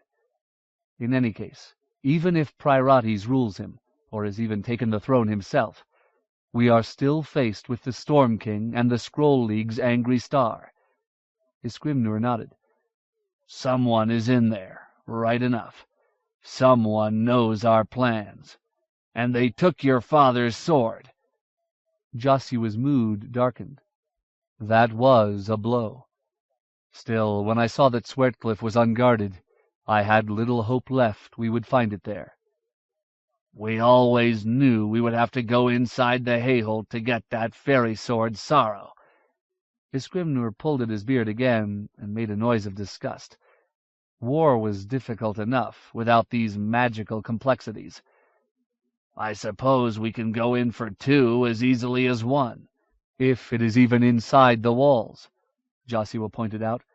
That hole in the side of my father's cairn looked a hurried thing to me. Not what I would have expected from Priorites or my brother, who need hide their works from no one. But who else would do it? We still do not know what happened to my niece and Simon and the troll. Isgrimnur grunted. I doubt that Miriamel or young Simon would have taken the blade and just disappeared. Where are they? They both know what Brightnail is worth to us. Kamaris' sudden outcry made the Duke flinch. All the swords! God's nails, I can feel them, all 3. They sing to each other, and to me. He sighed. Oh, Joshua, how I wish I could silence them. The prince turned. Can you truly feel Brightnail? The old knight nodded. It is a voice. I cannot explain, but I hear it, and so does Thorn. But do you know where it is? Kamaris shook his head. No, the part that calls to me, is not in a place. But they wish to come together inside the walls. There is need. The time is growing short. Joshua grimaced. It sounds as though Binnabic and the others were right. Hours are marching by. If the swords are any use to us, we must find them and discover that use soon. Madness, thought Isgrimnur. Our lives, our land, ruled by madness out of old tales. What would Prester John have thought, who worked so hard to drive the fairy folk out of his kingdom and to push the shadows away? We cannot fly over those walls, Joshua, he pointed out. We've won a victory in Nabon and sailed north in such a short time that folk will talk of it for years. But we cannot fly an army into the Hayholt like a flock of starlings. There are other ways, Kamaris whispered. Joshua looked at him sharply, But before he could discover whether this was more singing sword maundering or something useful, another shape appeared in the tent doorway, accompanied by a blast of chill air and a few snowflakes. "Your pardon, Prince Joshua." It was Sluttig, in mail and helm. He nodded to his Grimnur. "My lord." "What is it?" "We were riding the far side of Swertcliff, as you asked, searching." "And you found something?" Joshua stood, his face carefully expressionless. "Not found something. Heard something." Sluttig was obviously exhausted, as though he had ridden far and fast. "Horns in the far distance. From the north." "From the north? How far away?" "It is hard to say, Prince Joshua." Sluttig spread his hands, as though he could find the words by touch. "They were not like any horns I have heard, but they were very faint." "Thank you, Sluttig. Are there sentries on Swertcliff?" "On the near side, Highness, out of sight of the castle." "I do not care if anyone sees them," the prince said. "I am more concerned about who might be coming down on us from the north. If you and your men are tired, ask Hotvig to take some of his Grasslanders and ride down the far side toward the skirts of Alheorda. Tell them to return immediately if they see something coming." "I will, Prince Joshua." Sluttig went out. Joshua turned to his Grimnur. "What do you think? Is the Storm King going to play the same hand he produced at Naglamund?" "Perhaps, but you had castle walls there. Here we have nothing before us but open land, and nothing behind us but the Kinslaw." "Yes, but we have several thousand men here too, and no innocents to worry over. If my brother's chief ally thinks he will find us as easy a nut to crack as before, he will be disappointed." Isgrimnur stared at the fierce-eyed prince, then at Kamaris, who held his head in his hands and stared at the tabletop. "Is Joshua right? Or are we the last raveled end of John's empire, waiting for a final pull before it falls into threads? I suppose we'd better go and talk to a few of the captains." The Duke got up and held his hands close to the brazier, trying to dispel some of the chill. "Better we tell them something's coming than they hear it by rumor."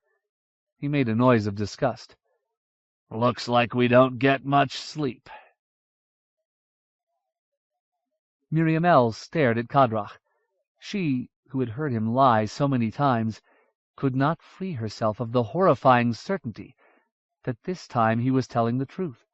Or the truth as he sees it, anyway. She tried to comfort herself. She looked at Binabik, who had narrowed his eyes in concentration, then returned to Kadrach's bleak face. "Doomed? Do you mean some danger beside that we already face?" He met her stare. "Doomed beyond hope, and I have played no little part in it." "What is it you are saying?" demanded Binabik. The Dwaro Ysvidri seemed to want little to do with this volatile and frightening conversation. He hesitated, fingers flexing. "What I am saying, Troll, is that all the scurrying about in caverns that we do here matters little. Whether we escape the white foxes outside, whether your Prince Joshua knocks down the walls, whether God himself sends lightning down from heaven to blast Elias to ash, none of it matters." Miriamel felt her guts twist at the certainty in his voice. "Tell us what you mean." The monk's hard face crumpled. "Adon's mercy, everything you have thought about me is true, Miriamel. Everything." A tear ran down his cheek. "God help me, although he has no reason to. I have done such foul things." "Curse you, Kadrach! Will you explain?" As if this outburst had somehow pushed Ysvidri past what he could bear, the Dwaro got up and moved away rapidly, going to join his whispering fellow on the other side of the cavern. Kadrach wiped at his eyes and nose with his dirty sleeve. "I told you of my capture by Priorites," he said to Miriamel. "You did." And she in turn had told Binabik and others on Sesuadra, so she felt no need to retell the tale now. "I told you that after I had betrayed the booksellers, Priorites threw me out, thinking I was dead." She nodded. That was not true, or at least it did not happen then."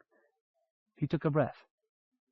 "He set me to spy on Morgenes and others I had known from my days as a scroll-bearer."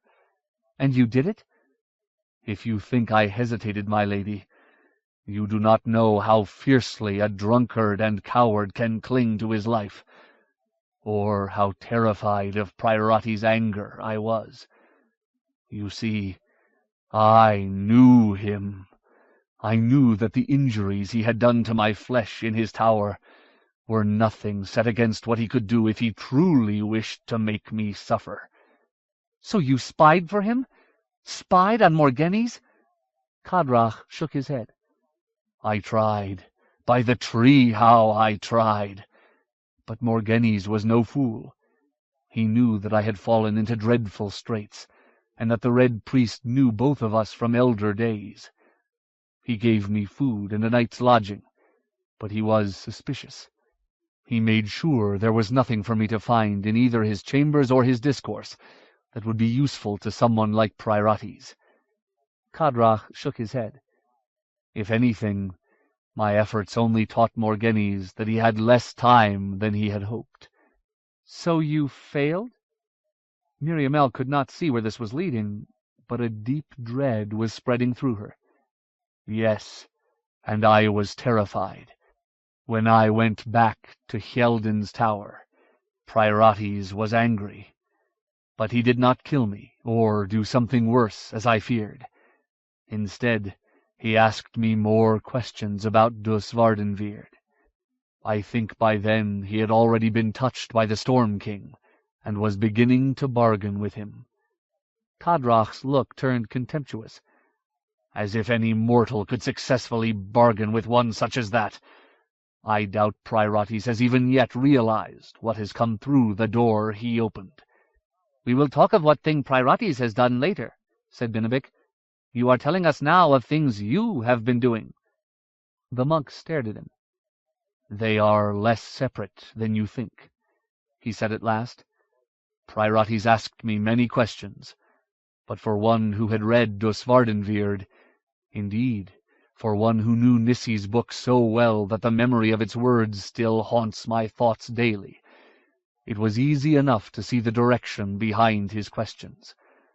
Somehow he had been reached by the Storm King, and now Priorites was eager to know about the 3 great swords." "So Priorites does know about the swords." Miriamele took a shaky breath. "I suppose he was the one who took Brightnail from the mound, then." Kadrach held up his hand. "Priorites dealt with me harshly for failing with Morgenes. Then he had me send a message to old Yarnauga in the north, asking for information about the Storm King. I suspect that the alchemist was looking for ways to defend himself against his new and very dangerous friend. He made me write it as he watched, then sent it himself with a sparrow he had filched from Morgenes. He let me go free again.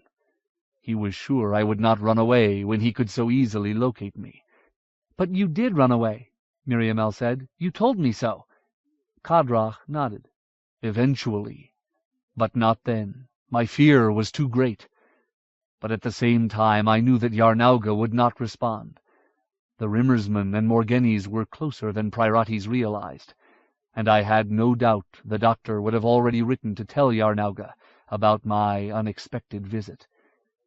In any case, Yarnauga had been living in Stormspike's shadow for years, and would not have opened his mind to anyone he did not know for certain to be untouched by Inaluki's long hand. So I knew that the imposture Priorites had forced me to commit was useless, and that when the Red Priest discovered it, he would have no use left for me. My only worth was as one who had read Nisi's book, and as a former scroll-bearer. But I had answered all of his questions about the book, and now he would discover that the other scroll-bearers had stopped trusting me years before."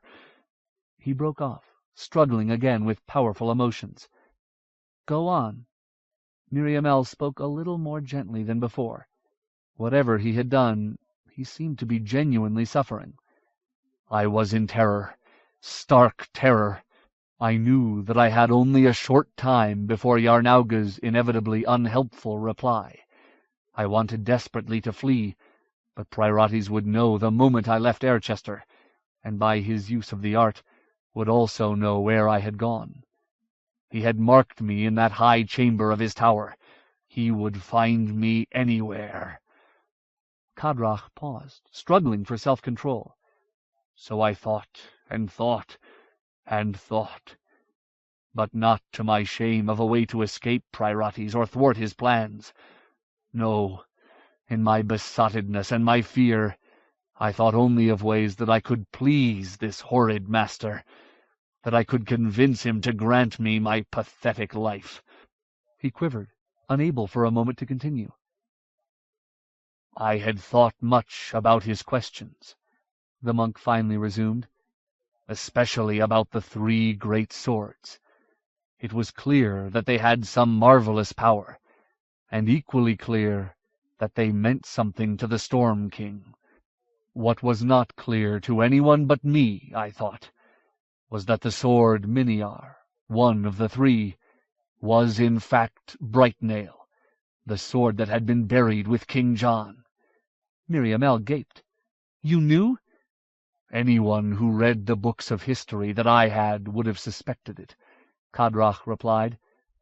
I am convinced Morghennes knew, but hid it in his own book about your grandfather, so that only those who knew what to look for would find it, thus keeping it from common knowledge.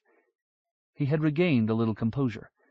In any case, I read the same sources Dr. Morghennes did, and had long held that opinion, although I had never shared it with anyone. And the more I thought about the marketplace gossip that claimed Elias would not handle his father's sword, that he had, against custom, buried it with his father, the more I felt sure that my guess was not just likely, but true. So I decided that if what Dus Vardenweird seemed to suggest was also true, that the only weapons the Storm King feared were the 3 great swords, what more pleasing gift could I bring to Priorites than one of the swords? All 3 were thought to be lost. Surely if I produced one, I reasoned, Priorites would find me useful. Miriamel gaped at the monk in disgust and astonishment. You traitor! Was it you who took the sword from my grandfather's barrow and gave it to Priorites? God curse you if it was, Kadrach! You may call curses on me all you like, and you will, with ample reason. But wait until you hear the whole tale. I was right to try and drown him in Ametten Bay. I wish he had never been fished out. She waved angrily for him to continue. I went to Swertcliffe, of course, he said, but the burial ground was closely guarded by the king's soldiers. It seemed that Elias meant to keep his father's grave safe. I waited 2 nights for a moment when I might get at the barrow, but no such moment came. And then Priorites sent for me. He winced, remembering. He had learned well from his studies. His voice was in my head. You cannot imagine how that feels. He forced me to come to him, come slinking like a disobedient child. Kadrach, there are Norns who are waiting outside this cavern, Benedict interrupted. So far your story is telling us little that will help us. The monk stared at him coldly. Nothing will help us. That is what I am trying to explain. But I will not force you to listen. You will tell us everything, Miriamel declared, her rage fighting free. We are fighting for our lives. Speak! Priorites called me to him again. As I knew he would, he told me that Yarnauga had sent only information of no worth, that it was clear the old Rimmersman did not trust me. You are useless to me, Padraic Ek Cranir, the alchemist said. What if I can tell you something that is very useful? I asked. No, that is not the right word. I begged. If you will leave me my life, I will serve you faithfully. There are still things I know that might help you. He laughed when I said that, laughed, and told me that if I could give him even a single piece of information that was truly valuable, he would indeed spare me.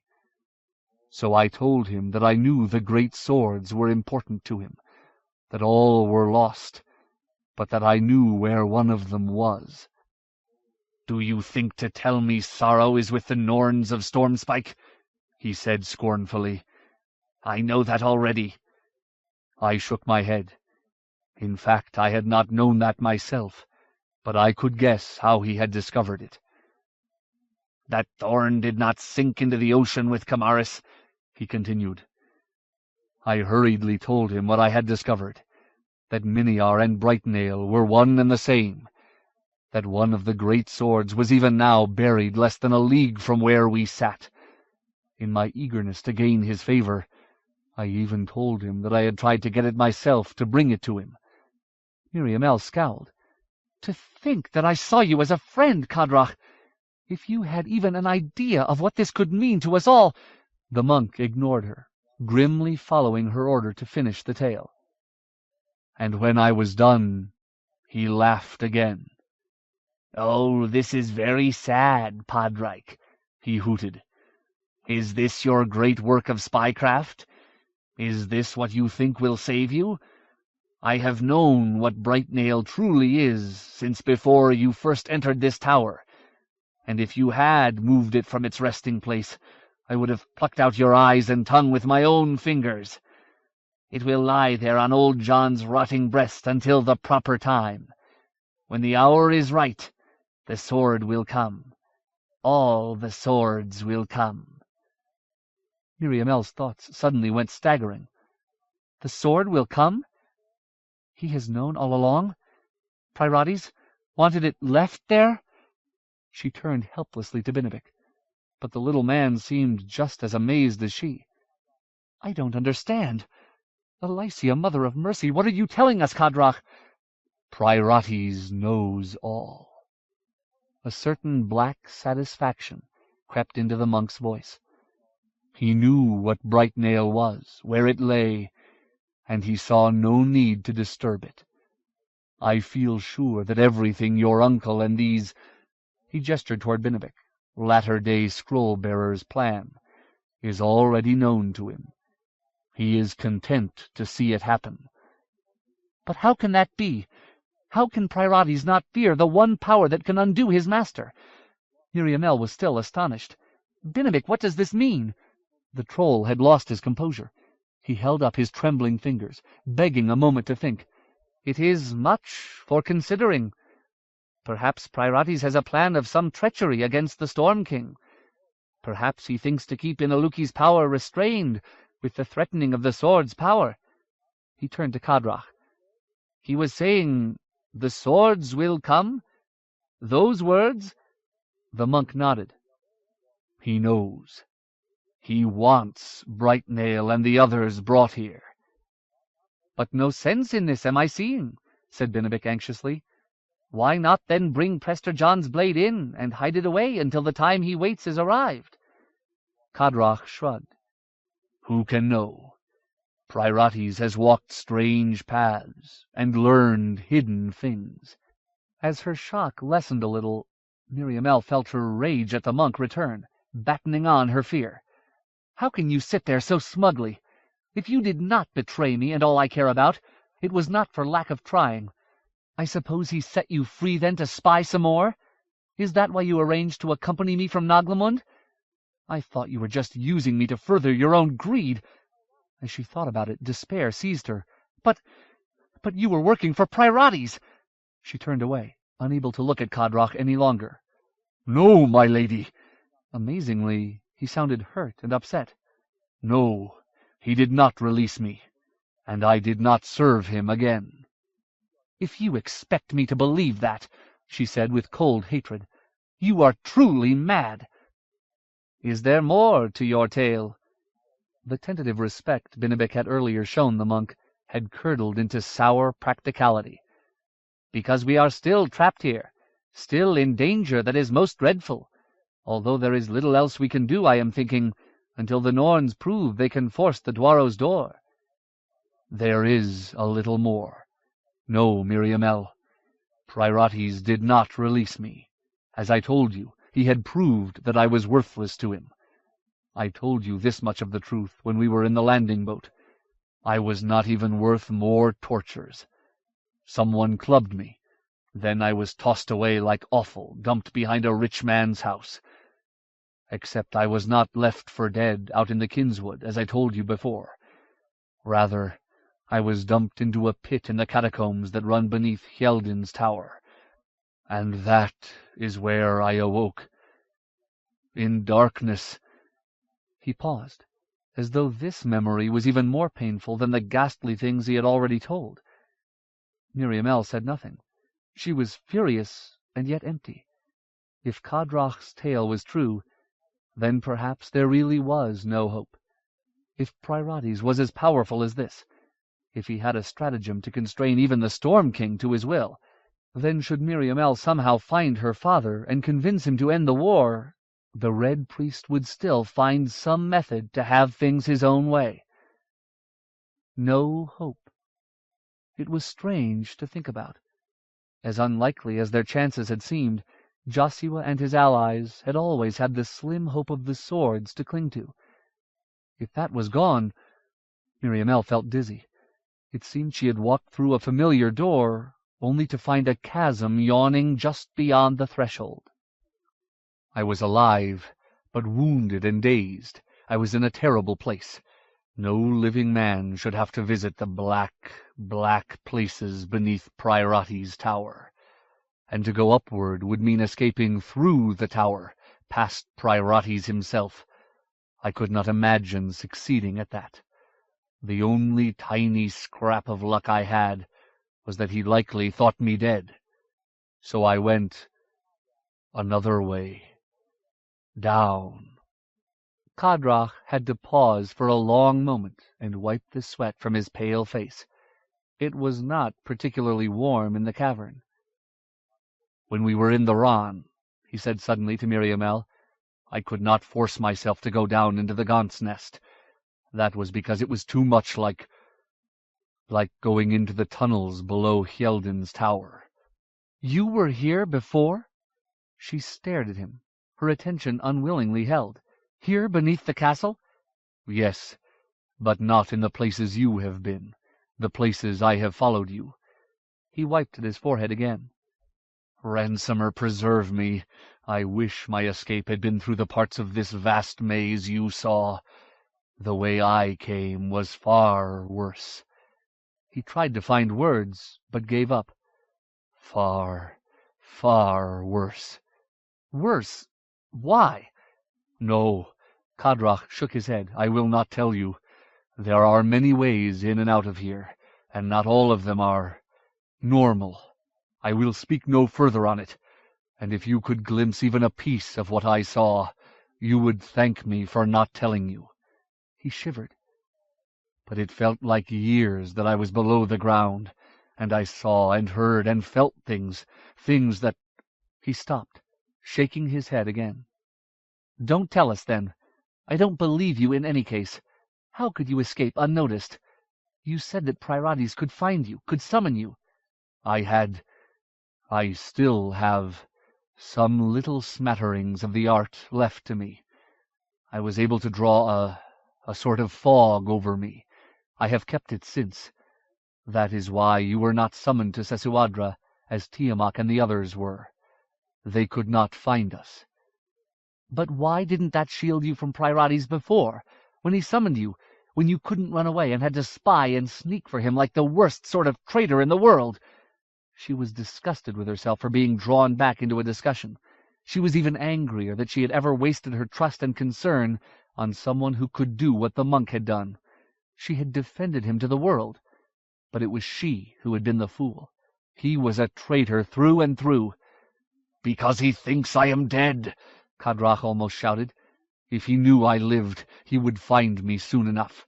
He would blow my poor shielding fog away like a strong wind, and I would be naked and helpless.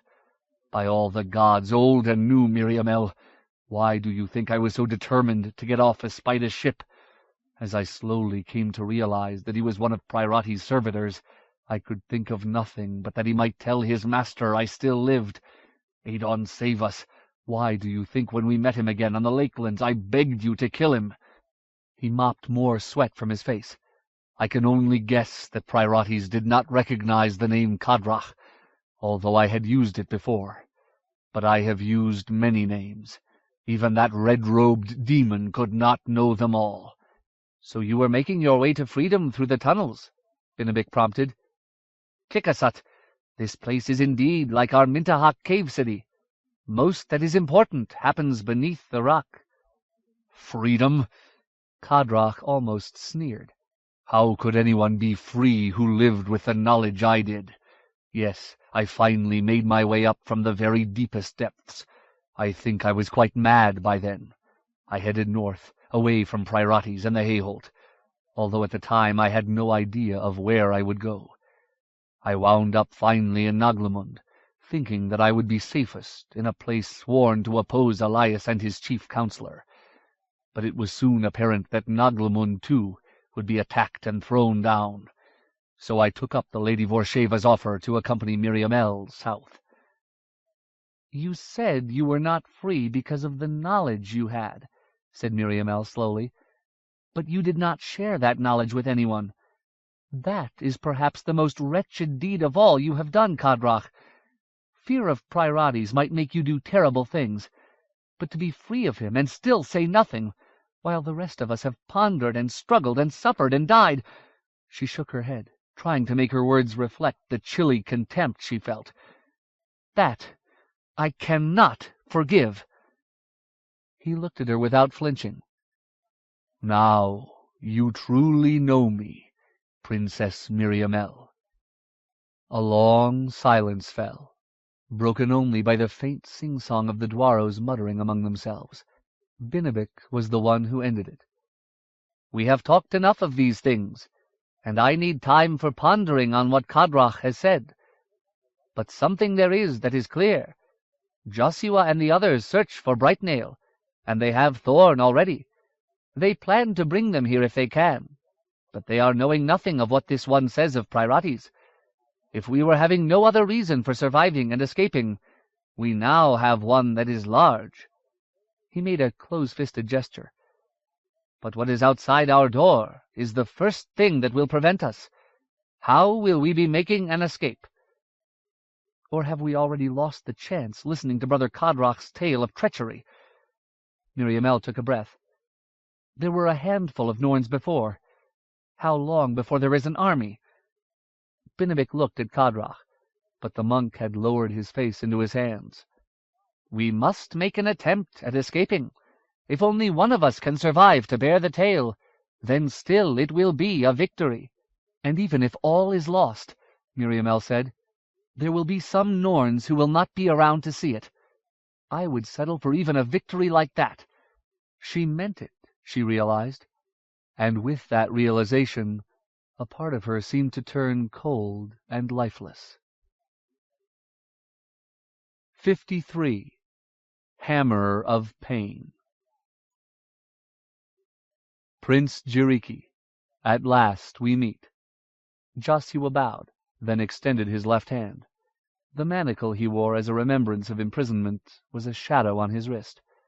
The Sitha made a strangely jointed bow of his own, then reached out his hand to clasp Joshua's. Isgrimnur could not help marveling at such a strange scene. "Prince Joshua," the new-risen sun turned both Jiriki's white hair and the snow faintly golden. "Young Shoman told me much about you. Is he here?" Joshua frowned. "He is not, to my regret. There is much to say, much to tell you, and much we hope you can tell us." He looked up at the looming walls of the Hayholt, falsely welcoming in the dawn light. "I am not sure which of us should say to the other, 'Welcome home.'" The Sitha smiled coldly. "This is not our home any more, Prince Joshua. And I am not sure it is mine either. But come, it is foolish to stand in the snow. Will you come and break your fast with us?" Jiriki shook his head. "Thanks to you for your courtesy, but I think not yet. He looked back at the milling Scythe, who had fanned out across the hillside and were rapidly setting up camp, the first colorful tents blooming like snowflowers. "My mother, Likimea, I think, speaks with my sister. I, too, would like to spend a short time with Aditu. If you would be kind enough to come to my mother's tent by the time the sun is above the tree-line, bringing those of your household you deem necessary, we will begin to talk. There is, as you said, much to tell." The Scythe gave a sort of graceful salute, bowed again, then turned and moved away across the snow. "That's cheek," Isgrimnur muttered, "making you come to them." "It was their castle first." Joshua laughed quietly. "Even if they do not wish to reclaim it." Isgrimnur grunted. "As long as they help us put the bastards out, I suppose we can go to their house for a visit." He squinted. "Now who's that?" A solitary rider had crested the hilltop behind the Scythe encampment. He was taller and more solidly built than the immortals, but he slumped wearily in the saddle. "God be praised!" Isgrimnur breathed, then shouted for joy. "Isorn! Ha! Isorn!" He waved his arms. The rider looked up, then spurred his horse down the hill. "Ah, father," he said, after he had dismounted and received a back-breaking embrace from the Duke, "I cannot tell you how good it is to see you. This brave Hernestiri mount," he patted his grey horse, "kept up with the Scythe almost all the way from Naglamund. They ride so fast, but we fell behind at the end." "No matter, no matter," Isgrimnur chortled. "I only wish your mother was not behind in Naban. Bless you, son. It makes my heart glad to see you." "Indeed," said Joshua, "you are a happy sight. What of Ylair? What of Hernestir?" Jiriki said but little. Isorn made a weary bow. "Everything I can tell you, I will, Joshua. Is there something to eat here, and somewhat to drink, too? Come." Isgrimnur put his arm about his tall son. "Let your old father lean on you for just a few minutes. I was smashed beneath my horse in Naban, did you know? But I am not finished yet. We will all break fast together. Adon has blessed us this morning." The afternoon had turned dark, and the wind had risen, clawing at the walls of the tent. Silent Scythe had put out shining globes of light, which were now warming into full brightness, like small suns. Duke Isgrimnur was beginning to feel restless. His back was giving him no peace, and he had been sitting propped on cushions. And how did a war-party of Scythe manage to carry cushions, he could not help wondering, so long that he did not think he could rise to his feet without help? Even the presence of Isorn sitting nearby was not enough to keep his thoughts from turning sour. The Scythe had destroyed Skali and his men. That was the first news Isorn had given him. The immortals had brought the Thane of Kaldskreike's head back to Hernesadark in a sack. Isgrimnur knew he should rejoice that the man who had stolen his dukedom and brought so much unhappiness to Rimmersgard and Hernestir was dead, but he felt mostly his own age and infirmity, as well as a certain angry shame. The revenge he had sworn so loudly at Naglamund had been taken by someone else. If he regained Elvrichala, it would be because the Scythe had earned it for him. That did not sit well. The unhappy Duke was having trouble paying attention to the things that seemed to fascinate Joshua and the immortals. "All this talk of houses and stars is very well," he said crossly, "but what exactly are we going to do?" He folded his arms across his broad chest. Someone had to hasten things along. These Scythe were like an army of golden-eyed Joshuas, seemingly content to talk and ponder until the day of weighing out. But the reality of the Hayholt would not go away. "We have siege engines, if you know what those are. We can knock the gates down eventually, or maybe even burrow under the walls. But the Hayholt was built stronger than anything in Ostenard, and it won't happen fast. In the meantime, your conqueror's star is right overhead." Likimea, who Isgrimnur supposed was the queen of the Scythe, though no one seemed to call her by that title, turned her faintly serpentine gaze on him. It was all the Rimmersman could do to meet her stare. "This one chills my blood, and I thought Aditu was strange." "You are correct, mortal. If our understanding and the lore of your scroll-bearers is true, we have very little time." She turned to Joshua.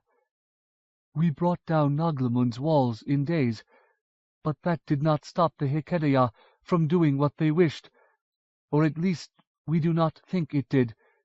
We cannot afford to make that mistake here."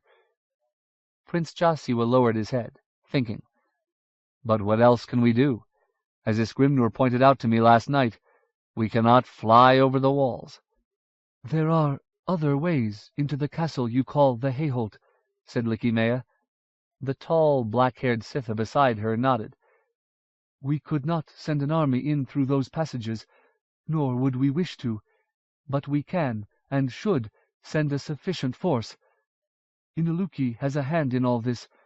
He, or your mortal enemies, have doubtless made sure that these ways are guarded. But if we keep our foes' attention on what happens out here before the walls, we might succeed in getting a small troop inside." "What other ways do you mean?" Joshua asked, frowning. "Tunnels," said Kamaris suddenly. "Ways in and out. John knew them. There is one on the cliffside below the sea gate." The old man had a slightly wild look, as though any moment he might begin raving again. Likimea nodded. The strings of polished stones braided into her hair clinked. "Just so. Although I think we can choose a better entrance than the caves along the cliff. Do not forget, Prince Joshua, Asua was ours once, and many of us were alive when it was still the great house of the Zydia. We know its hidden paths." "The sword."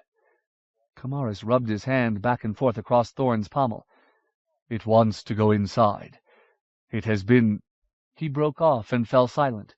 He had been strangely subdued through the entire day, but Isgrimnur could not help noticing that he seemed less daunted by the Scythi than any of the other mortals assembled in Likimea's tent. Even Tiamak and Strongyard, students of old lore, sat wide-eyed and silent, except when forced into stammering speech. Outside, the wind grew louder. "That is another, and perhaps the most important, mystery," said Jiriki. "Your brother has one great sword, Prince Joshua. This mortal knight, Sir Kamaris, has another. Where is the third?" Joshua shook his head. "As I told you, it is gone from my father's barrow." "And how will they serve us if we bring them all together?" Jiriki finished. "Still, it seems that Kamaris must be one of those we send beneath the walls. We cannot afford the chance that we would gain the other two swords and have this black blade left outside." He steepled his long fingers. "I regret, more than ever, the fact that Ylair and I could not find the Tinukedia of Mezutua, those you call Dwaros. They know more of sword lore and forging than anyone, and they certainly made Miniar. There is doubtless much they could have told us." "Send in Kamaris? Through some underground caverns?" Joshua seemed more than dubious. There was an edge almost of despair to his words. "We face perhaps the greatest battle that Ostenard has seen. Certainly it seems one of the most important. And you say that we should send away our greatest warrior?" As Joshua looked over to the old knight, Isgrimnur saw again the discomfort he had sensed earlier. What had Kamaris told him? "But surely you can see the sense of what my brother says, Prince Joshua." Aditu had been almost deferentially silent through the afternoon. "If all the signs, if all the dreams and rumors and whispered lore are true, then it is the great swords that will thwart Inaluki's plan, not men, or even immortals, battling before the gates of the castle. That has been the wisdom by which you have planned everything." "So because Thorn belongs to Kamaris, he and he alone can take it inside, and not through the gate or over the walls with the army behind him, but like a sneak thief?" "Thorn does not belong to me." Kamaris seemed to be struggling just to speak slowly and rationally. Methinks it is the other way around. Merciful Adon, let me go, Joshua. I doubt I can wait much longer before this thing drives me mad." Joshua looked at the old knight for a long time. Something unspoken passed between them. "Perhaps there is sense in what you all say," the prince admitted at last. "But it will be a hard thing to lose Camaris." He paused. "To lose him for the coming battle. It will be hard on the men. They feel invincible when they follow him." "Perhaps they should not know that he is gone," Aditu said. Joshua turned, startled. "What? How would we hide such a thing?" "I think my sister has spoken wisely," said Jiriki. "If we hope to have a chance to send Sir Camaris into your brother's castle, and he will not be alone, Joshua, there will be Zidia with him who know those places. But we do not wish to blow a trumpet and announce that we have done that.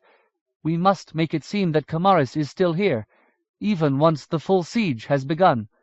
"The siege? But if our only hope is the swords, and our true stroke is this company that we send in through your secret ways, what point is there in throwing away the lives of others?" the prince demanded angrily. "Are you saying we should sacrifice men in a bloody siege that we already know is starting too late to achieve success?" Likimea leaned forward.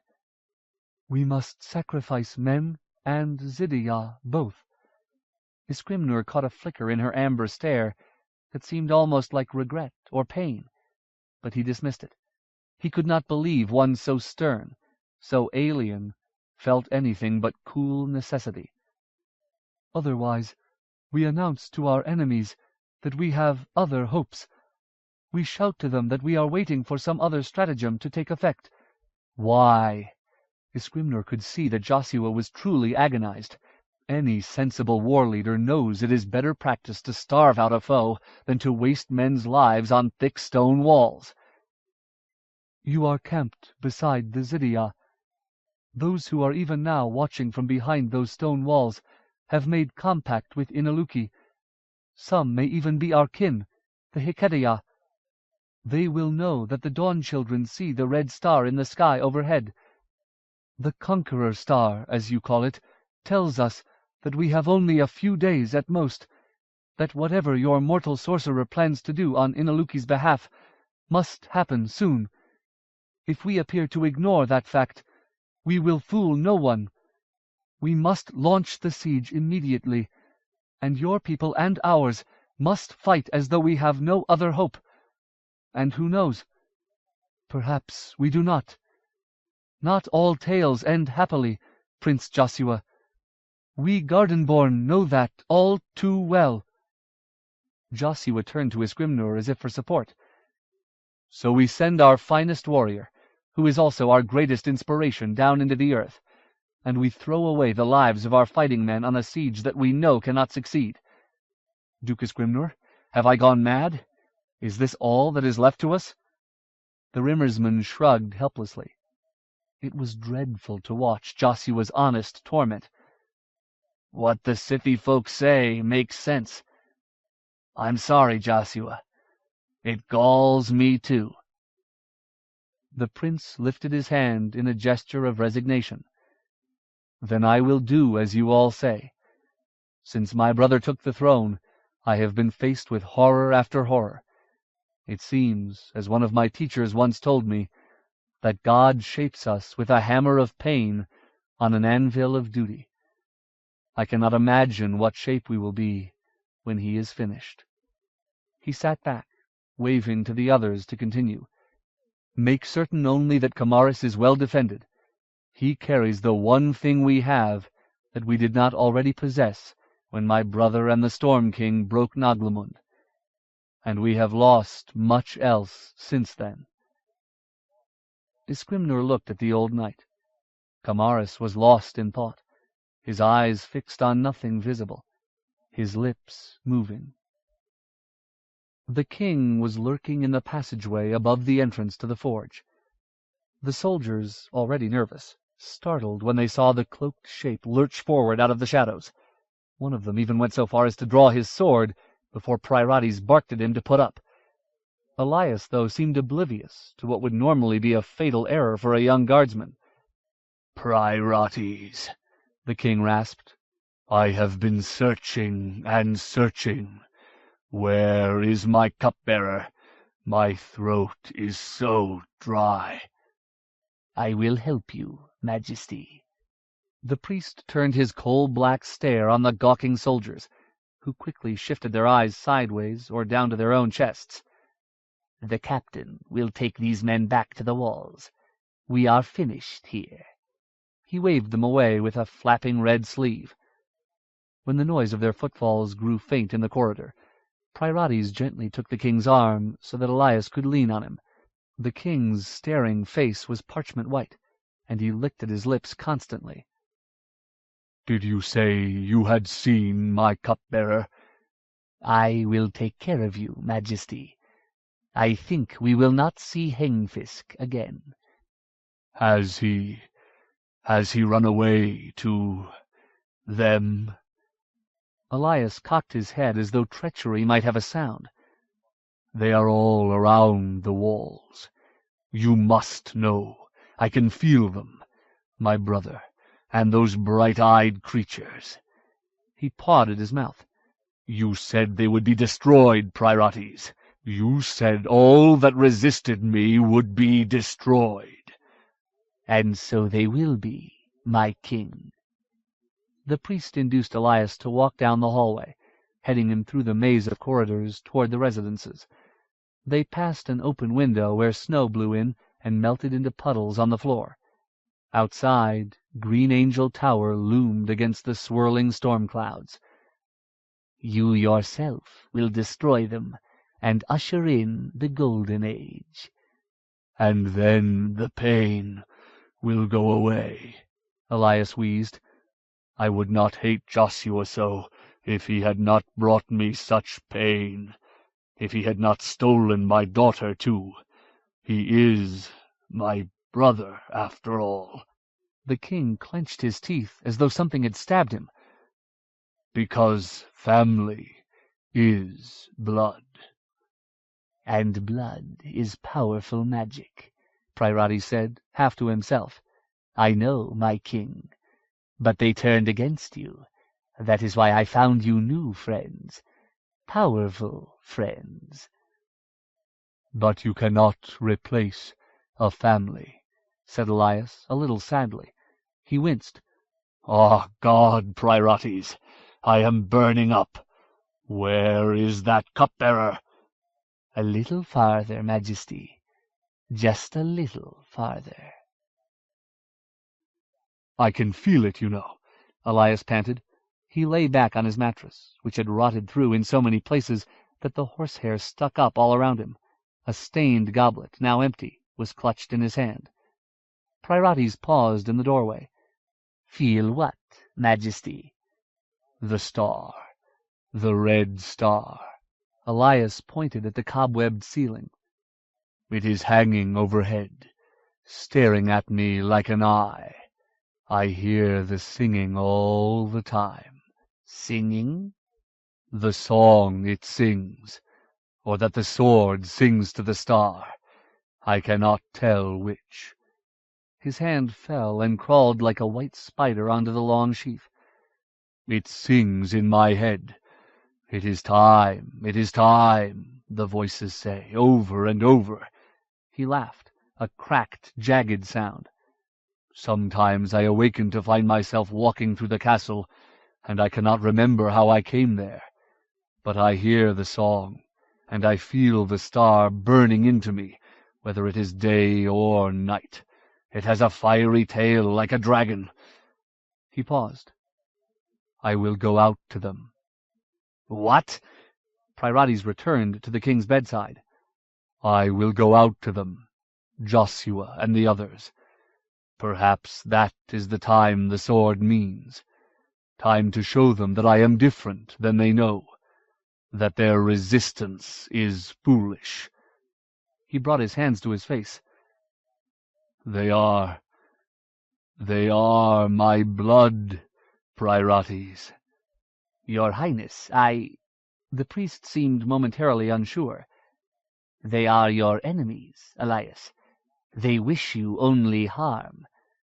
The king's laugh was almost a sob. "And you mean me only well. Is that right? That is why every night since you took me to that hill I have suffered dreams that God would not visit upon sinners in hell? That is why my body aches and burns until I can barely keep from screaming out loud?" Pryrates frowned.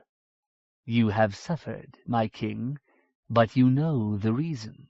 The hour is coming fast. Do not let your torments be for nothing." Elias waved his hand. "Go away. I do not wish to talk any more. I will do what I think best. I am the master of this castle, of this land." He gestured violently. "Go away, damn you! I am in pain." The alchemist bowed. "I pray you can rest, Majesty. I will go." Pryrates left the king staring up into the shadows of the ceiling. After standing silently in the corridor for long moments, the priest returned to the closed door and passed his hand over hinges and frame and door latch several times, mouth working soundlessly. When he had finished, he nodded, then went briskly up the corridor, boot heels clicking. Tiamat and Strongyard walked close together as they made their way down the hillside. Snow was no longer falling, but it was piled high on the ground.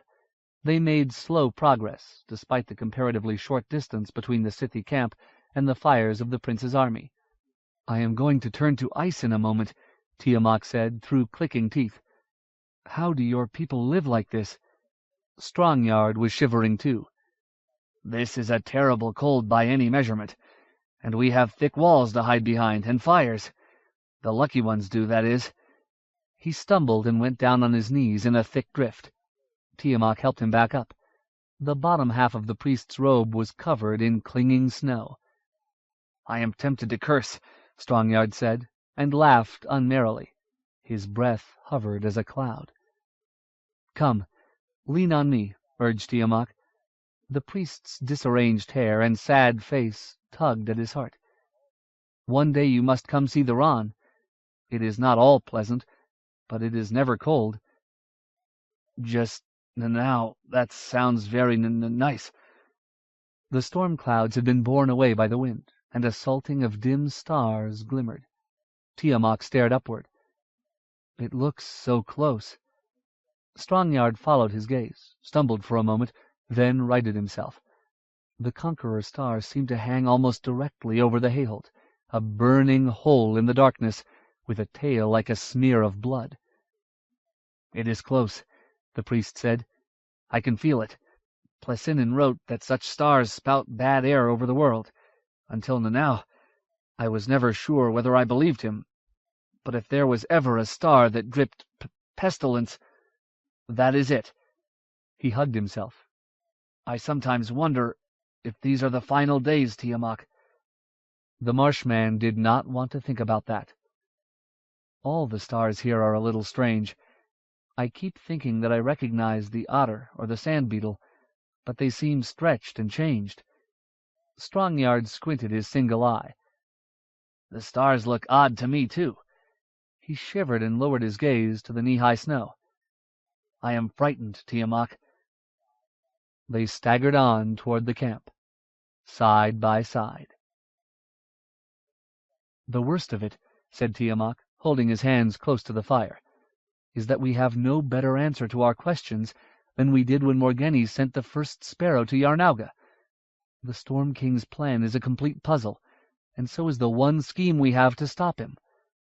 The small tent was filling with smoke, despite the opening near the top, but at this moment Tiamat did not care. As a matter of fact, it felt somewhat homelike. "That is not completely true." Strongyard coughed and waved away some of the smoke. "We know a few things. That Miniar is Brightnail, for one." "But that Hernesterman had come to tell us that," Tiamat said crossly. "You need not feel bad, Strongyard. From what I heard, you did much to help them locate Thorn. But I have done little to warrant being a member of the League of the Scroll." "You are too hard on yourself," the archivist said. "You brought the page of Nissi's book that helped bring back Kamaris." Have you looked into his eyes, Strongyard? Was that anything other than a curse to him? And now it seems he is losing those wits all over again. We should have left him alone." The priest stood. "Forgive me, but this smoke—" He pulled the tent flap open and fanned vigorously. A blast of cold air pushed much of the smoke back inside and set them both to shivering anew. "I'm sorry," he said miserably. Tiamat gestured for him to sit down. "It is a little better. My eyes are not stinging so." He sighed. "And this talk of a fifth house. Did you see how worried the city looked? They may have said they did not know what it meant, but I believe they knew something. They did not like it." The Ranaman shrugged his thin shoulders. He had already learned from Aditu that what the Sithi did not want to discuss remained a secret. They were polite, but could be stubbornly vague when they wished. "It matters little, I suppose. The siege begins tomorrow morning, and Kamaris and the others will try to make their way inside, and whatever they who watch and shape decide will happen. It will happen." Strongyard stared at him, his unpatched eye red-rimmed and watery. "You do not seem to get much solace from your Ron gods, Tiamat." "They are mine," the Marshman said. "I doubt yours would bring me any greater peace." He looked up and was startled by the archivist's pained expression. "Oh, I am sorry, Strongyard. I did not mean to be insulting. I am just angry, and frightened, like you. Please let me not lose my friends. Then I would have nothing at all." "Of course," the archivist said, then sighed. "And I am no different than you. I cannot escape the feeling that something important is just before me. Some simple thing, as you mentioned. I can feel its presence, but I cannot grasp it." He stared at his knit hands. "It is infuriating. There is some obvious mistake we have made, or will make, I am certain. It is as though I looked back and forth through a well-known book, looking for a page I have often read, but now I cannot find it." He sighed again. "It is no wonder we are neither of us very happy, my friend." Tiamat warmed briefly at the word friend, but then felt his sorrow return. "Something else is worrying me too," he told the archivist. "What is that?" Strongyard leaned over and tugged the door flap open for a moment, then let it fall shut. "I have realized that I must go down into the deeps with Kamaris and the others." "What? Blessed Elysia, Tiamat, what do you mean? You are no warrior." "Exactly, and neither Kamaris nor any of the Sithi have read Morgeni's book, or studied the archives at Naglamund as you did, nor shared the wisdom of Yarnauga and Denivan and Valada Jaloi. But someone who has must go. Otherwise, what if the people of this raiding party secure the swords and cannot guess how to use them? We will not get a second chance." "Oh, well then, mercy. I suppose I should go, since I have had the most time to study these things of anyone remaining." "Yes, Strongyard, my good Drylander friend. Of all of us, you know the most about the swords.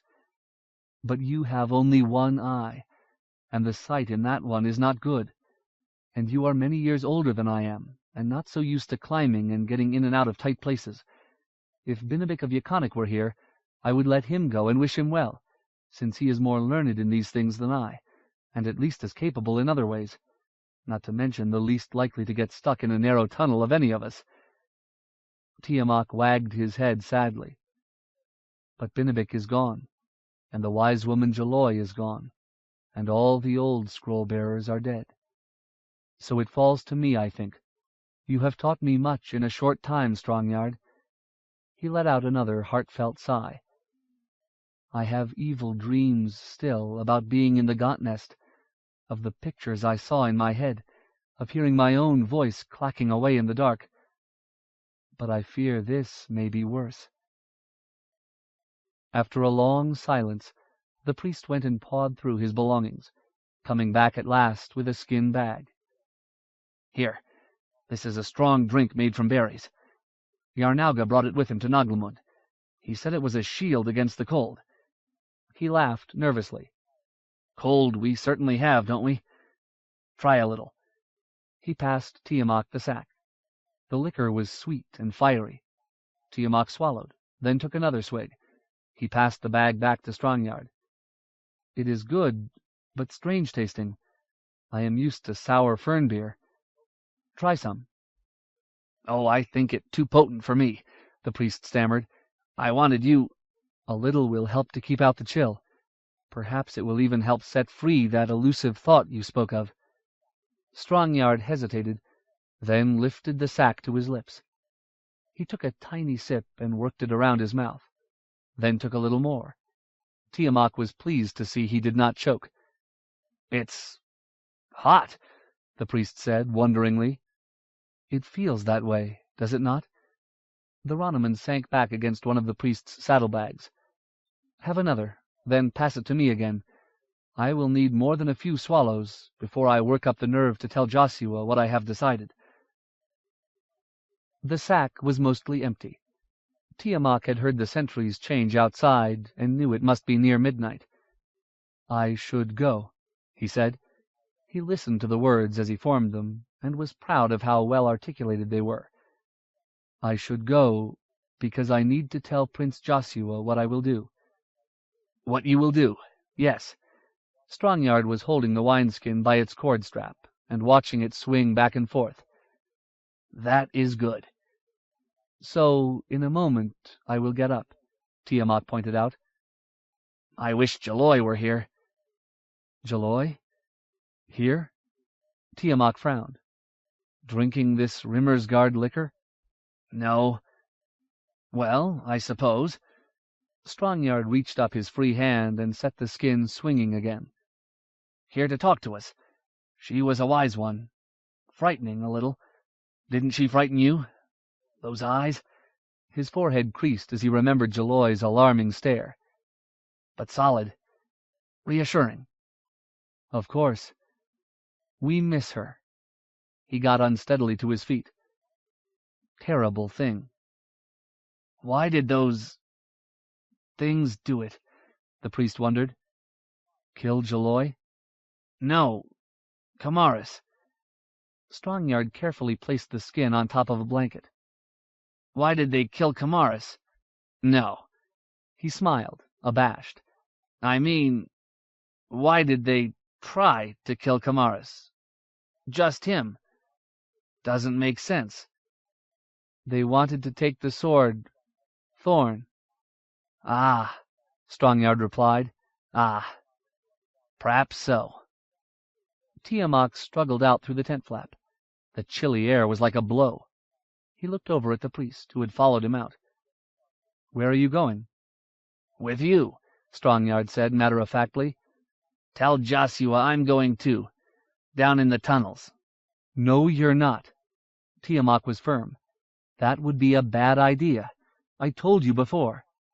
"I'll come with you anyway. To talk with him." The priest's teeth were already chattering. "Can't let you walk in the cold by yourself."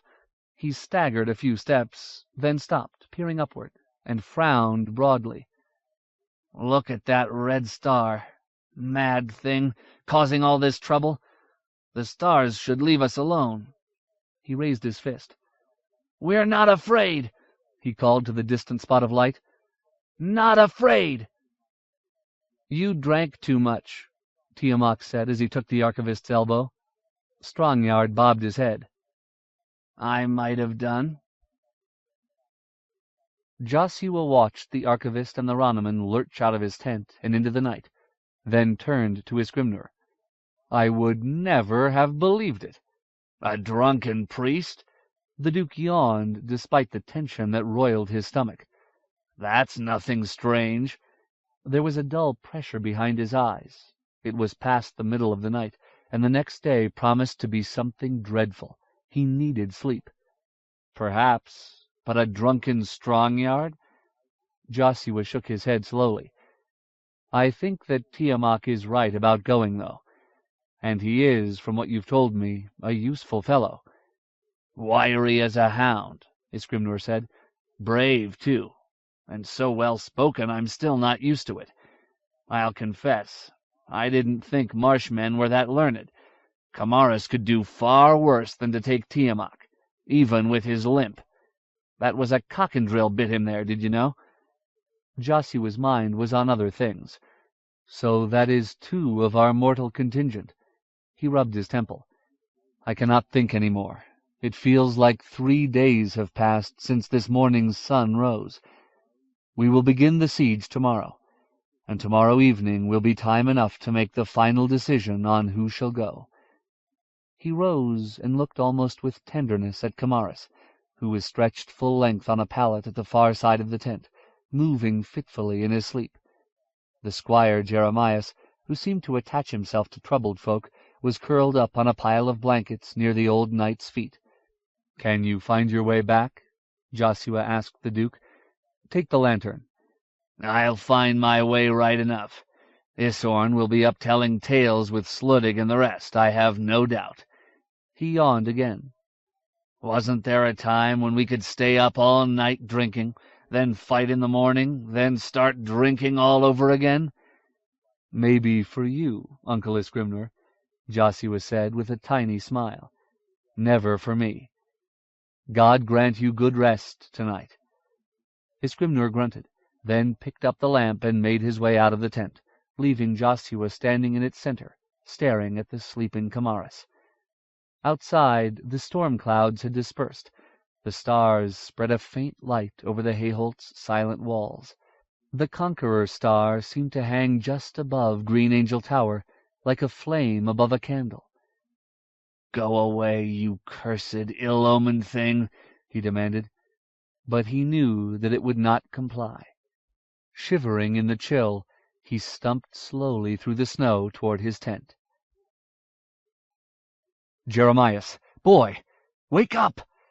The young squire sat up, fighting his way out of sleep. "What?" Joshua stood over him, half-dressed. "He's gone. He's been gone far too long." The prince snatched up his sword-belt and leaned to pluck his cloak from the floor. "Put on your boots and come help me." "What? Who's gone, Prince Joshua?"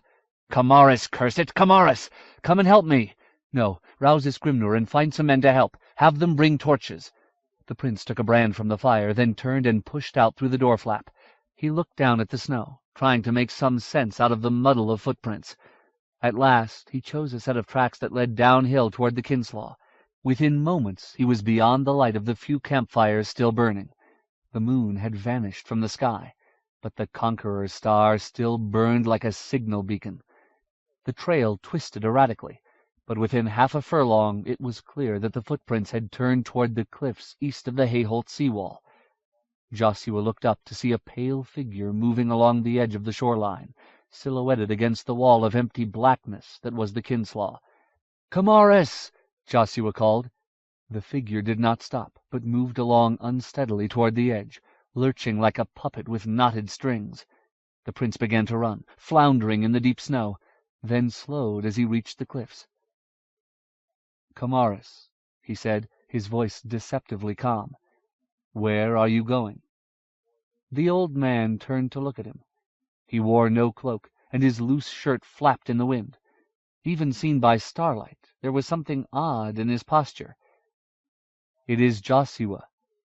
The prince lifted his arms as though to embrace the old man. "Come back with me. We will sit by the fire and talk." Camaris stared as though the words were animal noises, then began to make his way down the rocks. Joshua hastened forward. "Stop! Camaris, where are you going?" He scrambled over the edge, struggling to keep his balance on the muddy slope. "Come back with me." The old knight whirled and pulled thorn from its scabbard. Although he seemed fearfully confused, he handled the sword with unthinking mastery. His horn Kellion dangled on its baldric, drawing Joshua's eye as it swung back and forth. "It is time," Camaris whispered. He was barely audible above the waves that slapped on the shore below. "You cannot do this!" Joshua reached out his hand. "We are not ready. You must wait until the others can go with you." He advanced a few slithering steps down the slope. "Come back." Camaris abruptly swung the sword in a wide, flat arc. It was nearly invisible in the darkness, but it hissed as it passed the prince's chest. "Adon's blood, Camaris! Do you not recognize me?" Joshua took a step back. The old man raised the sword for another stroke. "It is time," he said, and swung, this time with deadly aim. Joshua threw himself backward. His feet skidded from beneath him, and he whirled his arms for a moment, struggling for balance, then fell and tumbled down the slope, through long grasses and over mud and stones, landing at last in a drift of dirty snow, where he lay for long moments, wheezing in pain. "Prince Joshua?" A head appeared at the top of the rise. "Are you down there?" Joshua dragged himself onto his feet. Kamaris had made his way down to the bottom of the hill and onto the beach. Now he was a ghostly shape moving along the cliff face. "I'm here," he called to Jeremias. "Damn it, where is the Duke?" "He's coming, but I don't see him yet," the youth said excitedly. "I ran back after I told him. Shall I come down and help you? Are you hurt?" Joshua turned and saw Kamaris hesitating before one of the black openings in the cliff wall. A moment later he vanished into the hole. "No!" Joshua shouted, then called up to Jeremias. "Get his Scrimnor. Make him hurry. Tell him Kamaris has gone into one of the caves down here. I will mark which one. We will lose him if we wait any longer. I am going to bring him out." You... The squire was confused. "You're going to follow him?" "Damn me, I can't let him go down there himself. He is mad. Adon knows what... He might fall, be lost. I will bring him back somehow, even if I have to outfight him myself and carry him back on my shoulder. But for God's sake, tell his Scrimnor to hurry with the torches and men. Go on, boy, run!" Jeremias hesitated a moment longer, then vanished from the prince's sight. Joshua crawled the short distance to where his torch lay sputtering on a muddy outcropping, then clambered down the slope to the beach. He quickly made his way to the place where Kamaris had disappeared, and found a cave mouth little different than any of the others along the cliff. Joshua grabbed several stones and piled them next to the opening, then stepped in, holding the torch before him. His Scrimnor stared at the soldiers. "What do you mean, gone?" The man looked back at him, half apologetic and half defensive. "Just that, Duke Scrimnor. The hole splits off, goes different ways. We thought we saw some marks, like from a torch end up on the walls, but we didn't find anybody that way. We searched the other passages, too. It's like wormholes in there. Tunnels everywhere." "And you shouted?" "Called the prince's name loud as we could. Nobody called back." His Scrimnor stared at the gap in the cliff wall, then looked at Sluttig.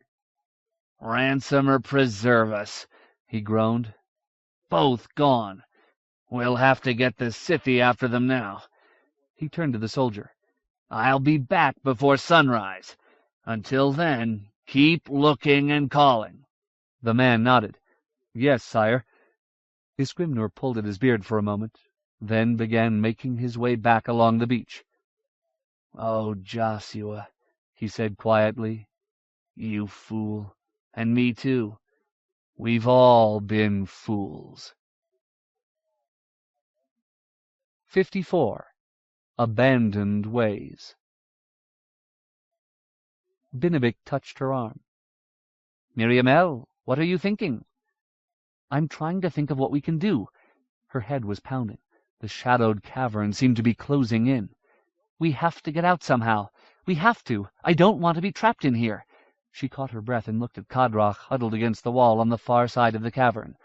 "How could he do such things, Binnabic? How could he betray us all that way?" "He was not knowing you then," the troll pointed out, "so he could not be thinking that it was you he was betraying." "But he didn't tell us afterward. He didn't tell us anything. All that time we were together." Binnabic lowered his head. "It is done. Now we must be thinking on other things." He gestured to the Dwarros, who were seated in a circle, singing quietly. "They are thinking the Norns come soon, they have said to me. Already the ward is crumbling. The door will not hold for a much lengthier time." "And they're just going to sit and wait," said Miriamel bitterly. "I can't understand them any more than I can understand Kadrach." She stood and walked past the troll. "Ysvidri, why are you mooning around like this when the Norns are outside? Don't you understand what will happen to us?" She heard her voice rising shrilly, but she did not care. The Dwarros stared up apprehensively, mouths agape. Miriamel thought they looked like a nest full of baby birds. "We are waiting," he began. "Waiting? That's just it. You're waiting." She quivered with anger. They were all waiting for those fish-belly white things to come in and take them. Take her and the troll, too. Then let's open the door now. Why put it off any longer? Benedict and I will fight to win free and probably be killed. Killed because you brought us here to this trap against our will. And you will sit and be slaughtered. So there is no sense waiting any longer. Ysvidri goggled. But perhaps they will go. You don't believe that. Come, open the door. Her fear beat higher, rising like storm-tossed waves. She leaned down and grabbed the Dwaro's long wrist in her hand and tugged. He was as unmovable as stone. "Get up, damn you!" she shouted, and yanked as hard as she could. Alarmed, the Dwaros burbled at each other. Ysvidri's eyes widened in consternation. With a flick of his powerful arm, he dislodged Miriamel's grip. She fell back on the cavern floor, breathless. "Miriamel!" Benedict hurried to her side. "Are you hurt?" She shook off the troll's helping hand and sat up. "There!" she said triumphantly. "Ysvidri, you didn't tell the truth." The Dwaro stared at her as though she had begun to foam at the mouth. He curled his flat fingers protectively against his chest. "You didn't," she said, and stood. "You will push me away to keep me from forcing you against your will. So why not the Norns? Do you want to die, then? Because the Norns will certainly kill you, kill me, kill us all.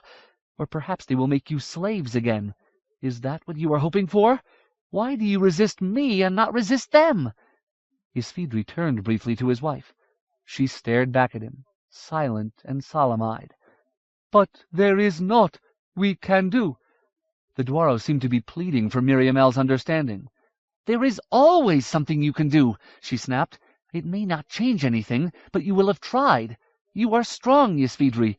You Dwaro folk are very strong, and you can do many things. I watched your wife shaping stone. Maybe you have always run away before, but now there is nowhere left to hide. Stand with us, damn you!"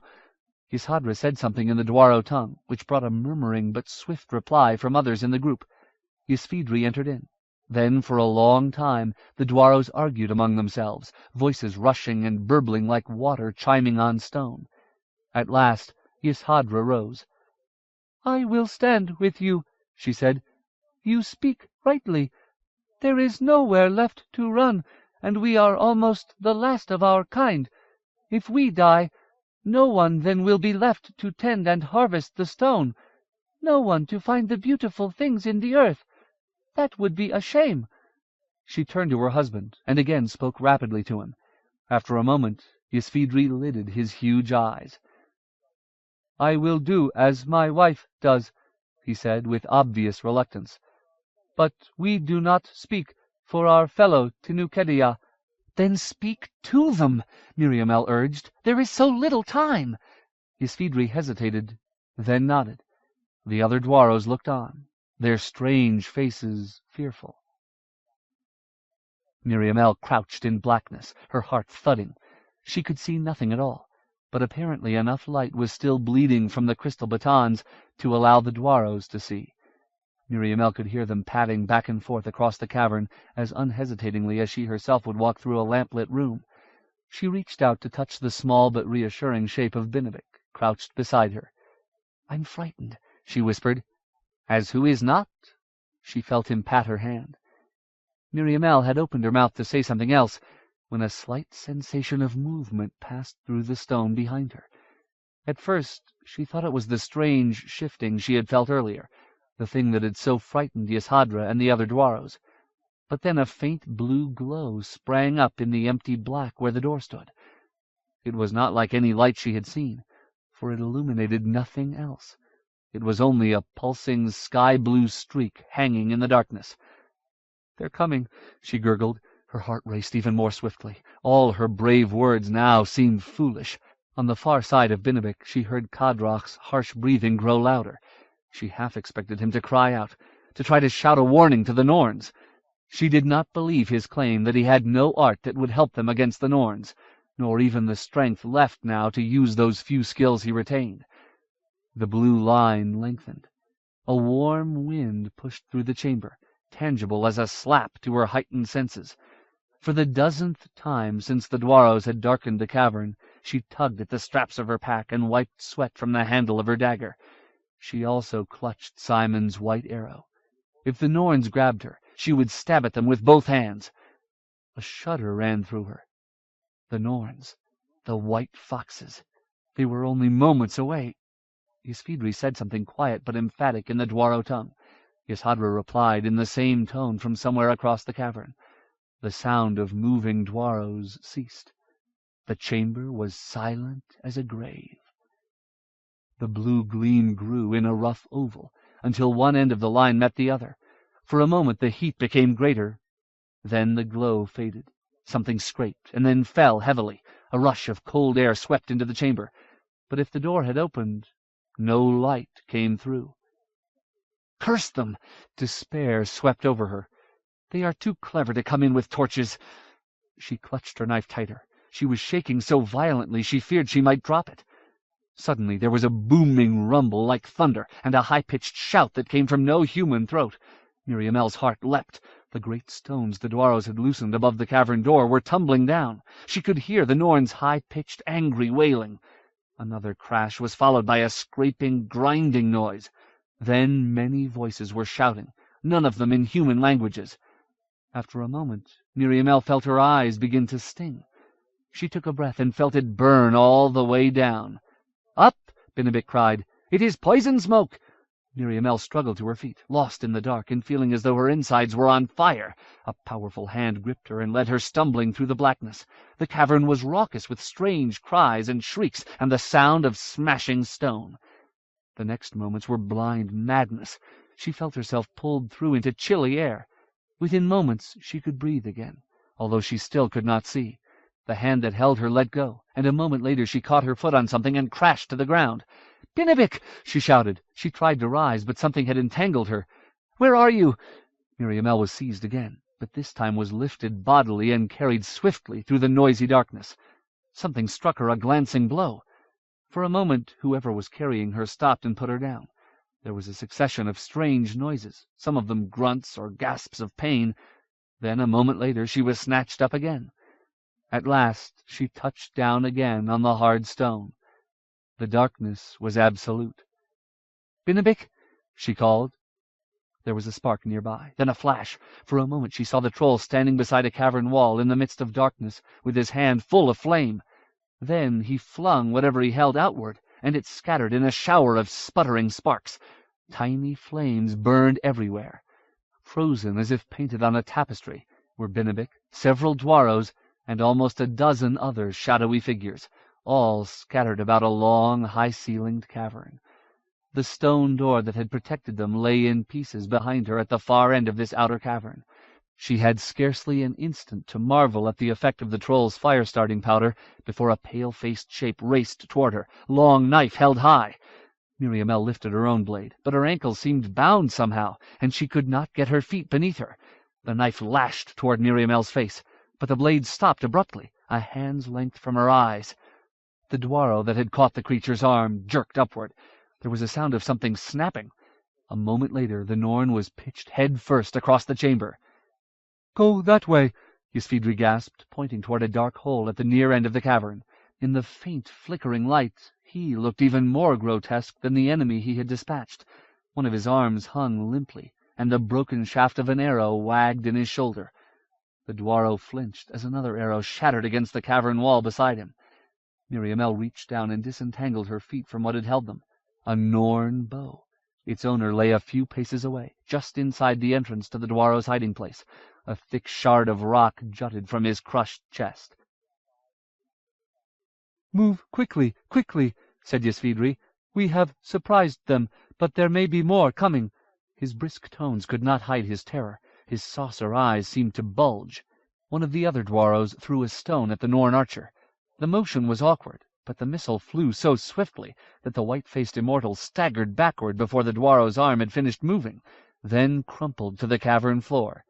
"Run!" Binabik called, "before more archers are coming." Miriamel rushed after him into the tunnel mouth, still clutching the bow. She stooped on the run to pick up a few scattered Norn arrows. She put Simon's arrow through her belt for safekeeping, and knocked one of the black arrows. As she did so, she looked back. Ysvidri and the other Dwaros were backing after her, keeping their frightened eyes fixed on the Norns. These inched along behind them, staying out of the Dwaro's long reach, but obviously not intending to let them escape so easily. Despite the carnage, the half-dozen bodies lying scattered in the outer chamber and the breached doorway, the Norns seemed as calm and unhurried as hunting insects. Miriamele turned and hastened her pace. Binevik had lit a torch, and she followed its light down the uneven tunnel. "They're still following," she panted. "Run, then, until we find a better place for fighting," the troll called back. "Where is the monk, Kadrach?" "Don't know," Miriamele said. And maybe it would be better for everyone if he died back there. The thought felt cruel but just. Better for everyone. She raced along after the bobbing torch. "Joshua is gone?" Isorn was stunned. "But how could he risk himself, even for Kamaris?" Isgrimnur did not know how to answer his son's question. He tugged fiercely at his beard, trying to think clearly. "Still, there it is," he said. He stared around the tent at the rest of the unhappy faces. "I have had soldiers hunting all through the caves for hours, with no luck. The Scythi are preparing to go after the two of them, and Tiamat will accompany them. There is nothing more we can do about it." He blew out, fluttering his mustache. "Yes, damn me, Joshua has hamstrung us. But now, more than ever, we must make sure we distract Elias. We can't waste tears." Sluttig peered out through the door flap. "It is nearly dawn, Duke Isgrimnur, and snowing again. The men know something strange has happened. They are growing restless. We should decide what to do, my lord." The Duke nodded. Inwardly he cursed the fate that had dropped Joshua's command into his lap. "We will do what we planned. All that has changed from yesterday's council is that Joshua is gone. So we will need not one mimic, but two." "I am ready," Isorn said. "I have Kamaris' surcoat. And see." He pulled his sword from its scabbard. Blade and hilt were shiny black. "A little paint, and it becomes thorn." He caught Isgrimnur's discomfited look. "Father, you agreed to this, and nothing has changed. Of all who can be trusted with the secret, only I am nearly tall enough to pass as Kamaris." The Duke frowned. "It is so. But because you pretend to be Kamaris, don't believe you are Kamaris. You need to stay alive and on your horse so you can be seen. Take no foolish chances." Isorn flashed him an unhappy glance, angry after all his experiences to be treated like a child. Isgrimnur almost regretted his fatherly worry. Almost, but not quite. "So then, who shall mime Joshua?" "Are there any that can fight with their left hands?" Sluttig asked. "'S right," said Freysel. "None'll believe Joshua with a right hand." Isgrimnur felt his frustration growing. This was madness, like choosing courtiers to act in the Tunath's Day pageant. "He need only be seen, not fight," Isgrimnur growled. "But he must be somewhere in the fighting," Sluttig insisted, "or no one will see him." "I will do it," said Hotvig. The scarred Thrithingsman lifted his arm, and his bracelets jangled. "I can fight with either hand." But he does not look like Joshua," said Strongyard apologetically. "Does he?" He had sobered since the Duke had seen him earlier, but still seemed distracted. "Hotvig, you are very broad in the chest, and your hair is too light." "He will be wearing a helm," Sluttig pointed out. "The Harper Songfigol looks much like the prince," Strongyard offered. "At least he is slender and dark-haired." "Ha!" Isgrimnur barked a laugh. "I would not send a singer into the middle of such a bloodletting. Even if he need not fight, he must sit his horse in the clamor of fierce fighting." He shook his head. "But I cannot spare you either, Hotvig. We need your Thrithingsmen. You are our fastest horsemen, and we must be ready in case the king's knights make a sally from the gate. Who else?" He turned to Saridin. The Nabani captains had been silent, stunned by Joshua's disappearance. "Have you any ideas, Baron?" Before Saridin could reply, his brother Brindali's stood. "I am close to the prince's size, and I can ride." "No, that is foolish," Saridin began, but Brindali's halted him with a raised hand. "I am not a fighter like you, my brother, but this is something I can do. Prince Joshua and these folk have risked much for us. They faced imprisonment or even death at our hands to bring us the truth, and then helped us to drive Benegaris from the throne." He looked around the tent somberly. "But what good is that to us, if we do not survive to enjoy it? If our children are unhomed by Elias and his allies? I am still somewhat baffled by all this talk of swords and strange magics. But if this stratagem is truly necessary, then it is the least I can do." Iskrimnur saw his calm resolve and nodded. "It is done, then. Thank you, Brindalis, and may Adon give you good luck. Isorn, get him into things of Joshua's as will fit. Then you can take whatever else of Kamaris that you need. From what Jeremiah said, I doubt he took his helm with him. Freysel?"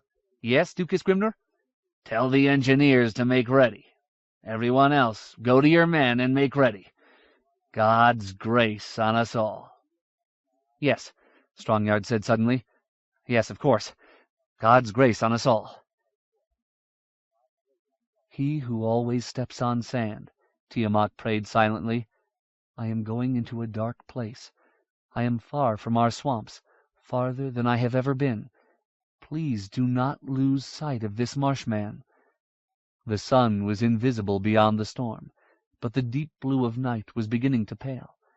Tiamat looked up from the Kinslaw beach at the faint shadows that must be the turrets of the Hayholt. They seemed impossibly far away, distant and forbidding as mountains. "Bring me out alive, and I will... and..." He could not think of any promise that might tempt the protector god. "I will honor you. I will do what is right. Bring me out alive again. Please." The snow swirled and the wind moaned, whipping the black Kinslaw to a froth of waves. "We go, Tiamat," Aditu said from behind him. She was near enough that he jumped in surprise at the sound of her voice. Her brother disappeared into the black mouth of the cave. Tiamat followed. The noise of the wind began to diminish behind him. Tiamat had been surprised to find the city such a small group, and even more surprised to find Likimea a part of it. "But isn't your mother too important to leave your people and come down here?" he whispered to Aditu. As he scrambled down a boulder, clinging to the shining globe that Jiriki had given him, he saw Likimea turn to look back at him with what he felt sure was disgust. He was embarrassed and angry with himself for underestimating the city's keen ears. Aditu slithered down beside him, nimble as a deer. "If someone must speak for Year-Dancing House, Uncle Kendraja Aro will be there, but the others will make their decisions as things happen, and all will do what needs to be done." She stopped to pick something off the floor and stared at it intently. It was too small for Tiamat to see. "In any case, there are things at least as important to be done down here, and so those most able to do them have come."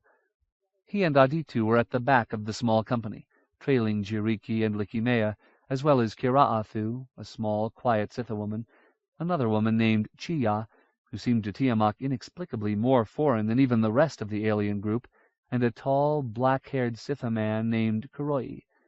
All moved with the odd grace Tiamat had long noted in Aditu, and except for Aditu and her brother, none seemed to take any more notice of the Ronaman than of a dog following in the road. "I found sand," Aditu called to the rest of the party.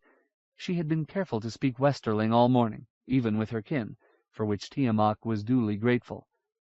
"Sand?" Tiamat squinted at the invisible something she held prisoned between finger and thumb. "Yes?" "We are now far in from the water's edge," she said, "but this is rounded, formed by the motion of stone in water. I would say we are still on Joshua's track." Tiamat had thought the Scythi were following the prince by some kind of immortal's magic. He did not know quite what to make of this revelation. "Don't you just know where the prince and Kamaris are?" Her amused smile was very human. "No, there are things we can sometimes do to make finding someone or something easier, but not here." "Not here? Why?" The smile went away. "Because things are changing here. Can you not feel it? It is as powerful to me as the wind was loud outside." Tiamat shook his head. If anything dangerous comes toward us, I hope you will tell me. This is not my marsh, and I do not know where the dangerous sands lie." "Where we go was our place once," Aditu said seriously, "but no more." "Do you know your way?" Tiamat looked around at the sloping tunnel, the countless crevices and nearly identical cross-passages, black beyond the range of the lighted globes. The thought of being lost here was terrifying. "My mother does, or at least she soon will. Chia also lived here." "Your mother lived in this place?" "In Asua. She lived there for 1,000 years." Tiamat shivered. The company followed no logical path that Tiamat could see, but he had long resigned himself to trusting the Scythi, although there was much about them that frightened him. Meeting Aditu on Sesuadra had been strange enough, but she had been singular, a freak, as Tiamat himself must have seemed to the Drylanders.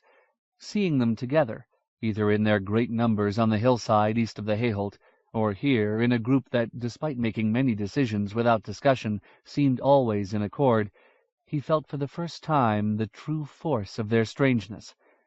They had ruled all of Austenard once.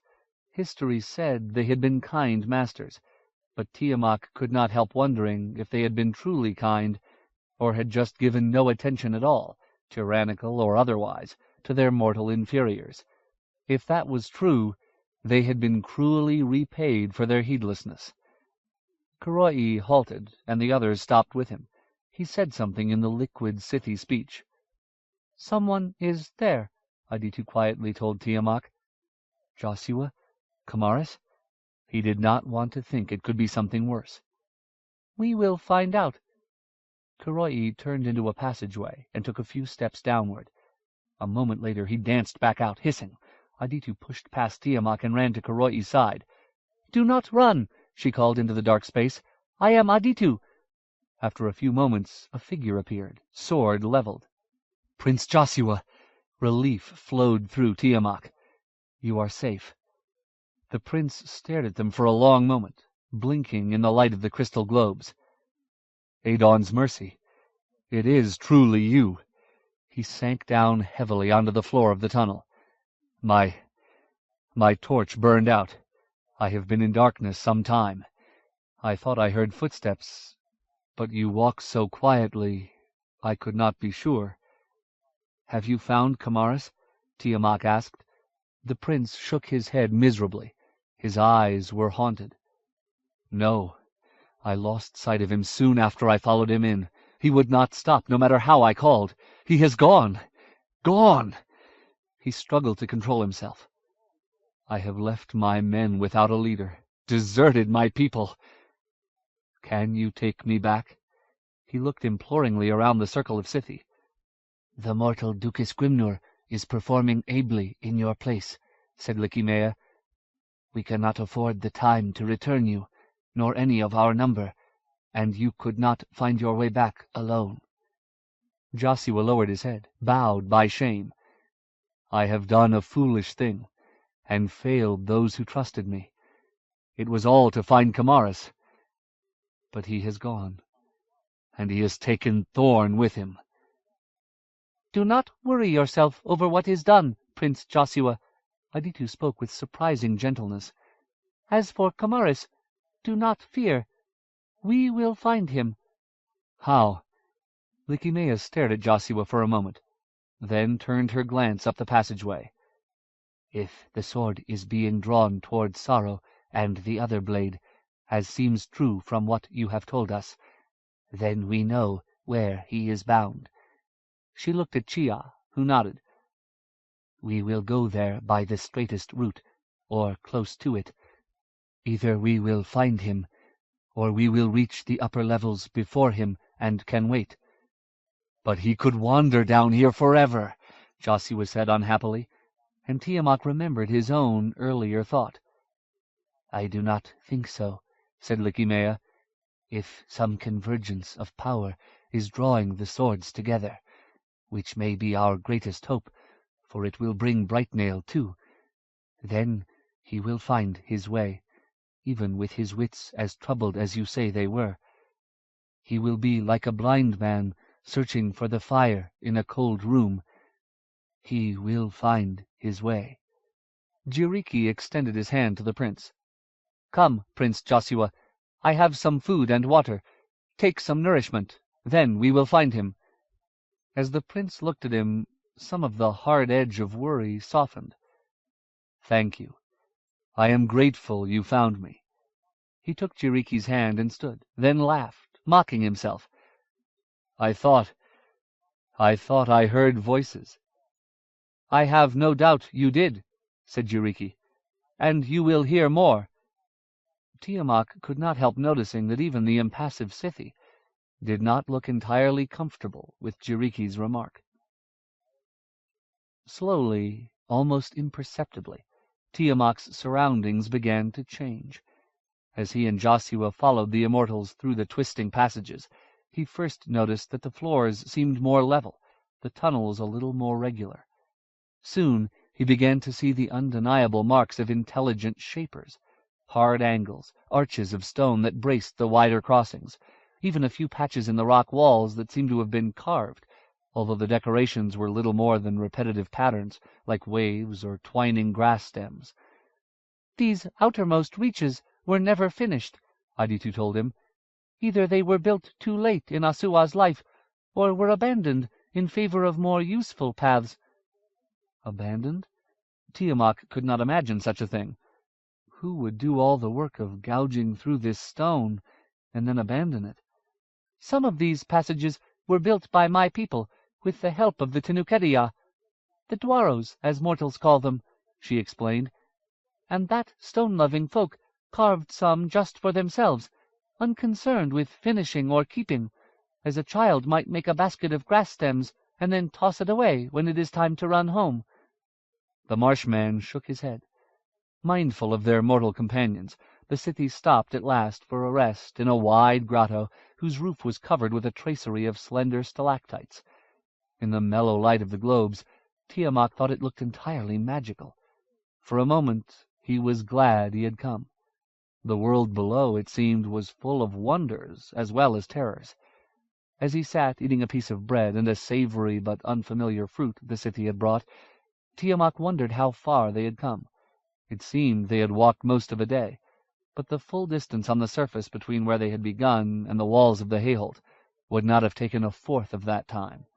Even with the circuitous track of the tunnels, it seemed they should have reached something, but they were still wandering through largely featureless caverns. "It is like the spirit hut of Buayeg in the old story," he decided, only half in jest. "Small outside, big inside." He turned to ask Joshua if he had noticed the same oddity. The prince was staring at his own piece of bread, as though he was too tired or distraught to eat. Abruptly the cavern shuddered, or seemed to. Tiamat felt a sensation of movement, of sudden slippage, but neither Joshua or the Scythe seemed to move in response to it. Rather, it was as though everything in the grotto had slid to one side, but the people inside had slid effortlessly with it. It was a frightening wrench, and for a long moment after it had passed, Tiamat felt as though he occupied two places at the same time. A thrill of terror ran up his spine. "What is happening?" he gasped. The obvious uneasiness of the Scythe did nothing to make him feel better. "It is that which I spoke of before," said Aditu. "As we draw closer to Asua's heart, it is getting stronger." Lycaeus stood and slowly looked around, but Tiamat felt sure that she was using more than her eyes. "Up," she said. "Time is short, I think." Tiamat scrambled to his feet. The look on Lycaeus' stern face frightened him badly. He suddenly wished he had kept his mouth closed, that he had stayed above ground with the rest of his mortal companions. But it was far too late to turn back. "Where are we going?" Miriamel gasped. Ishadra, who had replaced her wounded husband as leader, turned to stare. "Going?" said the Dwaro. "We are fleeing. We run to escape." Miriamel stopped, bending over to catch her breath. The Norns had attacked them twice more as they fled through the tunnels, but without archers they had been unable to overcome the terrified Dwaros. Still, 2 more of the stone tenders had fallen in the fighting, and the white-skinned immortals had by no means given up.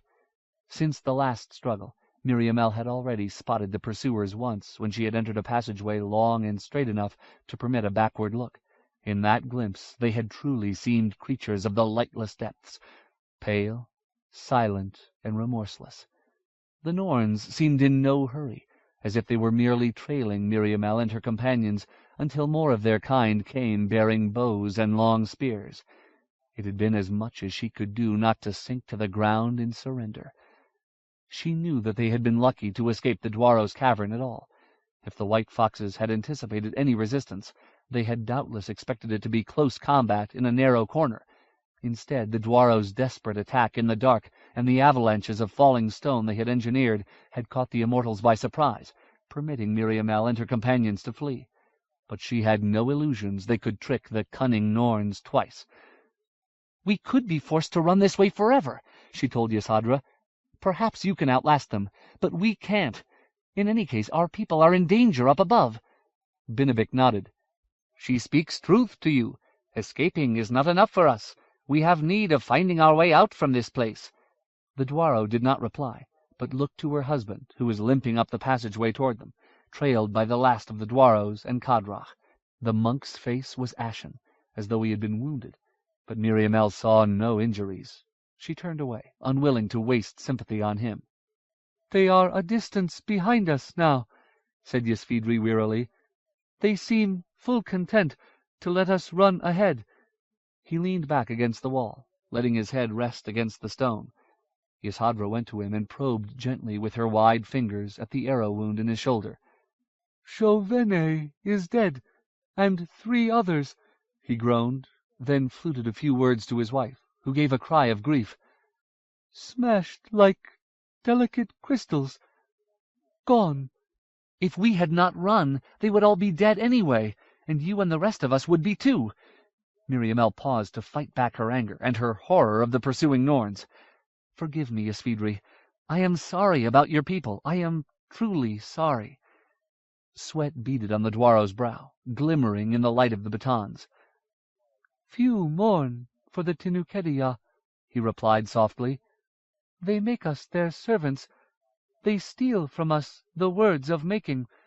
They even beg our help when they are in need. But they seldom mourn us." Miriamel was ashamed. Surely he meant that she was as guilty of using the Dwaros, and Niski's too, she thought, remembering Ganitai's sacrifice, as even their one-time masters, the Scythi. "Take us to where we can reach the world above," she said. "That is all I ask. Then go with our blessing, Ysvidri." Before the Dwaro could reply, Binabik suddenly spoke up. "The words of making. Were all the great swords being forged with these making words?" Ysvidri looked at him with more than a little suspicion, then winced at something his wife was doing to his shoulder. "Yes, it was needful to bind their substance, to bring their being within the laws." "What laws are these?" "Those laws that cannot be changed, the laws that make stone be stone, make water be water. They can be," he searched for a word, "stretched or altered for a short time, but that brings consequences. Never can they be undone." One of the Dwaros at the rear of the tunnel spoke anxiously. "Imayan says he can feel them coming," Yssadra cried. "We must run." Ysvidri pushed himself away from the tunnel wall, and the group began its uneven progress once more. Miriamel's weary heart was racing. Would there never be an end to this? "Help us reach the surface, Ysvidri," she begged. "Please."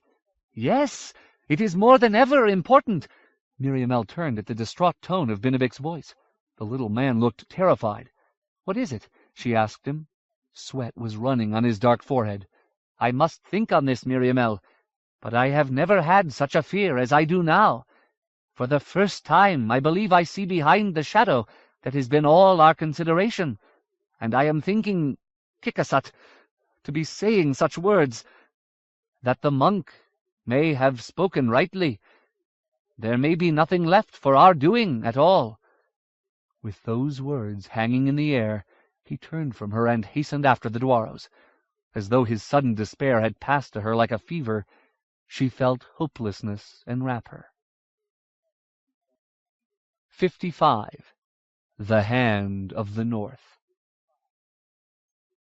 The winds shrieked around Stormspike's summit, but beneath the mountain all was silent. The lightless ones had fallen into a deep slumber. The corridors of Under Nakiga were nearly empty. Utuku's gloved fingers, slender and brittle as cricket legs, flexed upon the arm of her throne.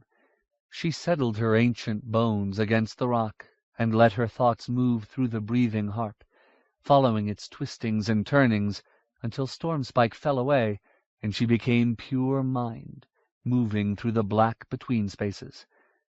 The angry Dark One was gone from the harp.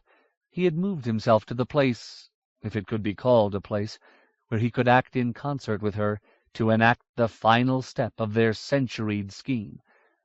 But she could still feel the weight of his hatred and envy, personified in the net of storms that spread across the land above. In Nabon, where the upstart imperators had once ruled, snow piled high in the streets. In the great harbor, high waves flung the anchored ships against each other, or drove them into the shore, where their splintered timbers lay like the bones of giants. The Kilpa, frenzied, struck at everything that moved across the water, and even began to make sluggish forays into the coastal towns. And deep within the heart of the Sankellan Adonitis, the Clavian bell hung silent, immobilized by ice, just as the mortal's mother church was frozen by fear. The Ran, although its interior was sheltered from the worst of the storm, nevertheless turned chillingly cold. The Gaunts, undeterred as a group, though countless individuals died in the harsh weather, continued to boil out of the swamps and harry the coastal villages. Those few mortals of Quanatipol who braved the icy winds to walk outside went only in groups, armed with iron weapons and wind-whipped torches, against the Gaunts who now seemed to be crawling in every shadowy place. Children were kept inside, and doors and windows were shuttered even during those few hours when the storm abated. Even Alteorda Forest slept beneath a blanket of white. But if its ageless trees suffered beneath the freezing hand of the north, they did so in silence. In the heart of the woods, Jiao e Tinukai lay empty, misty with cold. All the mortal lands lay trembling beneath Stormspike's hand. The storms kept Rimmersgard and the Frost March an icy wasteland, and Hernistir suffered only a little less. Before the Hernistiri could truly reclaim the homes from which they had been driven by Skali of Kaldskreika, they had been forced back into the caves of the Gryanspog. The spirit of the people the city had loved, a spirit which had flamed high for a short time, sank back to a guttering flicker. The storm hung low over Erkenland.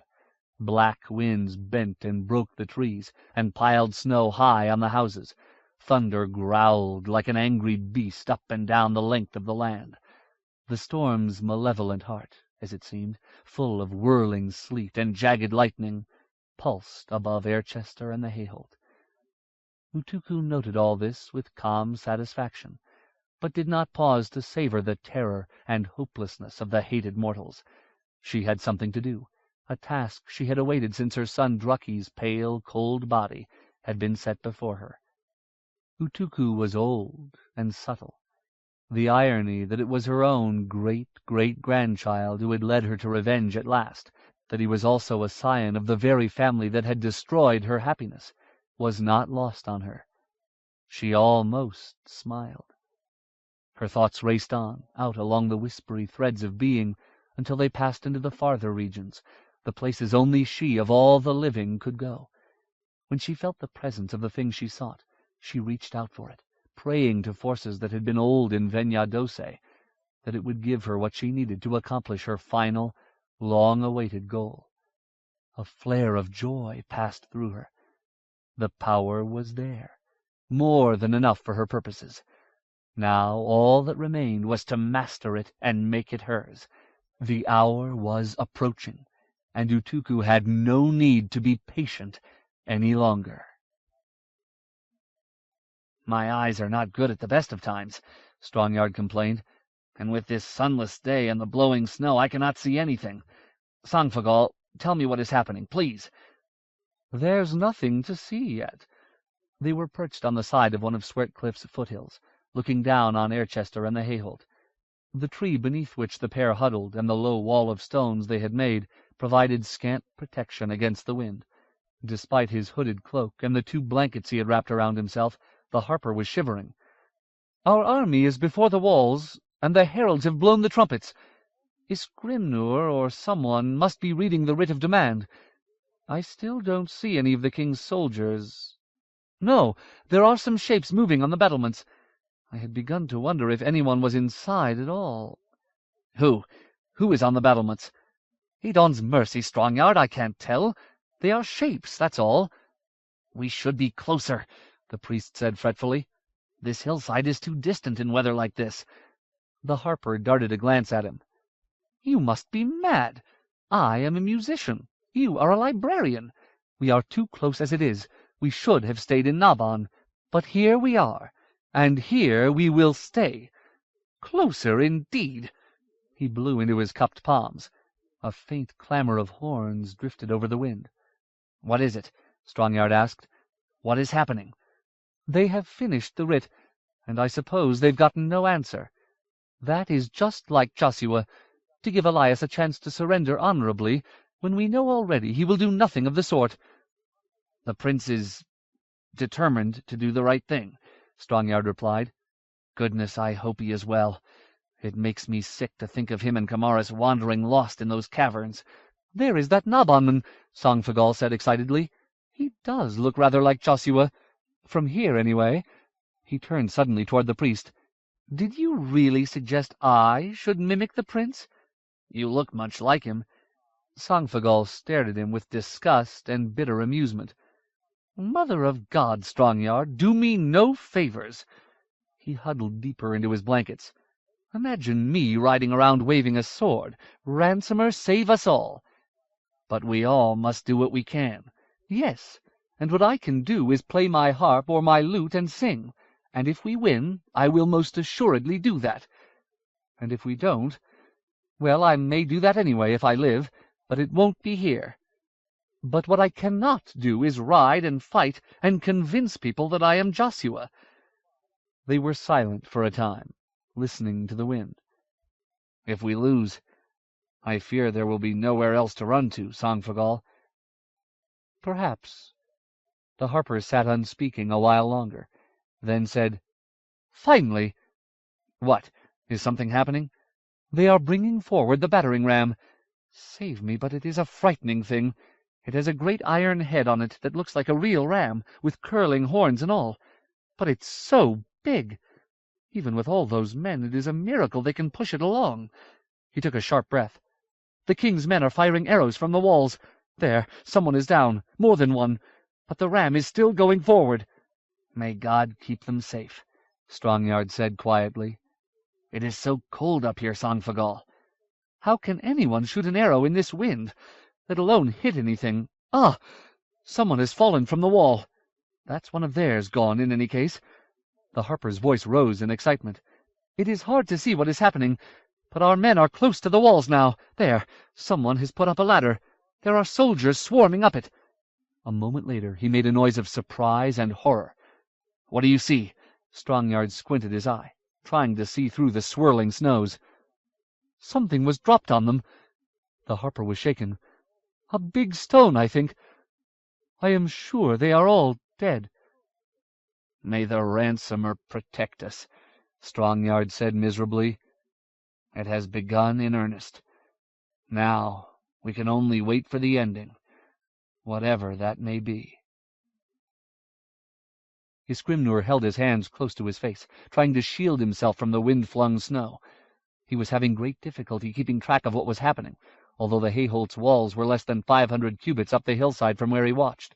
Hundreds of armored men floundered in the drifts before the wall, busy as insects. Hundreds more, even dimmer shapes from Isgrimnur's vantage point, scurried about atop the Hayholt's walls. The Duke cursed quietly. Everything seemed so damnably distant. Freysel climbed onto the wooden platform the engineers had built between the bottom of the hill and the empty, storm-rattled husk of Airchester. The Fallshireman was visibly struggling against the wind. "Ram's almost to the gates. The wind, it'll be our friend today. Hard on their bowmen it be.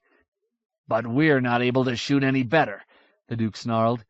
They've got free run of the walls, and they're pushing our scaling ladders off easy as you please.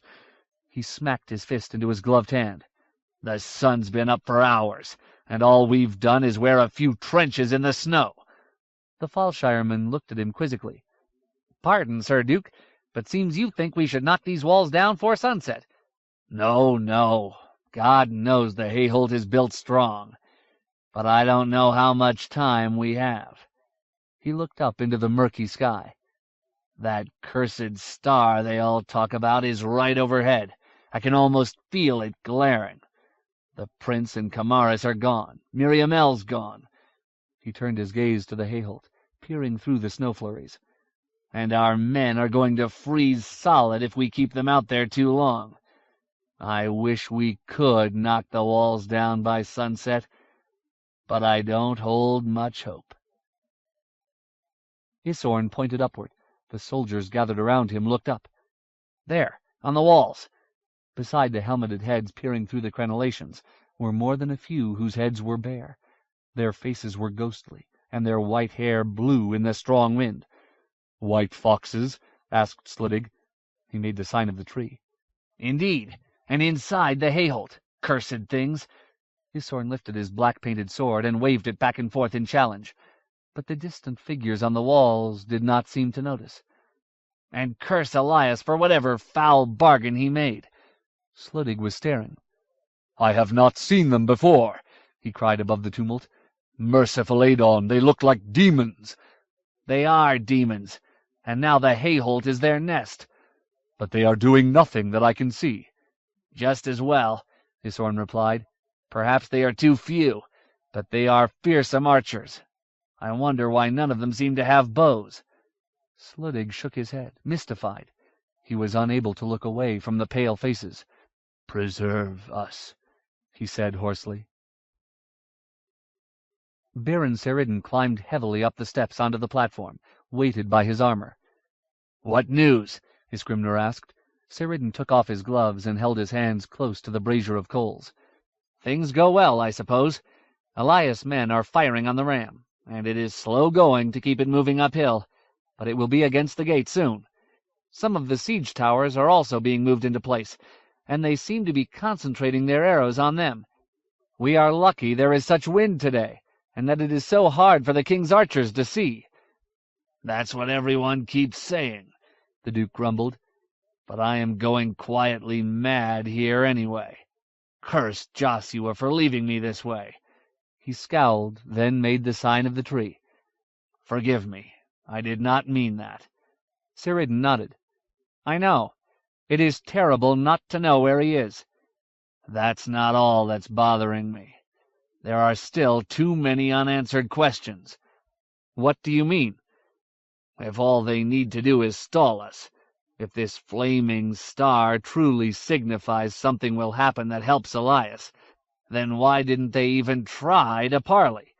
And you'd think that the king would want to see his brother at the very least, if only to shout at him and call him a traitor.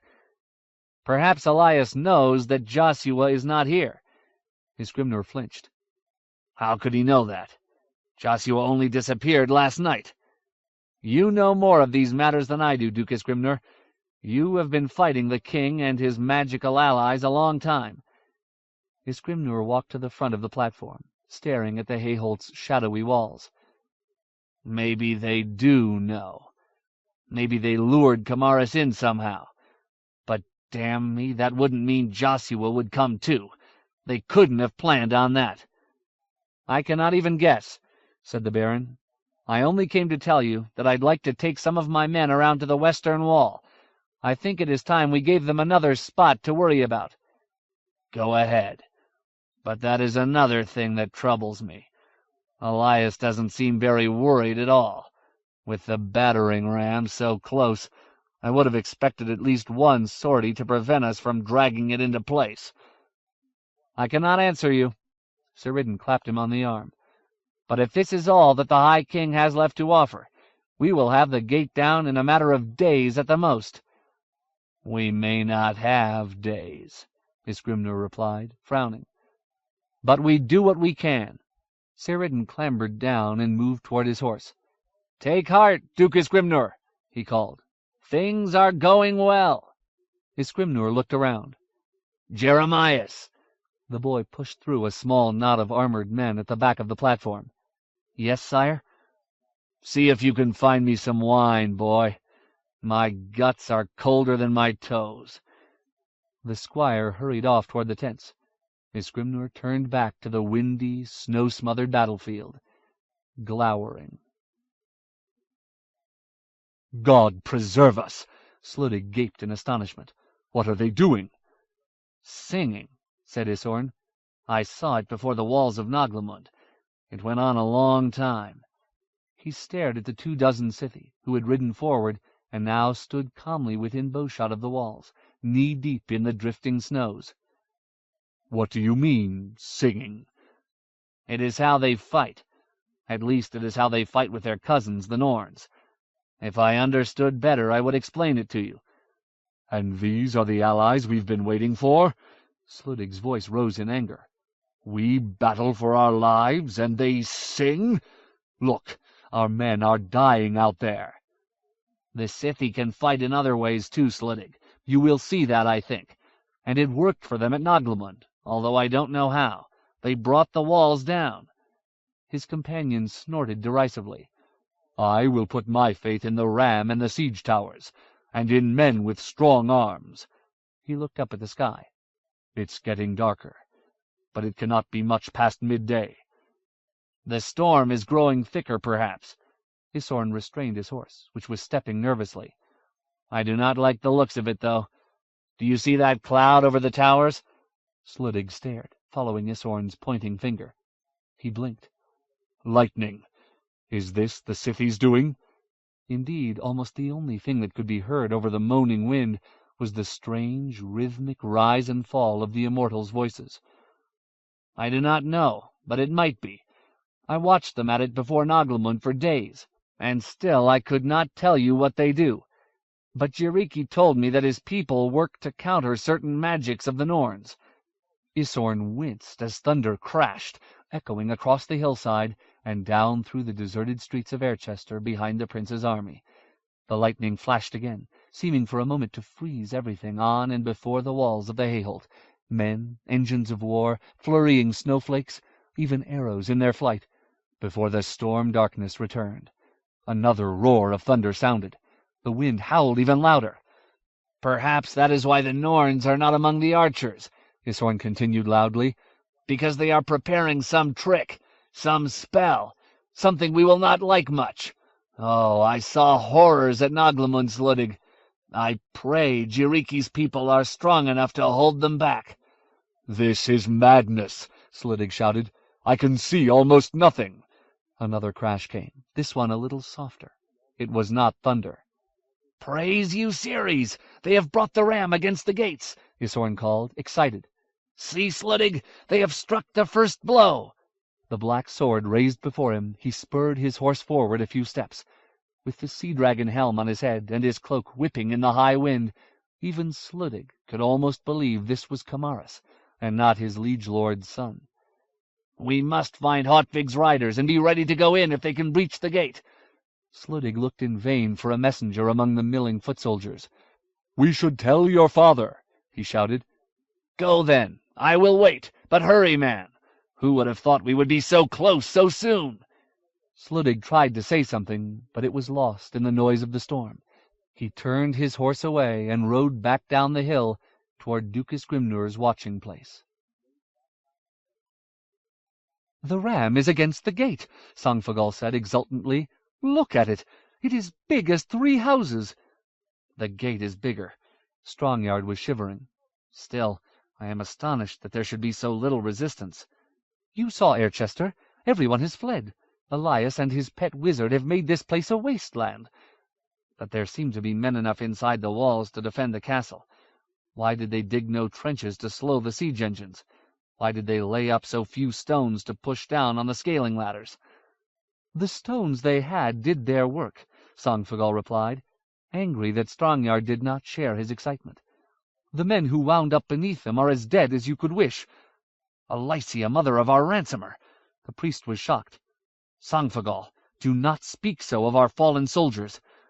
I only meant it is strange the defenders seem so ill-prepared for a siege Elias must have known was coming for weeks, even months." "The king has gone mad," the harper replied. "You've heard what those who fled Erkenland say, and there are few left to fight with him. This will be no different than prodding a bear out of its cave. The bear is fierce, but it is an animal for all that, and must lose out to the cleverness of men." "Cleverness?" The archivist did his best to shake the snow off his blanket. The wind slashed bitterly, even through the low barrier of stones they had erected. "What have we done that is so clever? We have been led by the nose like oxen all along." Sangfagal waved his hand airily, although he too was trembling with cold. "Having Isorn and that Naban fellow pose as Kamaris and Joshua. That was a clever idea, you must admit. Except for your little suggestion that I be the one to play the prince. And going beneath the Hayholt's walls by caverns and tunnels. That is something clever indeed. The king would not think of that in 1,000 years. Strongyard, who was rubbing his hands together furiously in an effort to keep them warm, suddenly stopped. "The king might not, but his allies must know of those tunnels." His voice shook. "Surely the Norns must know." "That is why our fairy folk have gone down after the prince and Kamaris. I've seen them, Aditu's brother and mother and the rest. They can take care of themselves, I have no doubt, even if the Norns know about the tunnels and are waiting for them, as you seem to think." "That is not what I am thinking." Strongyard stood. Snow fell from him and was promptly snatched away by the wind. "Not what I am thinking at all. The Norns know all about the tunnels." He stepped over the low wall of stones, knocking several loose. "Hi! What are you doing?" "I have to find Duke Isgrimnur. We are in more danger than we suspected." He turned and waded downhill through the drifts, leaning into the wind, frail but determined. "Strongyard!" cried Sangfagal. "Blast it, I am not staying here by myself. I'll come with you, whatever madness you're on to." He followed the archivist over the barrier. "You are heading right toward the fighting!" he shouted. "You'll be shot with an arrow." "I have to find Isgrimnur," Strongyard called back. Cursing richly, the harper hurried after him.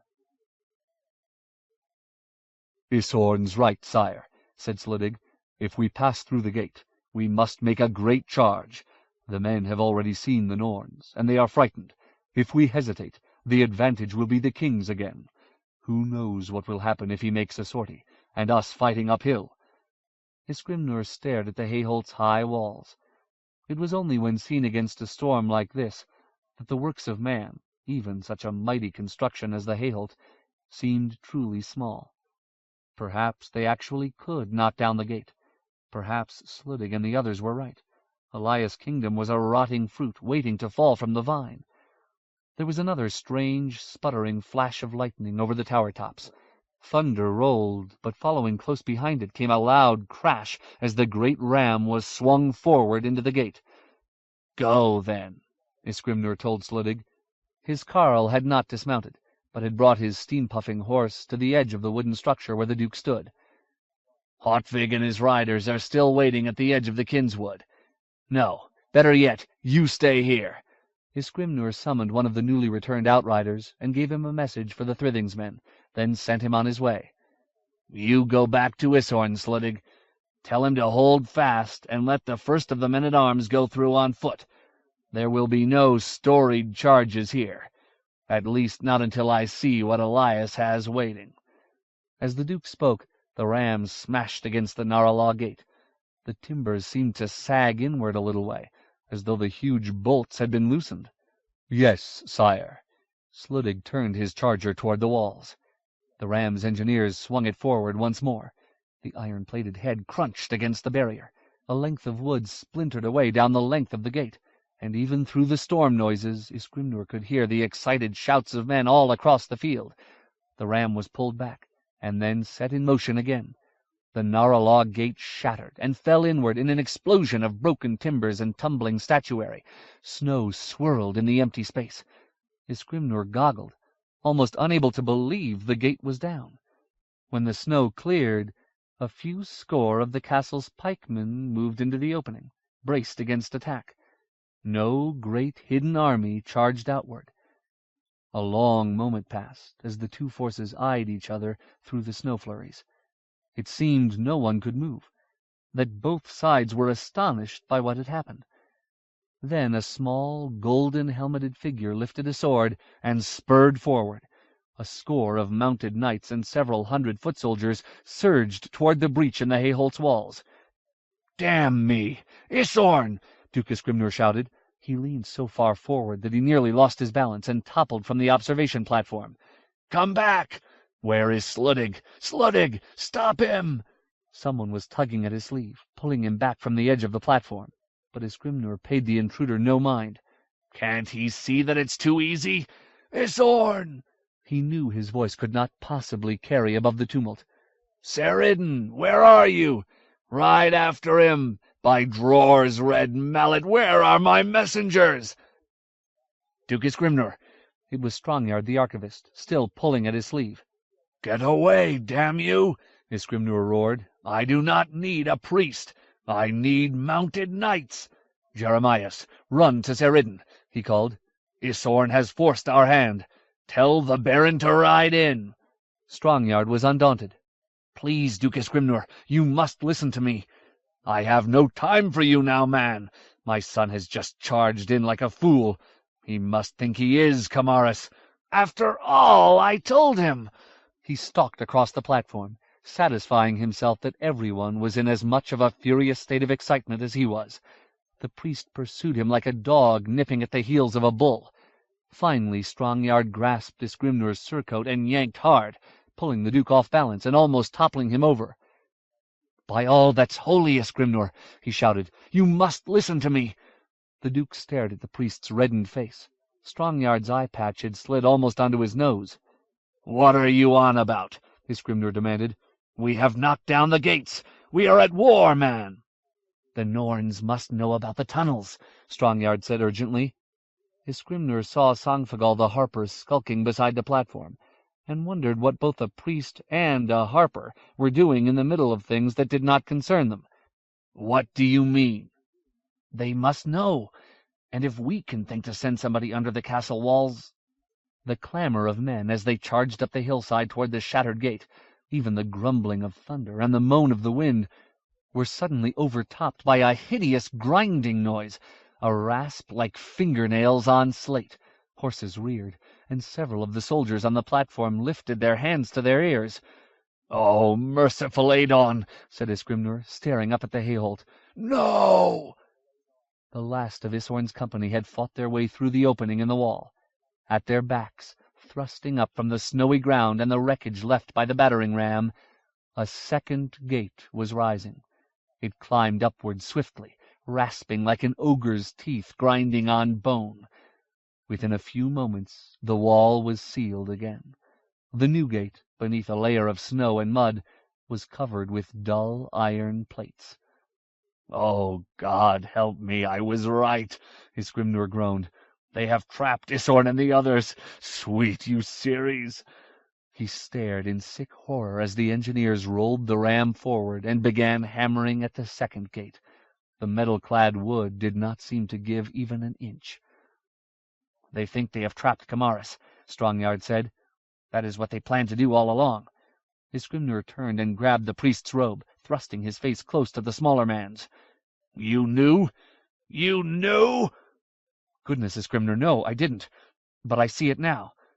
The Duke let him go and began shouting frantic orders, sending his remaining archers forward to help protect the engineers, who were receiving redoubled interest from the soldiers on the Hayholt's walls. "And find me that damn Scythy general," he bawled. "The one in green. The fairy folk must help us knock this new wall down." "But you still must listen to me, Grimnor," said the priest. "If the Scythy know of those tunnels, the Norns must too. The Storm King, when he lived, was master of Asua." "What does that mean? Speak plainly, damn you!" Grimnor was furiously agitated. "My son is trapped in there with only a few men. We must break down this new gate and go in after him." "I think you must look," Strongyard began, when another round of excited shouts interrupted him. This time, though, they came from behind Isgrimnur. "Coming up through Airchester!" one of the mounted men screamed. "Look! It is the white foxes!" "I think you must look behind you," I was going to say. Strongyard shook his head. "If we could go beneath the walls, so could they." Even in near darkness it was possible to see that the host moving up Main Row was not human. White faces gleamed in the shadows. White hands held long, sharp spears.